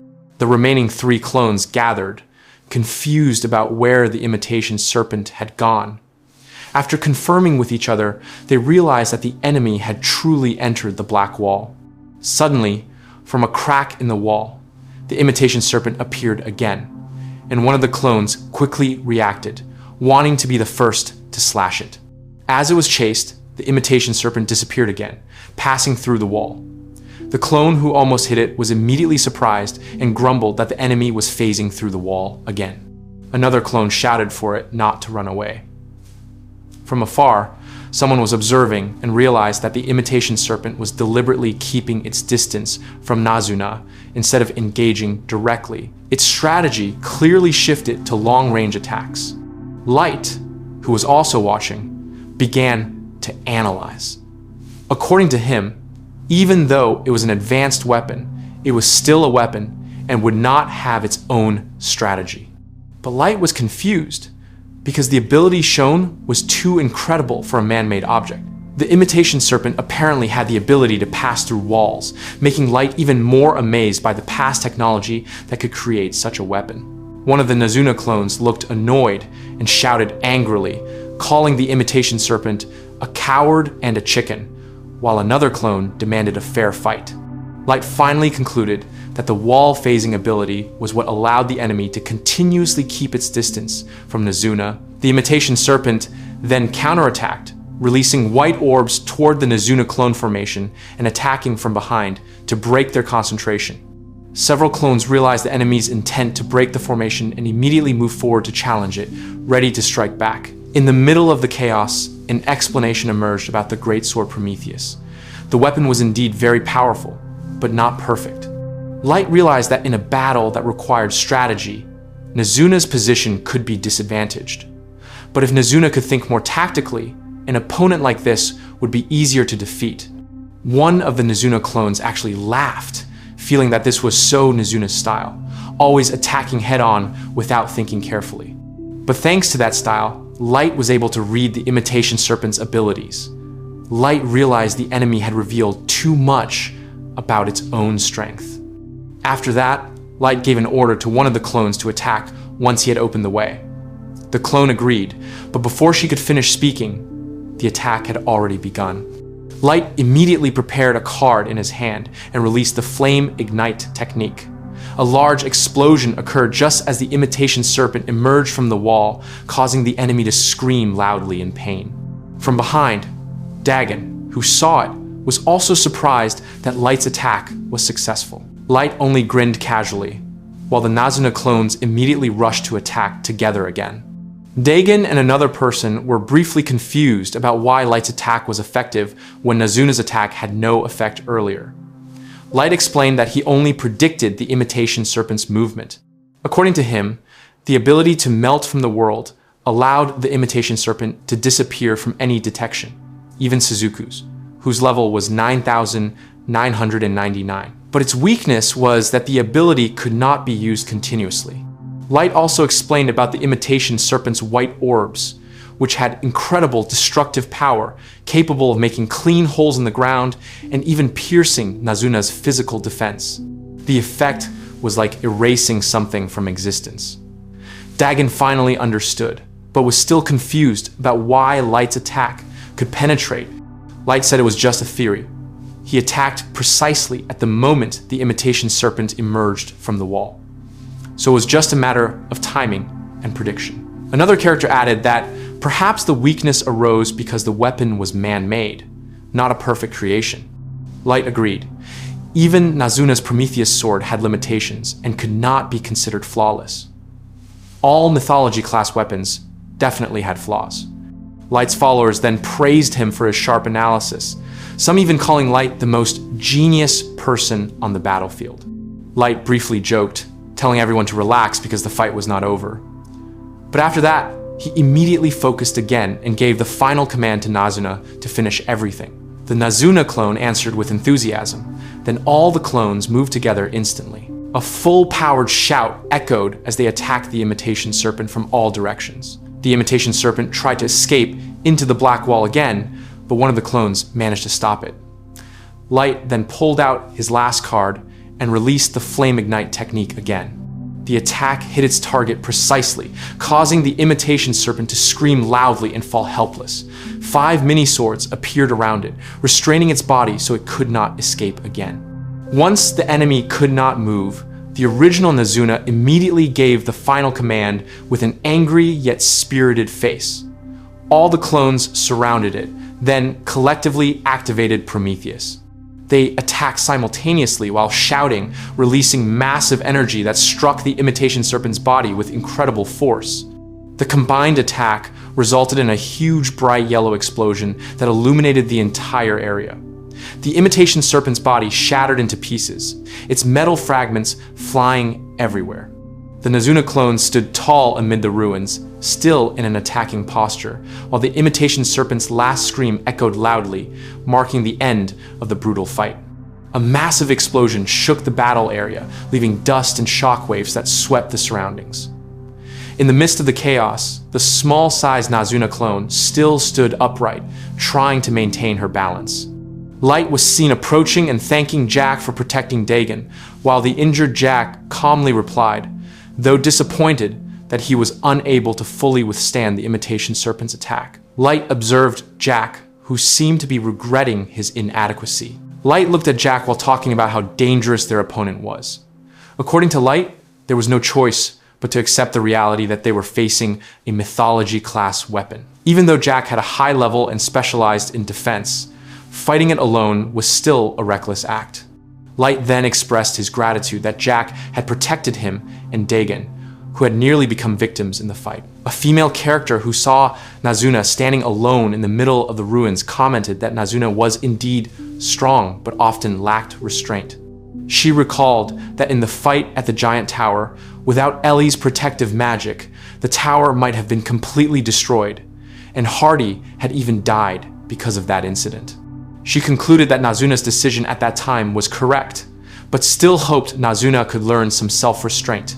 The small-sized Nazuna clone suddenly came running toward Light with high enthusiasm, shouting that she won.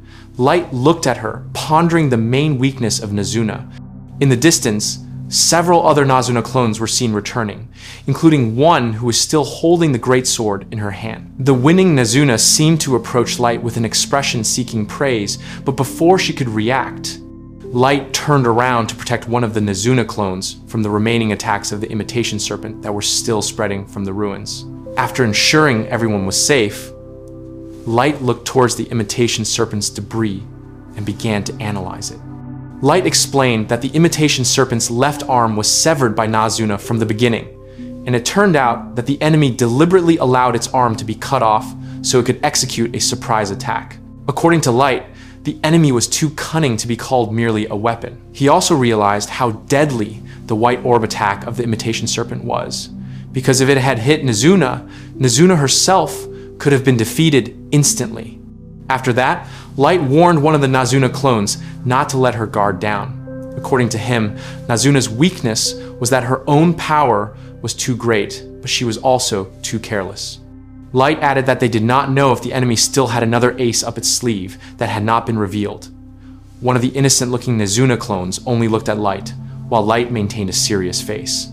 One of the smaller Nazuna clones looked panicked and cried, complaining that Light's Gungnir had almost hit her face. Light was immediately shocked, apologizing frantically and trying to calm the clone down. To soothe her, Light ended up stroking the Nazuna clone's head, indulging her until her crying subsided. After the situation began to calm down, one of his colleagues asked if they could approach the remnants of the mythology-class weapon to analyze it. Dagon, upon hearing this, asked with an innocent face if the object could also be eaten. One person from the group replied that they could approach it, but not eat it for fear of an upset stomach. They even joked that Nazuna should not try to eat it either. Hearing that, Dagon actually looked pleased. The dwarves began to crowd around the remnants of the imitation serpent ruins with great enthusiasm. They were amazed by the strange metal they had never seen, as well as its complex internal structure. They discussed how the system inside it seemed like technology that could shake the world. Meanwhile, Mera approached Light and asked for a moment to report, and Light replied casually, curious about how the dwarves would react if they knew about his Shinso Gungnir. Mera delivered the report from her clones that they had found a hole leading to the next floor without any signs of anyone having passed through that route. Light considered it interesting, while Mera guessed the hole might have been used by previous dwarf adventurers. When Light asked if there were any other relics, Mera replied that there was only that. Light said that if so, he would return the relics of the adventurers to their families later, though perhaps only a spearhead remained. Light thanked Mera, and Mera replied politely before offering to guide them to the hole. However, Light asked to wait until all the Nazuna clones returned first, because they still had time. The day passed, and the dwarves were still busy researching the remnants of the mythology-class weapon. They even stayed up all night to delve into the technology inside it. Light helped collect the metal fragments while observing how happy the dwarves were to study new things. Dagon briefly shouted that their research still could not comprehend the ancient technology. Light chuckled, concluding that it was only natural, as technology from a past civilization clearly could not be understood in such a short time. He also felt increasingly aware that there were many things they did not know about this world. Light praised the spirit of the dwarves, who continued to smile and work tirelessly. After that, Mera came and apologized for making Light wait. Then Light invited everyone to rest at the cottage before continuing the journey. While in the ruins, Light saw something strange above, like a large device or a giant box that seemed to have been lowered from a height. Light looked shocked when he recognized its shape. Not long after, a panel showed a wide view from above, revealing a large city or settlement with giant tent structures hanging in the air. Light's group then arrived at the residential area. Light realized that the place felt very different. There was even a faint scent of danger lurking. He immediately instructed Mera to remain vigilant as usual, and Mera answered, ready. Another character was curious if it was indeed a residential area, and Light explained that they did not know what would happen. So everyone must stick together and not act alone. They then examined a house in the area. Light was surprised to see the interior because all the furniture looked normal, like an ordinary home, not like an ancient building full of technology. He had imagined finding sophisticated equipment, but it turned out not. The dwarves also agreed that the upper floor was more interesting because it was full of extraordinary technological relics. Light invited everyone to explore further because there might be other amazing objects out there. At that moment, one of the Nazuna clones suddenly exclaimed that she saw a building with a different shape. They then headed to that place and found a building that looked like a goddess's church on the surface. Upon entering the church-style building, Light briefly thought that the place might be some kind of religious facility. However, their attention was immediately diverted when the small Nazuna clone looked up and exclaimed in awe.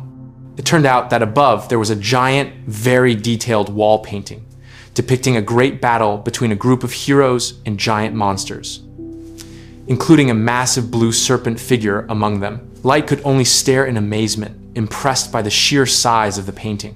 Light began to analyze the large painting they found in the previous building. On the left side, creatures similar to the imitation serpent they had fought on the previous floor were depicted.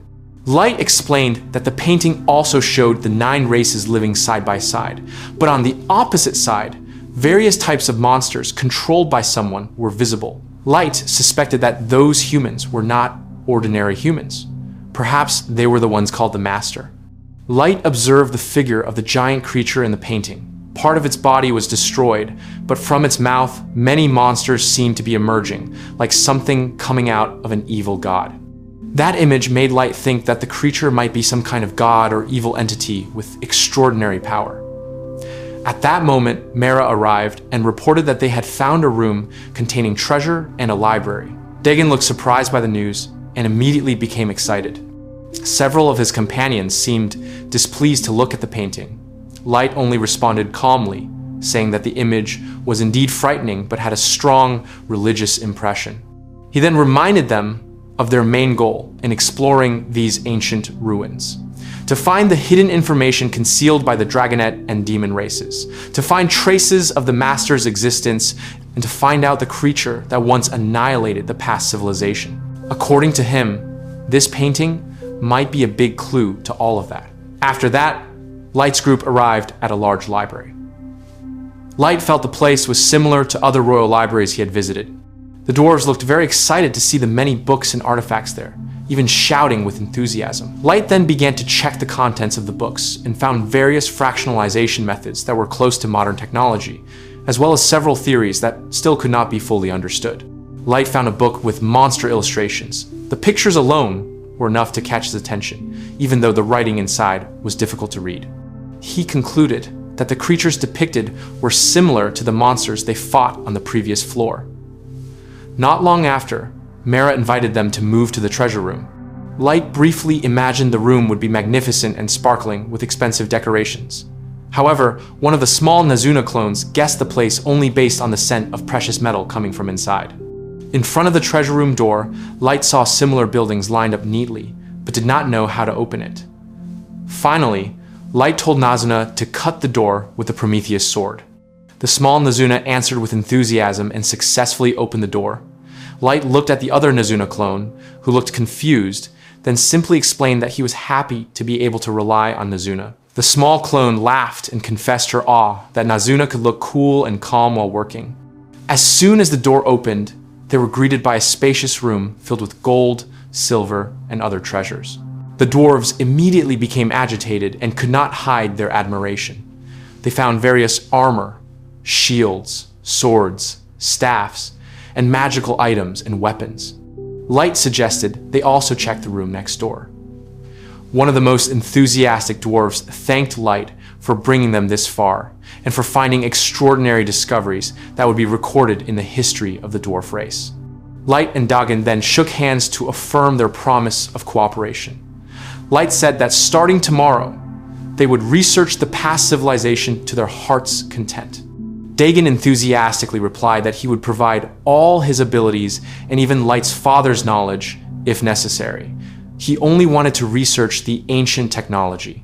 Light smiled contentedly, and Dagen handed over a small box with a dragon carving, explaining that the object was the Dwarf Kingdom's national seal, a symbol of power that could guarantee anything Light wished for in their territory.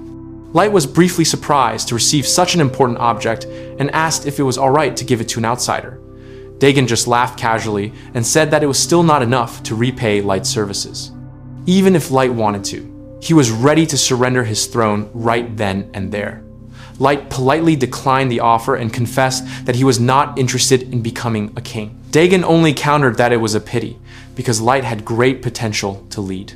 From the way Dagon spoke, Light realized that Dagon genuinely wanted to escape the responsibility of being king so he could focus on research. Light accepted the seal with another intention. For him, the seal could be used to make the Dwarf King side with Lilith and help her ascend the human kingdom's throne. In addition, he could also use it to investigate Nano's case of betrayal and finally imprison him. Dagen looked shocked seeing Light's suddenly terrifying expression when he thought about his revenge. The small Nazuna clone even commented that the atmosphere had become tense. Dagen tried to calm the situation with an awkward face. After that, Light asked about a sword he had found, which likely belonged to the fallen adventurers on the upper floor. He wanted to take the sword to the surface and bury it as a tribute. Dagen considered it a noble act and praised Light's way of thinking. Light thanked him, touched to see Dagen being so sincere. According to Light, among the often stubborn dwarves like Nano, Dagen was an exception with a soft heart. Dagen then shouted enthusiastically and said that it was time to take action again. Research. But one of his colleagues reminded him that Dagen still had many affairs on the surface. Dagen refused and said that the king's duties could just be delegated. A small debate ensued among the dwarves until one of them got annoyed because he lost at rock, paper, scissors. Mera, seeing the chaos, asked Light if they needed to intervene. Light just chuckled and said to let them be, as long as it was not dangerous. After that, Light explained that during the discussion with Dagen, Mera's clone had confirmed that they were truly on the final layer of the ruins. The rest of the day was spent investigating other buildings, but the results were only a few magic weapons and small items. Light concluded that this place was once an ancient settlement for various races. Meanwhile, the dwarves were still not satisfied and wanted to continue researching. Some of them even approached Nazuna out of curiosity about the Prometheus sword. The little Nazuna immediately threatened them to keep away if they did not want to be reported to Light. Seeing the situation, Light quickly intervened so that no one would get hurt. Everything proceeded in a semi-chaotic but controlled manner. Light then explained that for large-scale research, they needed a secret location. Since it was difficult to do on the surface without attracting the attention of the Dragonette and Demon races, he decided to build the main research facility on this final layer of the ruins. With the help of the SSR teleportation magic, the dwarf researchers were moved to that place. Dagen himself seemed pleased because he could finally focus on research and no longer had to carry out royal duties. After everything was settled, Mera reported that the investigation was successful. Light felt time had passed quickly and was happy to finally be back on the surface, enjoying the sunlight after a long time underground. Mara then explained that they would join the inspection team at the port and prepare facilities to research the items from the ruins secretly before returning to the abyss. Light finally pondered after seeing Dagon and the dwarves off. He felt this exploration was very exhausting, especially mentally, because he had to deal with the eccentricities of Dagon and his colleagues. Even so, Light admitted that they were all good people. In a state of fatigue, Light lay down, holding the Dwarf Kingdom's national seal, which was now officially his. With a satisfied smile, Light felt that this mission was a huge success. He had obtained the seal, full cooperation, and a path for revenge. In his mind, he began to imagine the form of revenge he would take on Nano, hoping the result would be as satisfying as his revenge on Sasha before. That night, in Nano's mansion in the Dwarf Kingdom, the atmosphere felt heavy and eerie. In one of the underground rooms, there was a place that looked like a combination of a blacksmith's workshop and a ritual altar. A sword was embedded in the stone floor with a container of black water next to it, emitting a strange aura that sent shivers down the spine. Nano looked busy with a face full of excitement mixed with anger, his hands skillfully gripping tongs and hot metal, while heavy sounds from his throat continuously came out due to the insane hard work.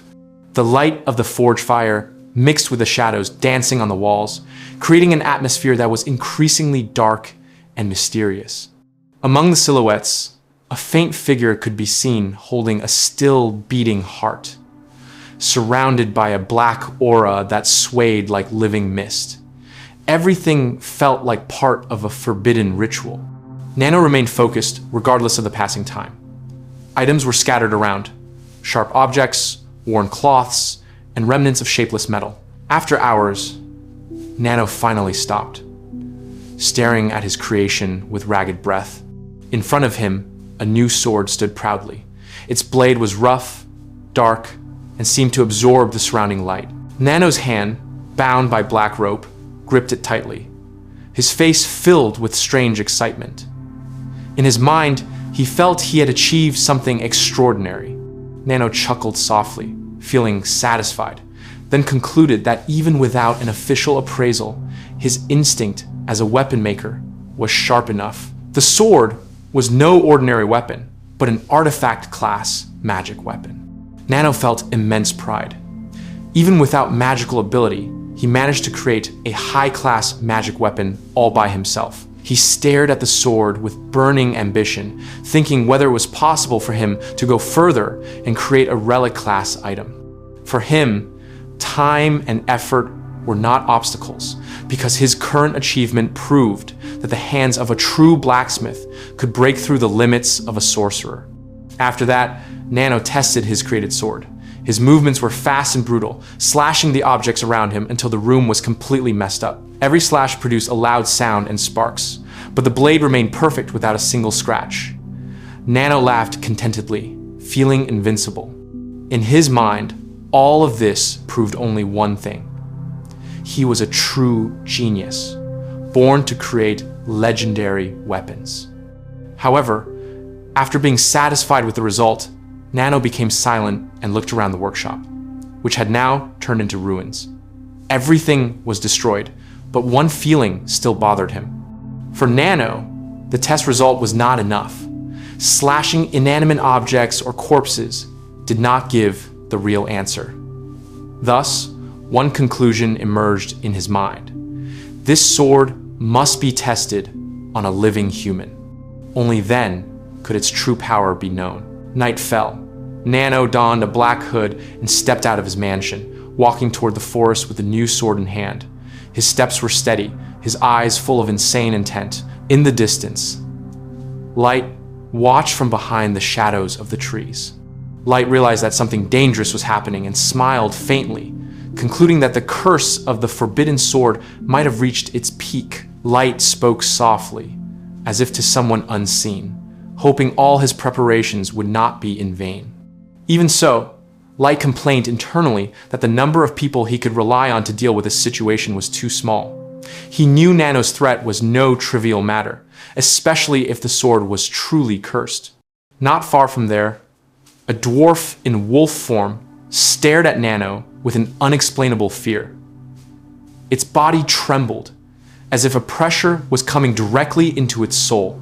Nano, standing in front of it, smiled cruelly and felt curious whether that effect came from his sword. Nano then mocked the dwarf, considering its fear an honor because it could be the first test subject for his legendary creation. The dwarf screamed in panic, but Nano immediately slashed it brutally. Blood splattered onto the floor, and Nano looked increasingly insane. Nano then absorbed the dwarf's blood, his face filled with strange satisfaction, as if savoring the pleasure of the violence. The sword in his hand became more terrifying, with dark red veins spreading along its blade. In a tone full of obsession, Nano called the sword his Sword of Fear. Meanwhile, elsewhere, Light was talking to a woman about the events in the capital of the Dwarf Kingdom. From the report received, Nano had committed a series of murders against adventurers and other dwarves just to test his new sword. Light was shocked when he heard that the weapon used was most likely a forbidden sword. The woman explained that forbidden swords were known as cursed weapons that affected the mind and body of their users, making them aggressive, losing control, and even accelerating death. Possessing such a sword was a serious violation and could be punishable by death. Light listened to the explanation while reading the report sent by Aoyuki. The report explained how Nano stopped working in his workshop and began living alone in the countryside. A human merchant often came, bringing metal materials, food, and even human slaves smuggled inside large barrels so as not to be seen by the public. Light immediately realized that the slaves were being used as materials in the creation of the forbidden sword.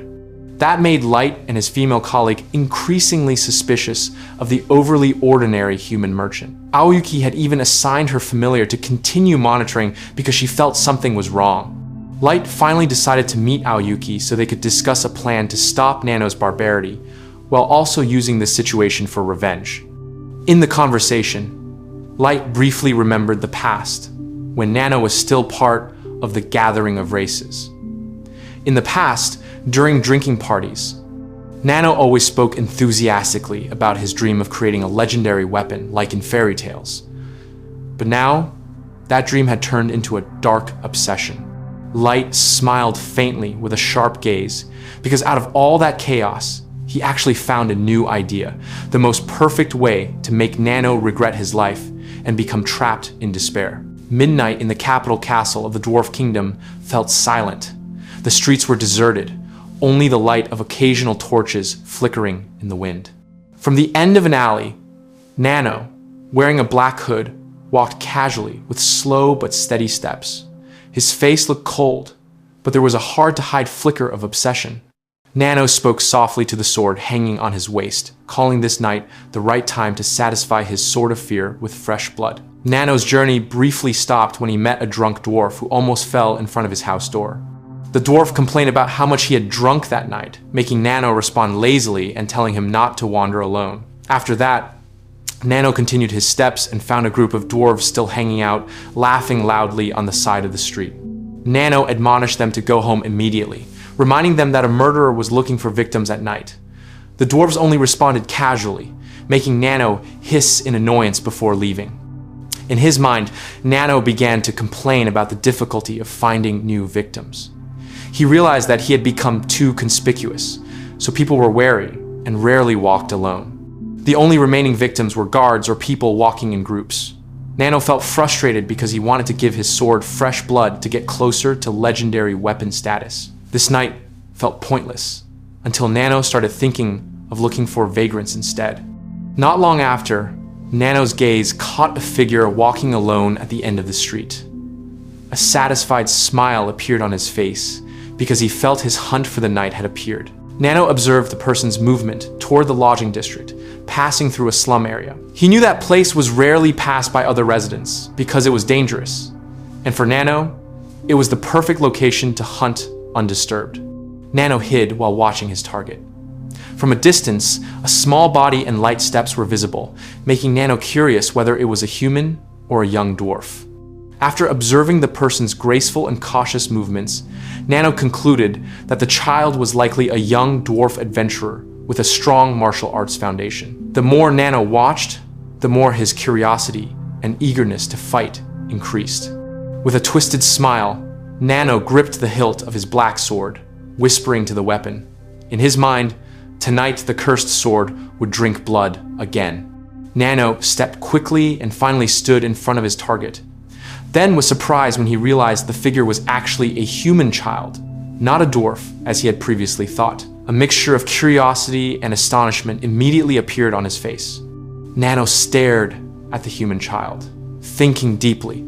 To him, it was strange for a human child to be out late at night like this. He guessed the child might have been ordered by a senior adventurer to buy something, then inwardly mocked human stupidity.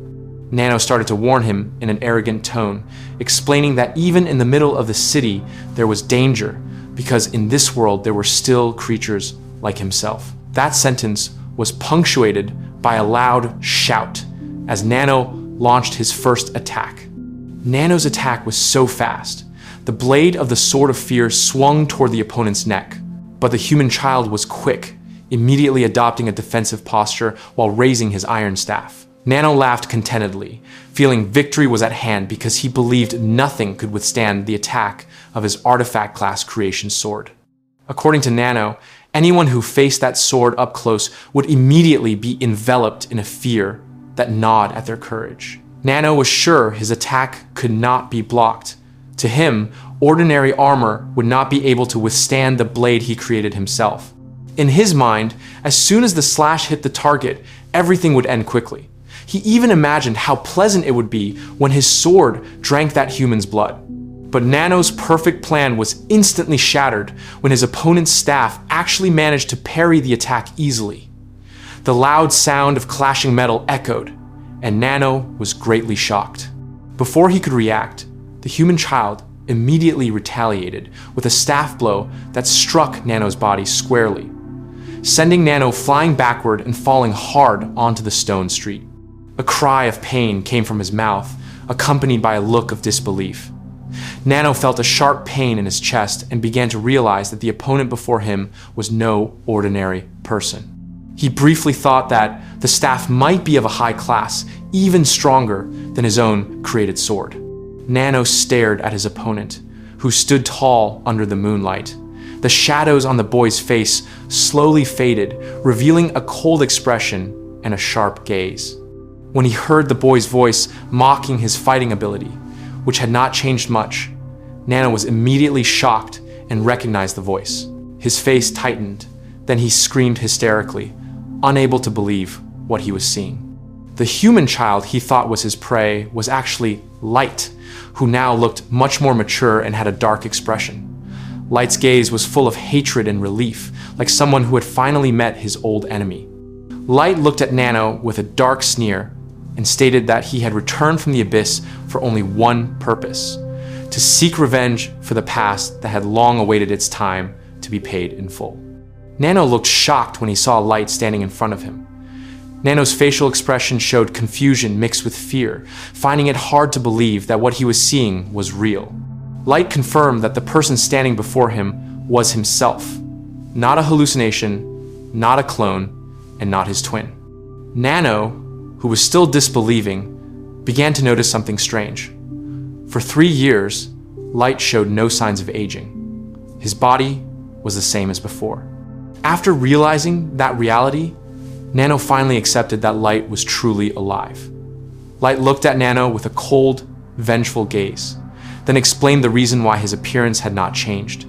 All of it was done deliberately so that Light would not forget the betrayal he once received when Nano and the others tried to kill and discard him like useless garbage. Light paused, reminiscing about the nightmare that recurred for 3 years.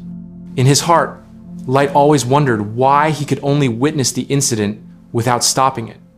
Why he only stood still when everything happened. Nano, upon hearing Light's words, responded with an angry tone. The dwarf confessed his regret for not killing Light more brutally back then. Because of that incident, Nano was excluded from the search for the master, and his dream of creating a legendary weapon vanished. His anger overflowed as he blamed Light for all his failures, calling him human trash who should have died so as not to bring bad luck into his life. Nano felt his genius as a blacksmith was threatened by Light's existence. In his rage, Nano proudly gripped his sword of fear. According to Nano, the goddess of fortune had not abandoned him, because thanks to the forbidden weapon crafting manual, he succeeded in creating a weapon that he believed was a legendary masterpiece. Nano called himself the chosen genius in the world, then challenged Light to witness the magnificence of his created sword. For Nano, Light was nothing more than a test subject and a worthy victim to be sacrificed for the perfection of his work. Light responded with a sneer.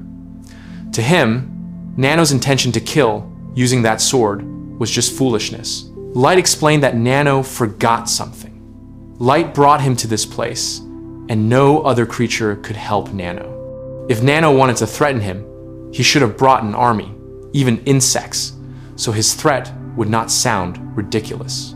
Nano countered with ridicule, accusing Light of still hiding other magic items, like his staff, mask, or bracelet on his arm, which he considered useless against the Sword of Fear. Light hit back, saying that Nano was lucky to have survived after escaping the abyss. In these 3 years, Nano had only been busy looking for opportunities for revenge.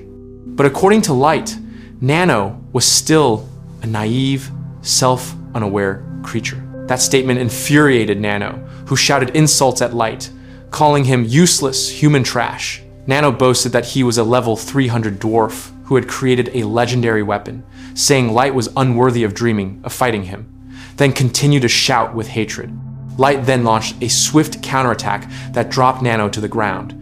Nano screamed in pain, his body flung away, while Light calmly looked down at him. Light said that everything was predicted, including Nano's strength and the Sword of Fear. All of this was just part of the trap he had prepared. Nano got up again while cursing, calling Light human trash, who should surrender to become a test subject for a genius like him. Nano attacked again while shouting, forcing Light to surrender and admit his low status as an ordinary human. However, Light looked at Nano with a sharp gaze and said that it was actually Nano who should be self-aware.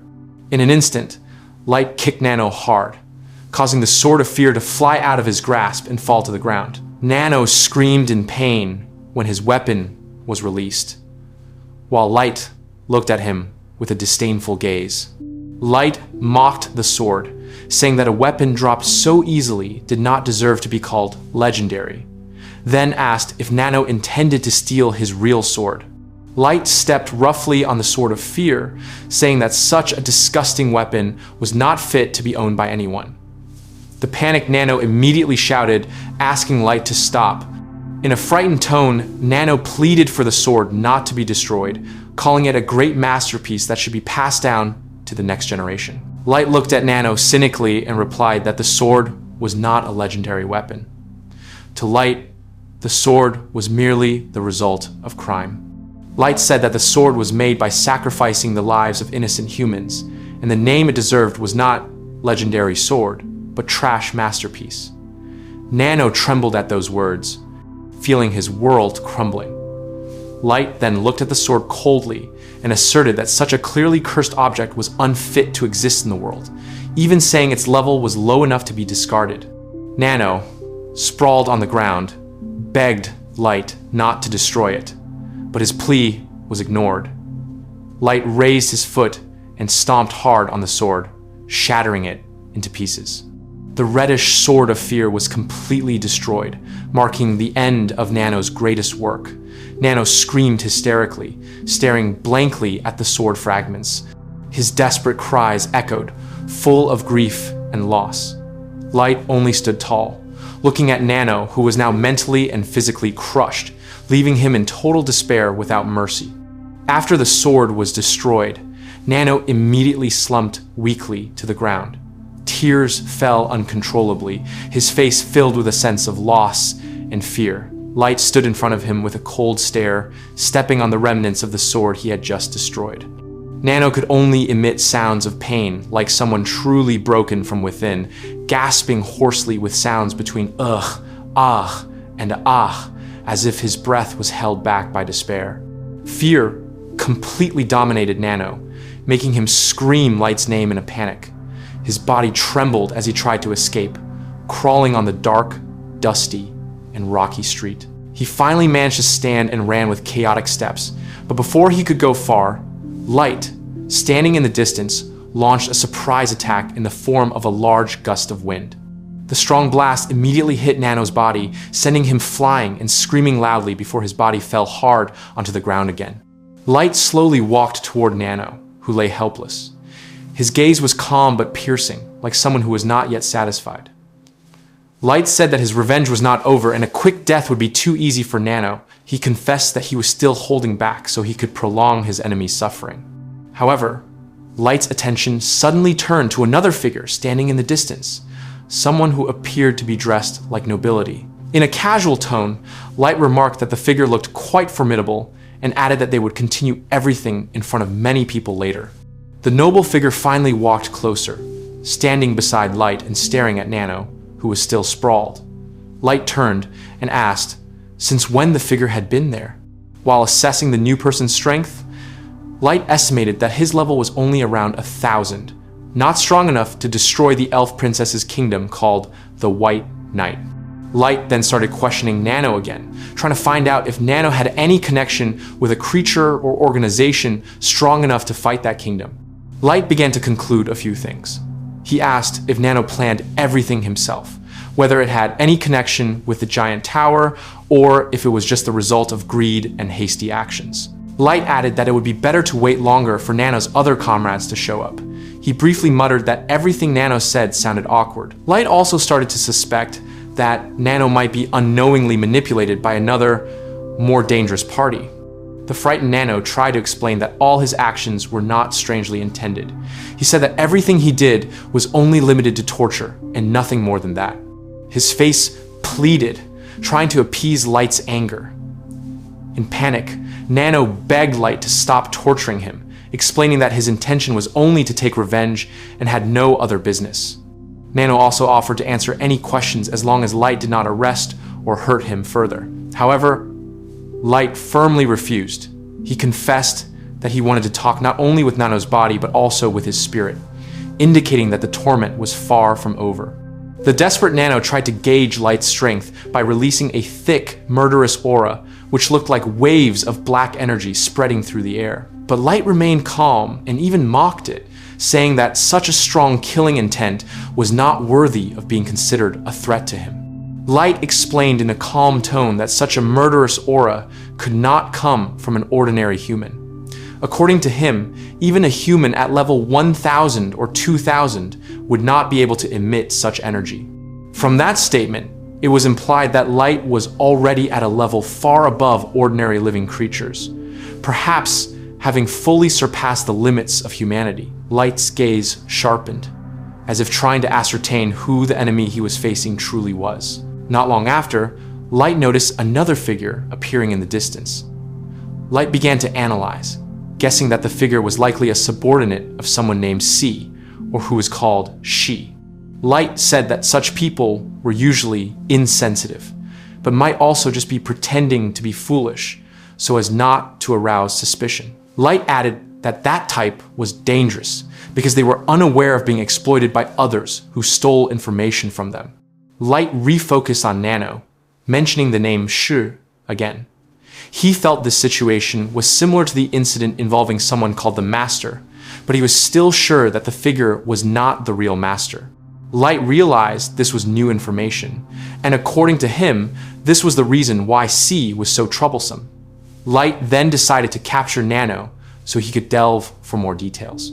He asked for Nano's name again while hinting at the dwarf race that had lost its time for revenge. The misunderstanding Nano thought Light wanted to seize his opportunity for revenge. Light merely chuckled and said that was not his intention. According to Light, seeing Nano's boring way of revenge was a waste of time. Nano felt deeply offended, angry at being called boring, He accused Light of trying to steal his important moment, but Light ignored the anger entirely and remained calm. Light spoke to himself, realizing that it was not yet time to unleash his rage. To him, killing Nano now would only make all the valuable information vanish. Light wanted to know the truth about the master figure and the reason why he was nearly killed before. Light's gaze toward Nano became sharper, as if trying to pierce his thoughts. Light asked again in a flat tone, stating that Nano refused to answer questions or share information. Therefore, Light said that he would not tell him anything either. Nano protested and considered this only a unilateral arrest, but Light smiled faintly and admitted it. Light felt it was time to capture Nano, telling him to surrender and resolve his revenge now so he would not regret it later. The figure presumed to be C's subordinate suddenly turned with a shocked expression and let out a surprised sound. Light looked at him sharply and accurately stated his identity. Fresh Jombi Kofer, level 5000. Hearing that, the figure immediately panicked and shouted angrily because Light knew his name, level, and even his occupation. In panic, the figure called Mei's name in a shocked and scared tone. Light then jumped high into the air, surrounded by a black aura swirling around his body. Whether it was an attack or an attempt to evade, the energy emitted made the air around him tremble.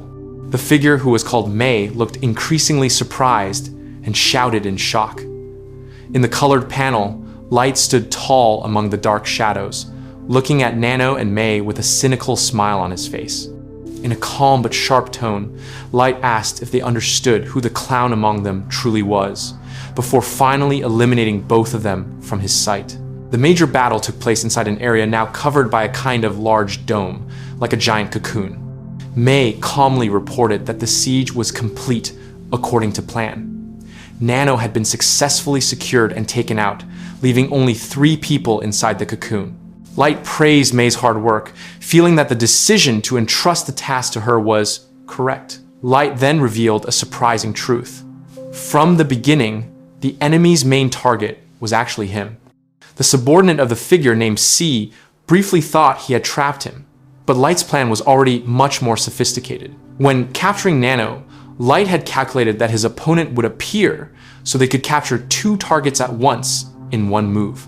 Light explained that it was initially difficult to recognize his opponent's disguise because his appearance looked like an ordinary human. Because of that, Light did not immediately use the appraisal card and chose to wait until Mei finished scouting. After that, thanks to a telepathic message from Mei, he finally knew his true identity.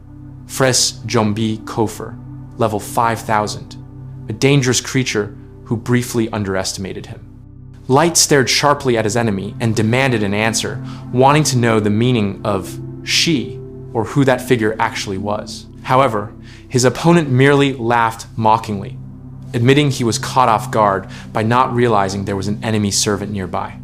He felt that if he had more manpower, perhaps the situation would not be this bad. Light countered cynically, warning that the enemy should not be too arrogant because 2 people at level 1000 could not necessarily be underestimated.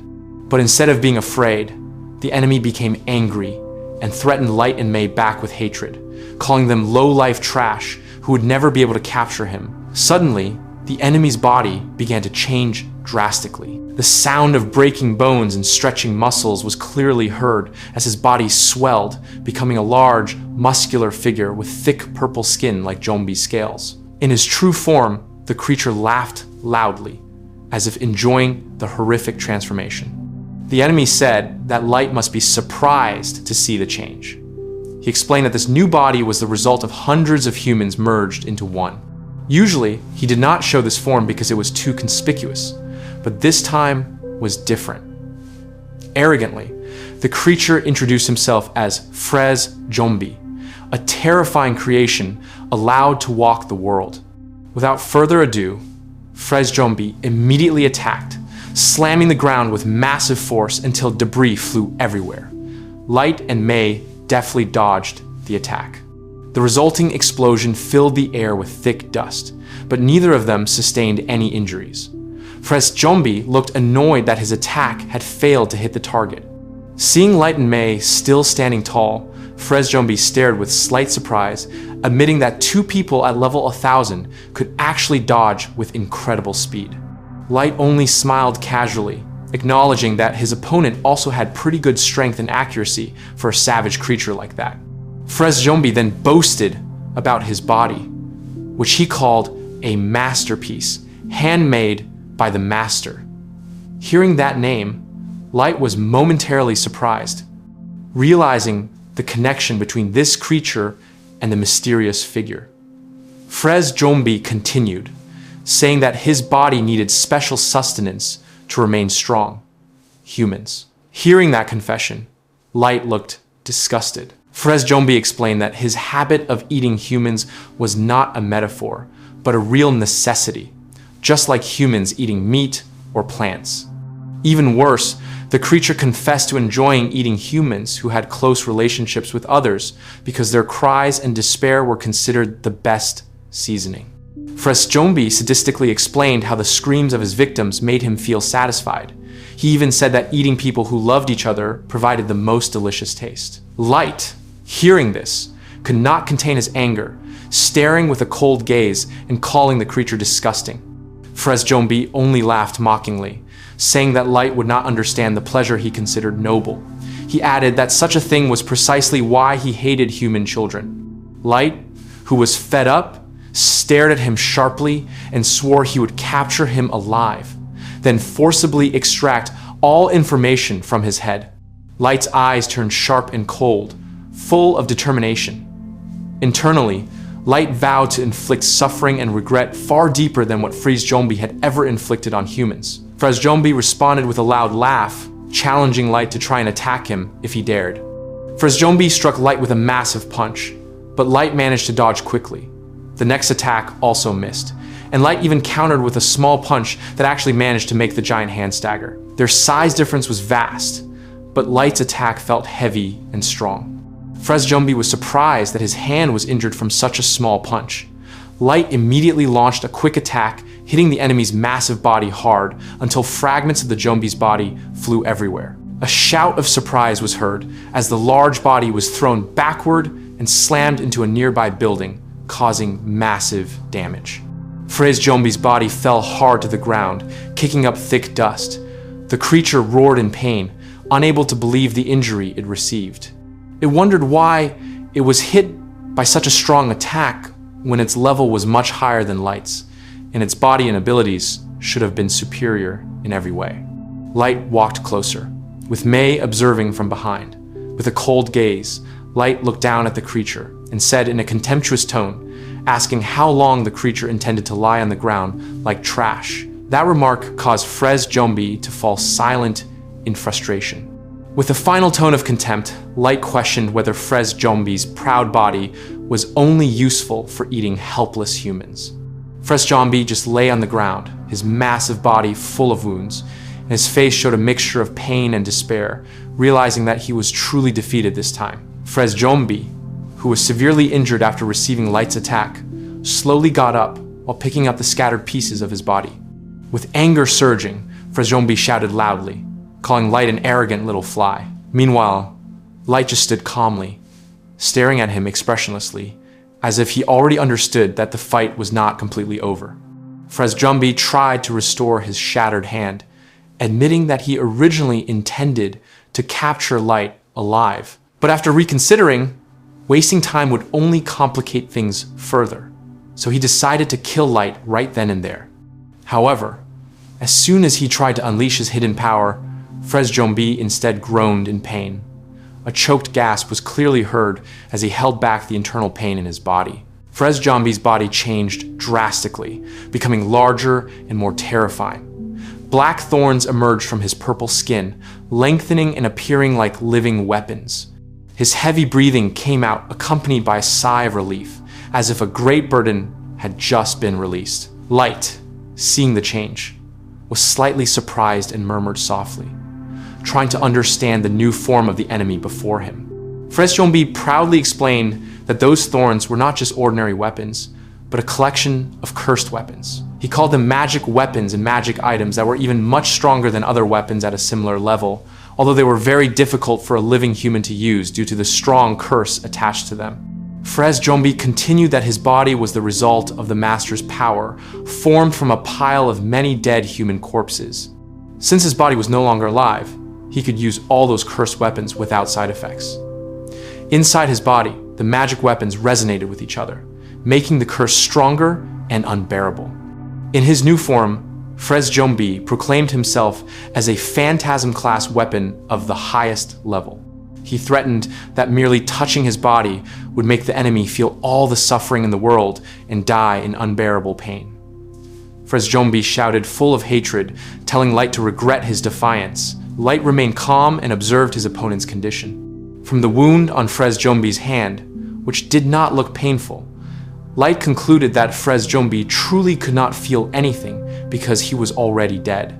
Light assessed that the power must come from the magic weapons integrated into his body, and now Fraise Jombi's body was strengthened to the point where it could rival the power of level 5000. Light estimated that Fraise Jombi was even capable of defeating the leader of the White Knight's Order from the Elf Princess's Kingdom, whose level was around 3000 to 4000. But even so, Light and Mei looked relaxed, facing the threat.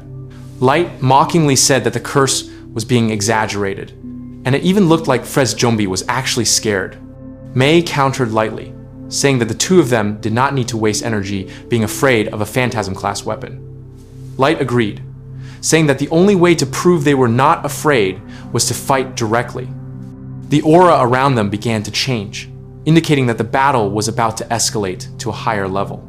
Light refocused and casually asked if Fraise Jombi was just trying to stall for time until help arrived. According to Light, if that was true, it was a quite clever move.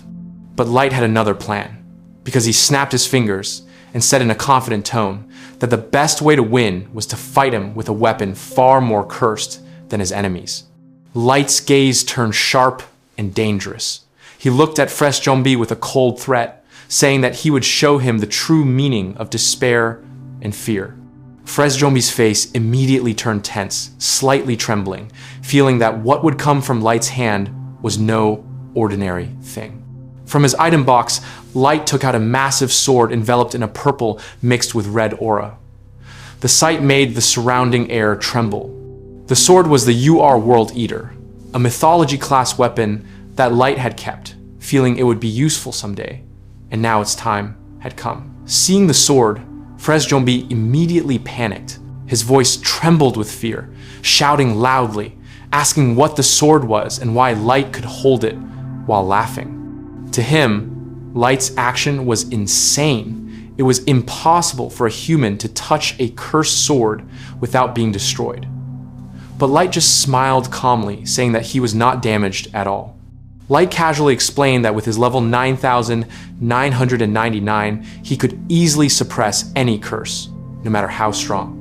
The increasingly cornered Fraise Jombi shouted in disbelief, saying that based on the appraisal result, Light's level was only 1,000. He accused Light of bluffing and lying to scare him. Light replied calmly, explaining that the visible level of 1,000 was merely a disguise so that Fraise Jombi would come out of hiding. Fraise Jombi looked at him in disbelief, muttering frantically and repeatedly denying the truth, considering everything just a bluff, including the curse from the sword. Light challenged him to prove it himself, telling Fraise Jombi to attack if he was sure it was just a lie. With mounting anger, Fraise Jombi summoned all his strength and lunged to attack, while shouting full of hatred, intending to kill Light with his ultimate punch.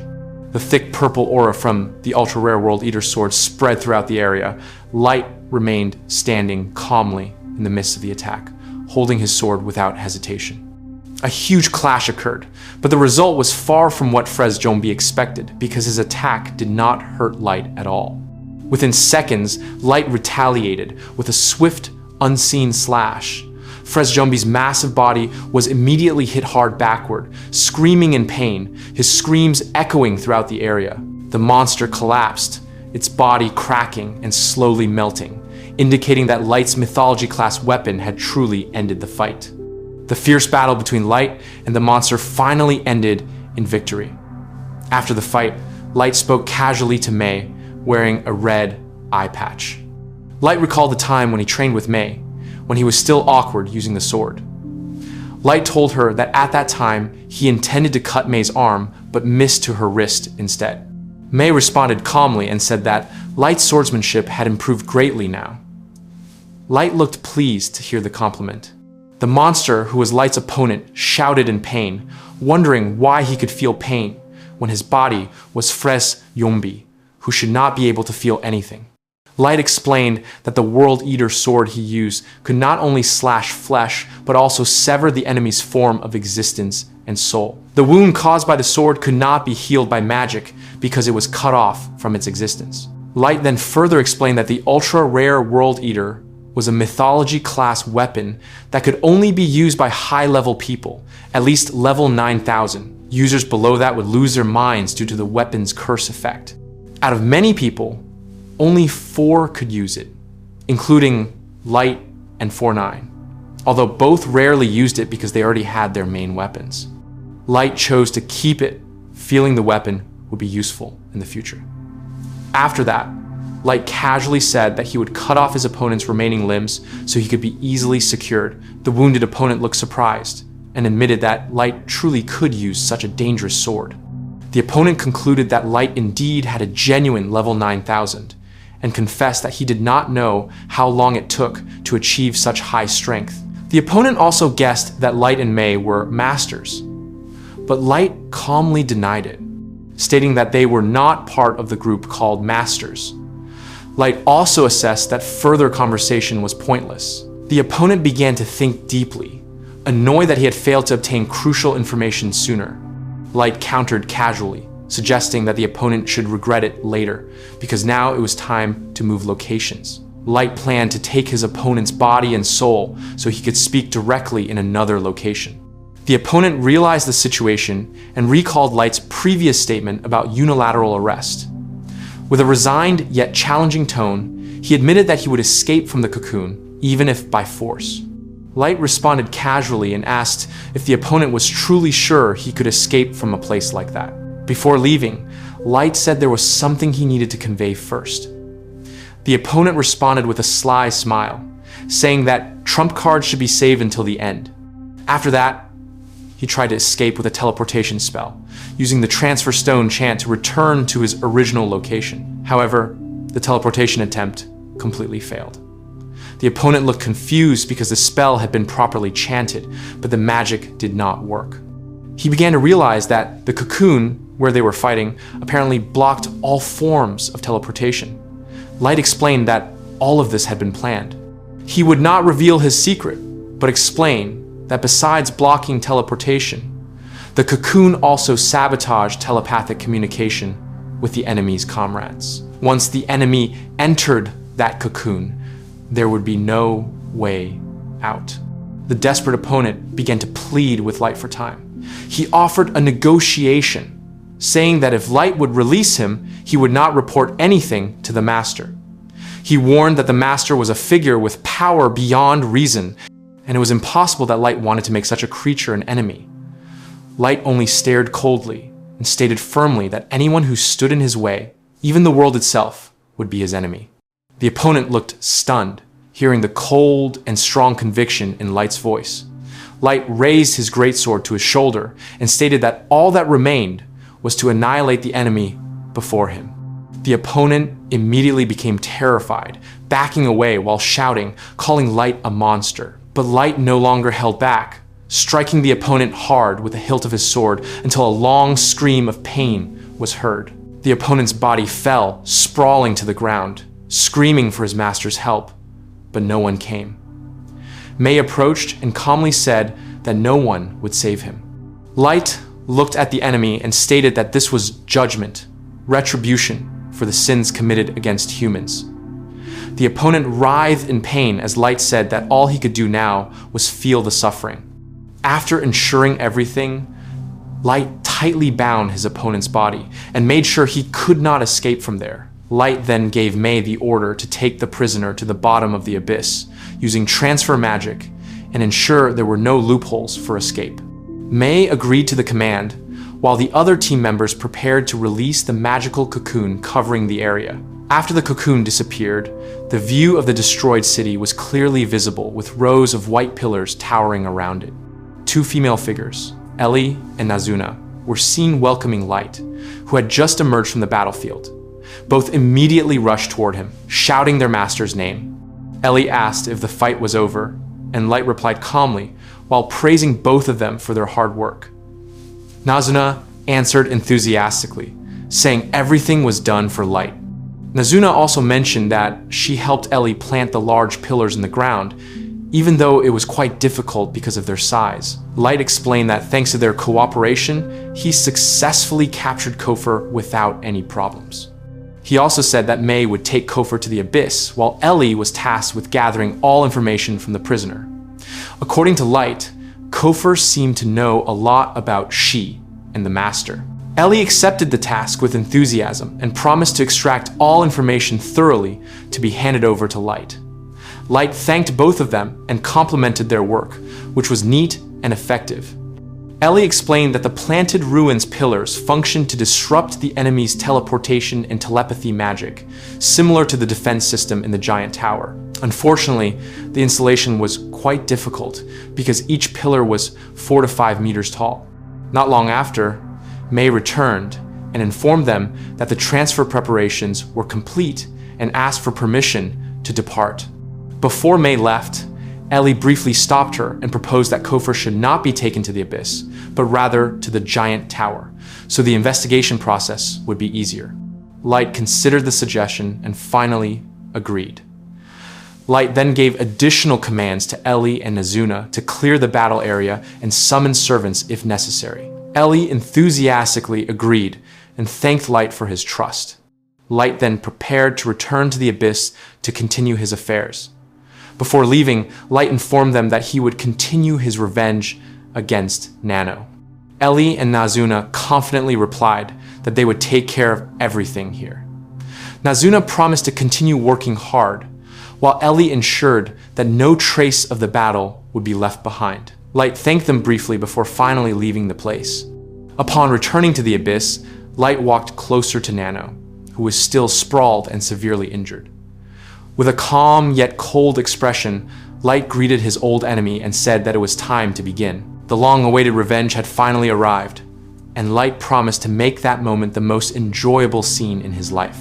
In the deepest place called the bottom of the Abyss Training Center, the atmosphere was silent and dark. Nano had just regained consciousness on the cold stone floor, his body aching in every part. In a confused state, Nano tried to figure out where he was, until he finally saw Light standing not far in front of him. At that moment, Nano immediately unleashed the anger that had been building up, blaming Light for destroying the legendary sword he had painstakingly created. Light only stared, without saying much, internally wondering why the first thing Nano cared about was not his safety, but his sword. Light briefly thought that the result of his previous fight only gave him a cursed weapon that had no value. In his mind, Light tried to understand why a dwarf like Nano was so obsessed with a weapon, even more than his own life. Without further ado, Light then challenged Nano with 3 options. The first option: surrender to the dwarf kingdom and wait for justice to be meted out to him. Light knew that the punishment might be heavier than mere death. The second option: surrender his head to Light for a quick, painless death. And the third option: fight until one of them lost. Nano was immediately surprised to hear this, especially when Light explained that the place they were in was the bottom of the abyss. Nano did not believe it, feeling it was impossible for Light to bring him that far in such a short time. To Nano, all of Light's words were just the lies of a despicable human. But Light remained casual and did not force him, only asking which option he wanted to take. Nano flatly refused all options. He would not submit to any law, especially one made by humans. According to him, using human bodies to create weapons was not a crime. To him, humans were no different from raw metal materials that could be processed into valuable weapons. Nano felt that he was actually creating something useful out of something useless. Light only sighed, realizing that debating was futile. He forced Nano to choose immediately. Full of arrogance, Nano decided to take the third option: fight. According to Nano, killing Light and escaping from that place was just an easy task for the creator of a legendary weapon. Light stared at him blankly, confirming whether that was his final decision, then gave an additional challenge. The condition for victory given by Light sounded simple but insulting to Nano. If Nano could make Light move even one step from where he stood, it would be considered Nano's victory.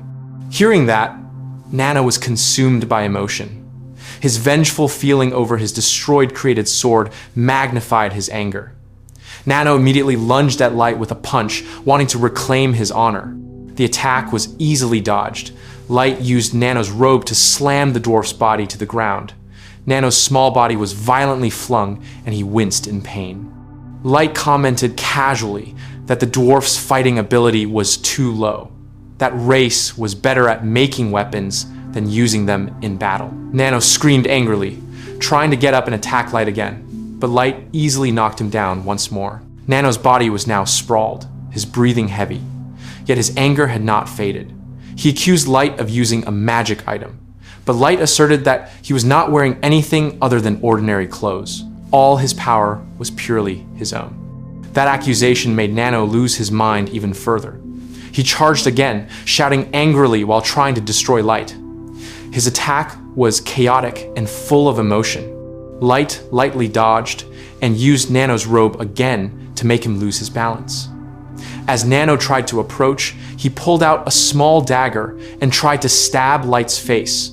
Unfortunately, the dagger was stopped. Light used the same robe to slam Nano to the ground one more time. The loud sound of impact was heard, and Nano screamed in pain. In a state of despair, Nano shouted that he was not only the creator of the Sword of Fear, but also the first creator of an artifact-class knife. He was angry that Light did not realize it when checking his body while Nano was unconscious. Light approached, suppressing a laugh while patting Nano's shoulder and calling him a clown. He considered all of Nano's words merely an attempt to cover up his feeling of defeat. Light then stared at Nano with a flat face, saying that the fight was very boring. Hearing that remark, Nano could only fall silent, overwhelmed by the feeling of shame that pressed down on his small chest. Nano attacked Light with a knife he called a high-class artifact, but the attack did not penetrate Light's body at all. Disbelief immediately appeared on Nano's face. The dwarf was utterly shocked that his created weapon failed to injure Light even slightly. In panic and anger, Nano began to accuse Light of using a magic item to withstand the attack. Light remained standing calmly and explained that he was not wearing anything. He simply said that the reason the knife did not penetrate was that his level was too high. That statement confused Nano even more, until Light mentioned his level, which reached 9,999. That impossible number shocked Nano and Mei, a member of Light's team, half to death. Nano immediately reacted strongly, disbelieving the statement. Mei also added that such a thing was impossible.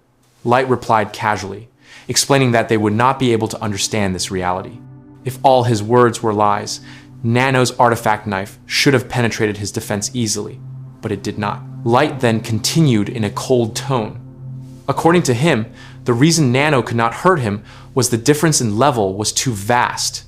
Nano's level 300 was meaningless against his power, which was far beyond the limits of an ordinary human.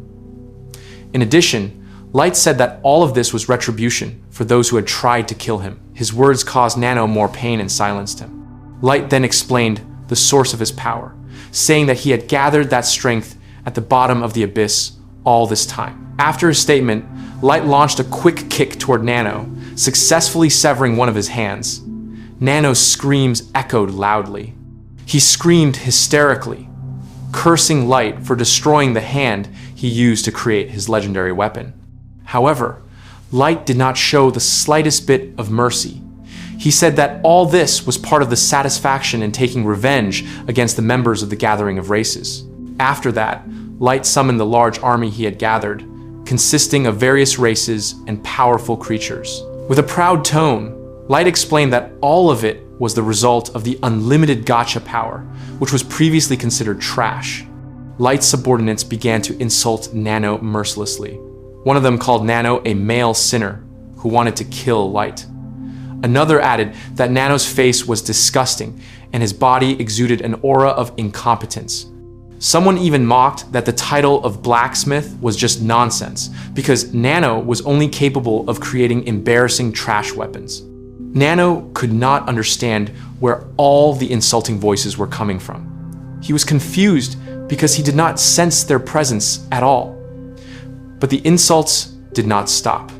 Several of his subordinates even laughed at Nano's claim about the artifact class sword. They considered Nano only a vicious murderer who sacrificed the lives of others to create a useless sword. Light added to the condemnation by saying that it was not only his army who judged Nano poorly, but also the dwarves themselves. Even the king of the dwarf kingdom, Dagon, and the top engineers considered Nano incompetent and embarrassing. Light explained that the curse of Nano's forbidden created sword could not be suppressed, as he claimed. According to Light, it was just the delusion of a foolish dwarf. To affirm his words, Light showed an official document signed directly by the Dwarf King. The document explained that Nano was sentenced to death for the murder of fellow dwarves and also humans. Light read the final part of the document, which stated that the final decision regarding Nano's punishment was entirely left to Light. Hearing that, Nano could only groan in pain. Light then asserted that Nano's fate was actually sealed when he chose the third option, fighting Light directly. Even since creating that forbidden sword, Nano's end had been determined. In a weak and desperate condition, Nano could only curse Light as a cruel monster. Light did not stop there. He began to question Nano about how he obtained and made the cursed sword. Light mentioned the name of a human merchant named Kofer. Nano immediately reacted strongly to this, shouting angrily and saying that he knew nothing about that merchant. But Light knew that Nano was lying. In a flat tone, Light said that it was useless to listen to Nano's lies. Light called one of his subordinates, named Ellie, to read the contents of Nano's head directly. Ellie replied happily and promised to extract the contents of Nano's head in a painful manner. Fear immediately struck Nano, making him plead to be killed instead of tortured. In his despair, Nano still dared to threaten. He shouted that the other members of the Gathering of Races would not let Light get away. In an arrogant tone, he challenged Light to await his day of reckoning in hell. But Light only laughed widely, saying that Nano had been confined to his workshop for too long and missed important information. Light explained that Nano was actually the fourth member of the Gathering of Races he had dealt with. Previously, Light had defeated Garo, Sasha, and Sion. Nano was incredibly shocked to hear this, especially when Light added that the three were not dead yet. Light said that the people who betrayed him did not deserve to die easily. Light explained that he had his own way of punishing traitors. He would not kill them, but rather make them regret being born. With a cynical smile, Light said that Nano's dream of creating a legendary weapon would soon come true, but not as Nano expected. The dwarf would be turned into a weapon from his own body. Nano appeared mentally crushed, his eyes empty from despair. Light asserted that the pain Nano would feel would be more terrifying than death. Light then reassured him in a cold tone, saying that Nano did not need to worry about his wounds. He promised he would not let the dwarf die, even without a heart. Light explained that with the unlimited gacha gift, he could summon healing cards and also had medical expert subordinates. That way, Nano would remain alive and fully conscious to feel all the suffering. Light said that his goal was only to make Nano feel safe, but at the same time, truly desperate. After saying that, Light gave the command to his forces to take Nano away. His subordinates immediately moved forward, while Nano screamed in terror. Nano pleaded with Light to show a little mercy, but Light replied coldly that such a thing never existed. Everything Nano did to humans would come back to him. Light then told Nano to accept his punishment, saying that the dwarf should suffer until the end. The subordinates dragged the struggling Nano away. Nano screamed hysterically, begging Light to listen to him and promising to make another legendary sword if given the chance. Light stopped briefly and stared at him sharply with a cynical smile. Light said that Nano would truly become the final legendary sword. He even pointed to Nano's remaining right hand, as if signaling that that part would be the next material. Hearing that, Nano screamed in fear, pleading not to be turned into a sword, but all his screams were drowned out as his body was dragged away. The final scene showed Light standing alone at the end of the dark corridor of the abyss. His expression was calm, emotionless. Nano's screams echoed long, calling Light's name with agonizing despair, before finally fading into the darkness, signaling the end of the cursed blacksmith's journey. In their headquarters in the abyss, Ellie began the conversation with Light. The woman explained that her goal this time was to find out the contents of Nano's memories. Ellie only wanted to ensure if there was anything that could be known about Kofor, the Master, or other important information that might be hidden. The result was nil. No new information could be obtained. Ellie then told Light that although there was no news about Nano, they managed to get additional information from the captured Kofor. Light calmly explained that Kofor was not the Master, but the user of a failed product from an ancient magic item plan called Pseudo-Master. Kofor apparently had a biological father named Hisomi, but their existence was hidden, and no one had known or seen Hisomi directly all this time. Light pondered for a moment, thinking that there might be more than one master out there. He felt curious about the existence of the other masters, and tried to link it to the grand plan the masters had once made.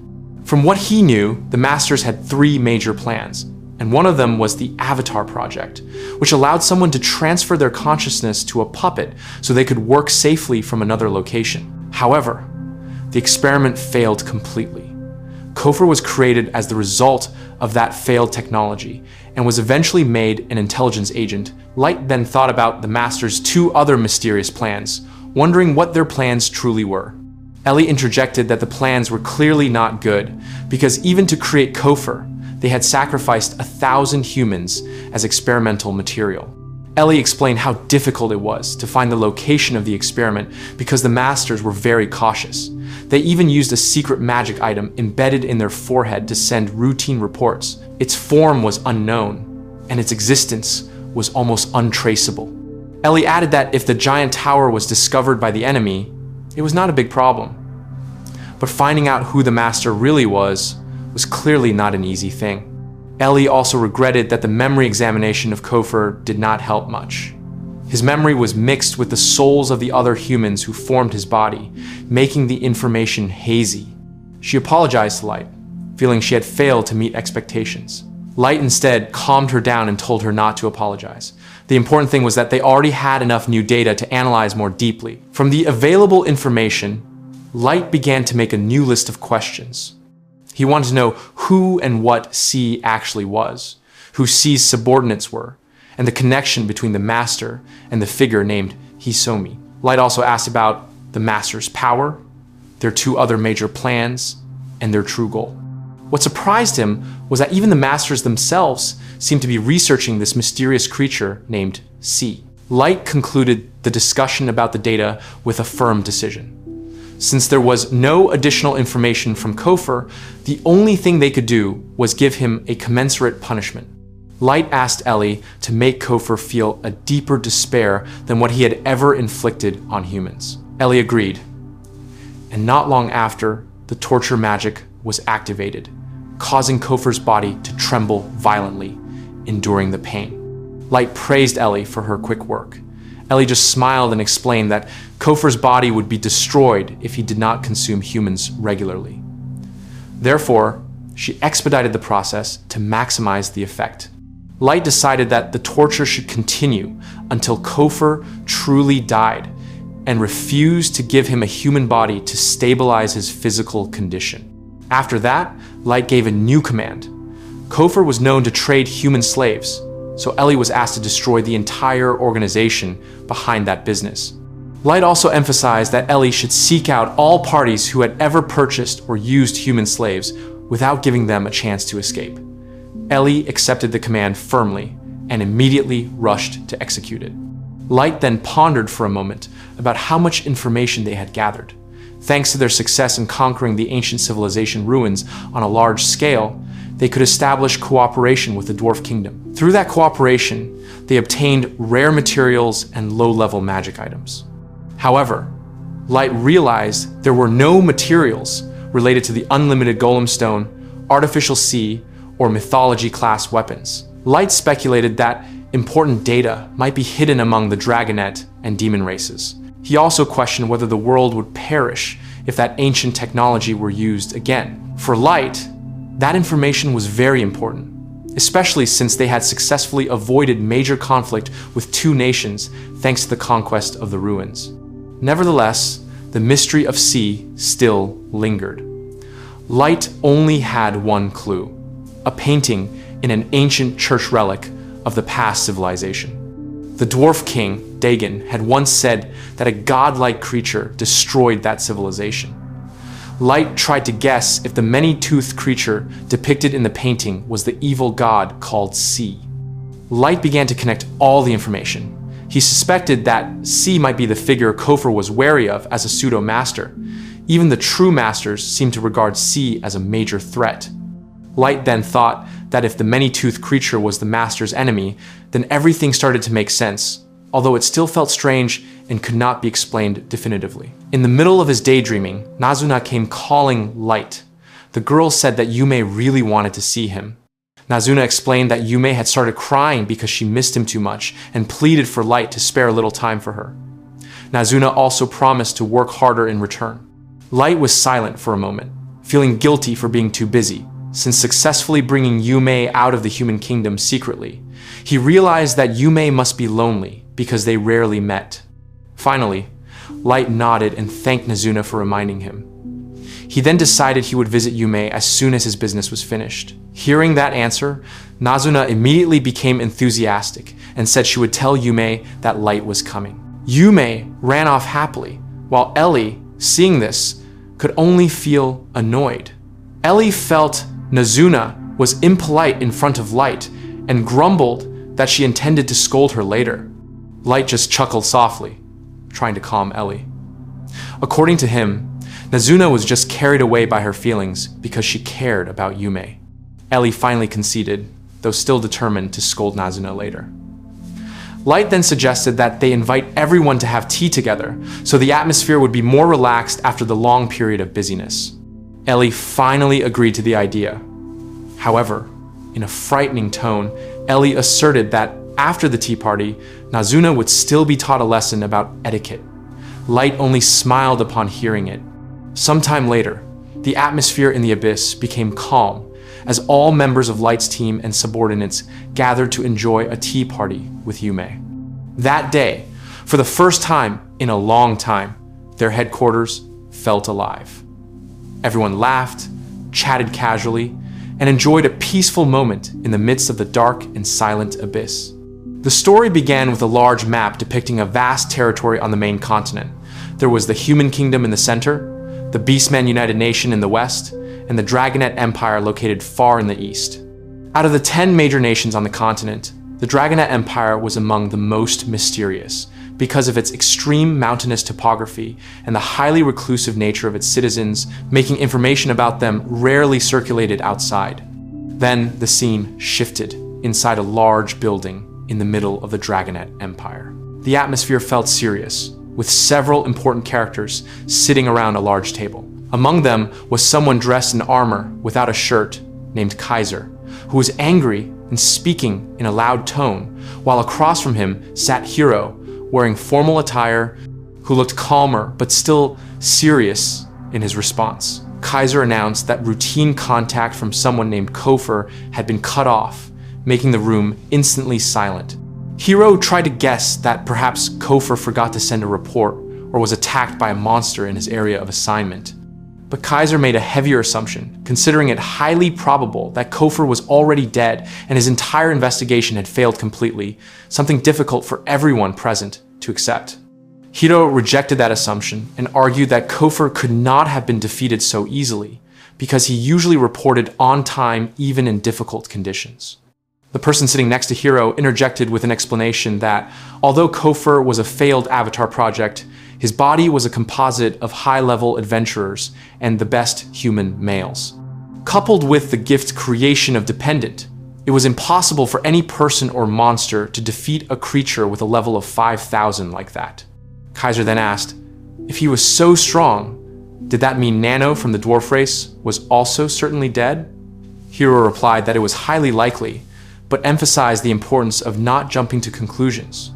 According to him, they must keep open the possibility that all of this was the result of manipulation by a mysterious group called the Worshipper Faction, who might be misleading them with false information. Kaiser became increasingly annoyed hearing that term. Emotionally, Kaiser rejected the use of the words Worshipper Faction and said they should just be considered a bunch of crazy fortune tellers or fools who wanted to commit suicide because they could not accept reality. Hiro tried to calm him down in a more composed tone, saying that there was no point in quarreling among themselves when the situation was this critical. After the atmosphere subsided somewhat, Hiro made a follow-up plan. The first step was to confirm that the artificial puppet controlled by Kofor was truly destroyed. After that, they had to investigate what was really happening on the ground. Hiro then asked for Kaiser's help, feeling he could not handle everything alone. But on the other hand, Hiro also admitted that he had many other affairs and negotiations that needed to be carried out simultaneously. Kaiser nodded and stated he did not mind helping, but in return, he asked Hiro to take care of some of his tasks. Hiro refused, citing that there was no better replacement for the project currently underway. Kaiser asserted that although there were other projects like Second Brand, none could match the quality of the Avatar project. Hiro then turned to another character named Hei and asked him to also help with the investigation. Hei, who wore an eye patch, flatly refused. In a firm tone, Hei said his main duty was to protect Kaiser, and he was not interested in helping with other matters. Kaiser looked annoyed at the answer, but Hei explained his reason. He would not allow Kaiser to be killed a second time. That statement made the atmosphere in the room tense for a moment, recalling a dark past. Kaiser finally changed the subject in a sharp tone, saying there was no need to discuss the past anymore. Kaiser then mentioned two other people named Bomb Boy and Shark Bastard, asking about them anxiously. After weighing the situation, Kaiser concluded that the assistance he could rely on now was very limited, so he would most likely have to move alone to resolve everything. Hiro tried to explain the reason why help was difficult to obtain. All the resources they currently had were tied to the Avatar project, and if separated, the project could stop completely. Kaiser sighed heavily, hoping the dragonets could be used more freely, so that the process of gathering information and devising strategies would be easier. But Hiro asserted that such a thing was nearly impossible. According to Hiro, the dragonet race was known to be very reclusive and disliked leaving the Empire. Furthermore, their appearance was too conspicuous for secret operations, so it was better to hire outsiders to do it. Hiro then added that the next step was to visit the Dwarf Kingdom to confirm whether Nano was truly captured or dead on the spot. Hiro continued to analyze the pattern of all these strange events. If it was true that Kofor and Nano had disappeared, as well as Garu, Sasha from the Elf race, and Sionne from the Dark Elf, there was a high possibility that they were all involved in the unsolved false master case. Kaiser realized that this was too much of a coincidence to be considered a random event and felt that there was something bigger behind all of this. Hiro then presented two new possibilities. First, the emergence of the giant tower and the disappearance of those members could mean that they were all directly involved in the false master case. Or second, they were subordinates of someone named C, or even supporters working under that person's control. Hiro's gaze then shifted to Kaiser, Hei, and everyone present in the room before giving his final suggestion. In a calm yet firm tone, Hiro proposed something unexpected. He suggested that they join forces with the Beastman race to confront the giant tower. That idea surprised several people at the table. But in an increasingly complicated situation, such a bold step might be the only way to uncover what was really happening behind the shadows of the Eastern continent. The meeting in the large room of the Dragonet Empire continued. This time, the discussion focused on the proposal to aid the Beastman race. Hiro began by asking the reason behind the idea of joining the Beastman race in the war against the giant tower. Kaiser, sitting upright with a serious expression, replied that he would explain his reasons directly so that all parties understood the situation. Kaiser began his explanation in a heavy tone. He mentioned that a mysterious giant building called the Giant Tower suddenly appeared in the territory of the Elf Princess's kingdom. The entire elite force of the White Knight's Order sent by the Elf Queen to investigate was wiped out without a trace upon entering the tower, causing the Elf Kingdom to fall into great panic. Kaiser continued his story, saying that after that incident, a girl appeared who called herself the Sorceress of the Giant Tower. The girl came to the Elf Queen's palace, bringing many dragons. Because of her extraordinary power, the queen was forced to submit and relinquish the independence of the human race. Even the Dark Elf Island nation was forced into subordination through the same means. Because of her suspicious origins, they believed the girl was a subordinate of the mysterious figure named C. Hiro then added new information from Hisomi's clones that had been spread throughout the world. The clone found an interesting fact about an elf woman named Sasha, who was believed to have died after entering the Giant Tower. Sasha was not part of the White Knights, but she was once the adopted daughter of an earl in the Elf Kingdom. She was also known to have participated in the mission to kill the False Master in the Abyss, and was engaged to Michael, the deputy commander of the White Knights. Hiro continued with another report about the disappearance of several important figures. There was Garo from the Beastman race, who also participated in the mission to kill the False Master, and then disappeared during the search in the Abyss, strongly suspected to be dead. Then there was Sionne from the Dark Elf race, who led a research institute, but after the place turned into a dungeon, Sionne also disappeared without leaving a body. All these events formed a suspicious pattern. Kaiser concluded that those involved in the False Master assassination mission all received large rewards, but then mysteriously died in a short time. According to him, this was too much of a coincidence. He speculated that the False Master who was killed was actually still alive and involved in the emergence of the Giant Tower. Therefore, Kaiser emphasized the importance of focusing on the connection between those two events and finding the best strategy to deal with it. Kaiser articulated a bolder hypothesis. According to him, the person who built the Giant Tower might be the figure they once thought was dead, a boy named Light.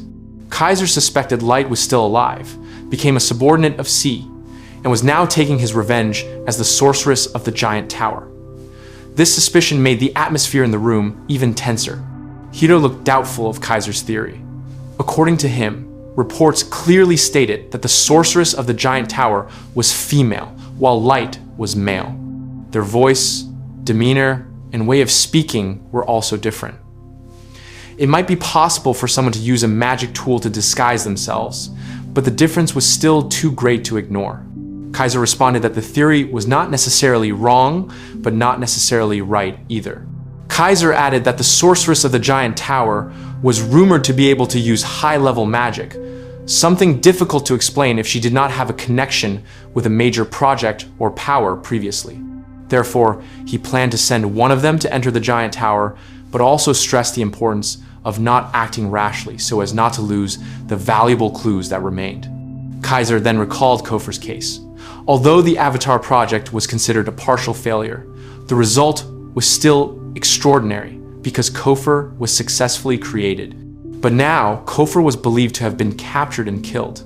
Kaiser also mentioned the possibility that some other masters might have sided with the demon race, and the dwarf race was now the next target. Therefore, the trap set around Nano was likely specifically intended to trap him. Kaiser looked deep in thought when discussing the level 5000 clone they created. Such a strong clone could be annihilated without leaving any information. It did not even have time to escape with teleportation or send a message via telepathy. He realized that if Nano suffered the same fate as the others, they would find it difficult to lure the enemy out. Moving without a plan could cause them to be trapped and destroy the Avatar project. Hiro then drew the conclusion that the only way to get more information was to leverage the Beastmen, who were known to be fearless of death. That way, they could destroy the Giant Tower and its sorceress, while monitoring what was actually happening. Kaiser agreed to the idea, even though he knew there would be many casualties, and reluctantly considered it the price they had to pay for important information. Hiro closed the discussion with a cynical tone. According to him, sacrifice always existed, whether from humans or other races. Hiro then explained that their intelligence network in the Beastman territory would be fully mobilized.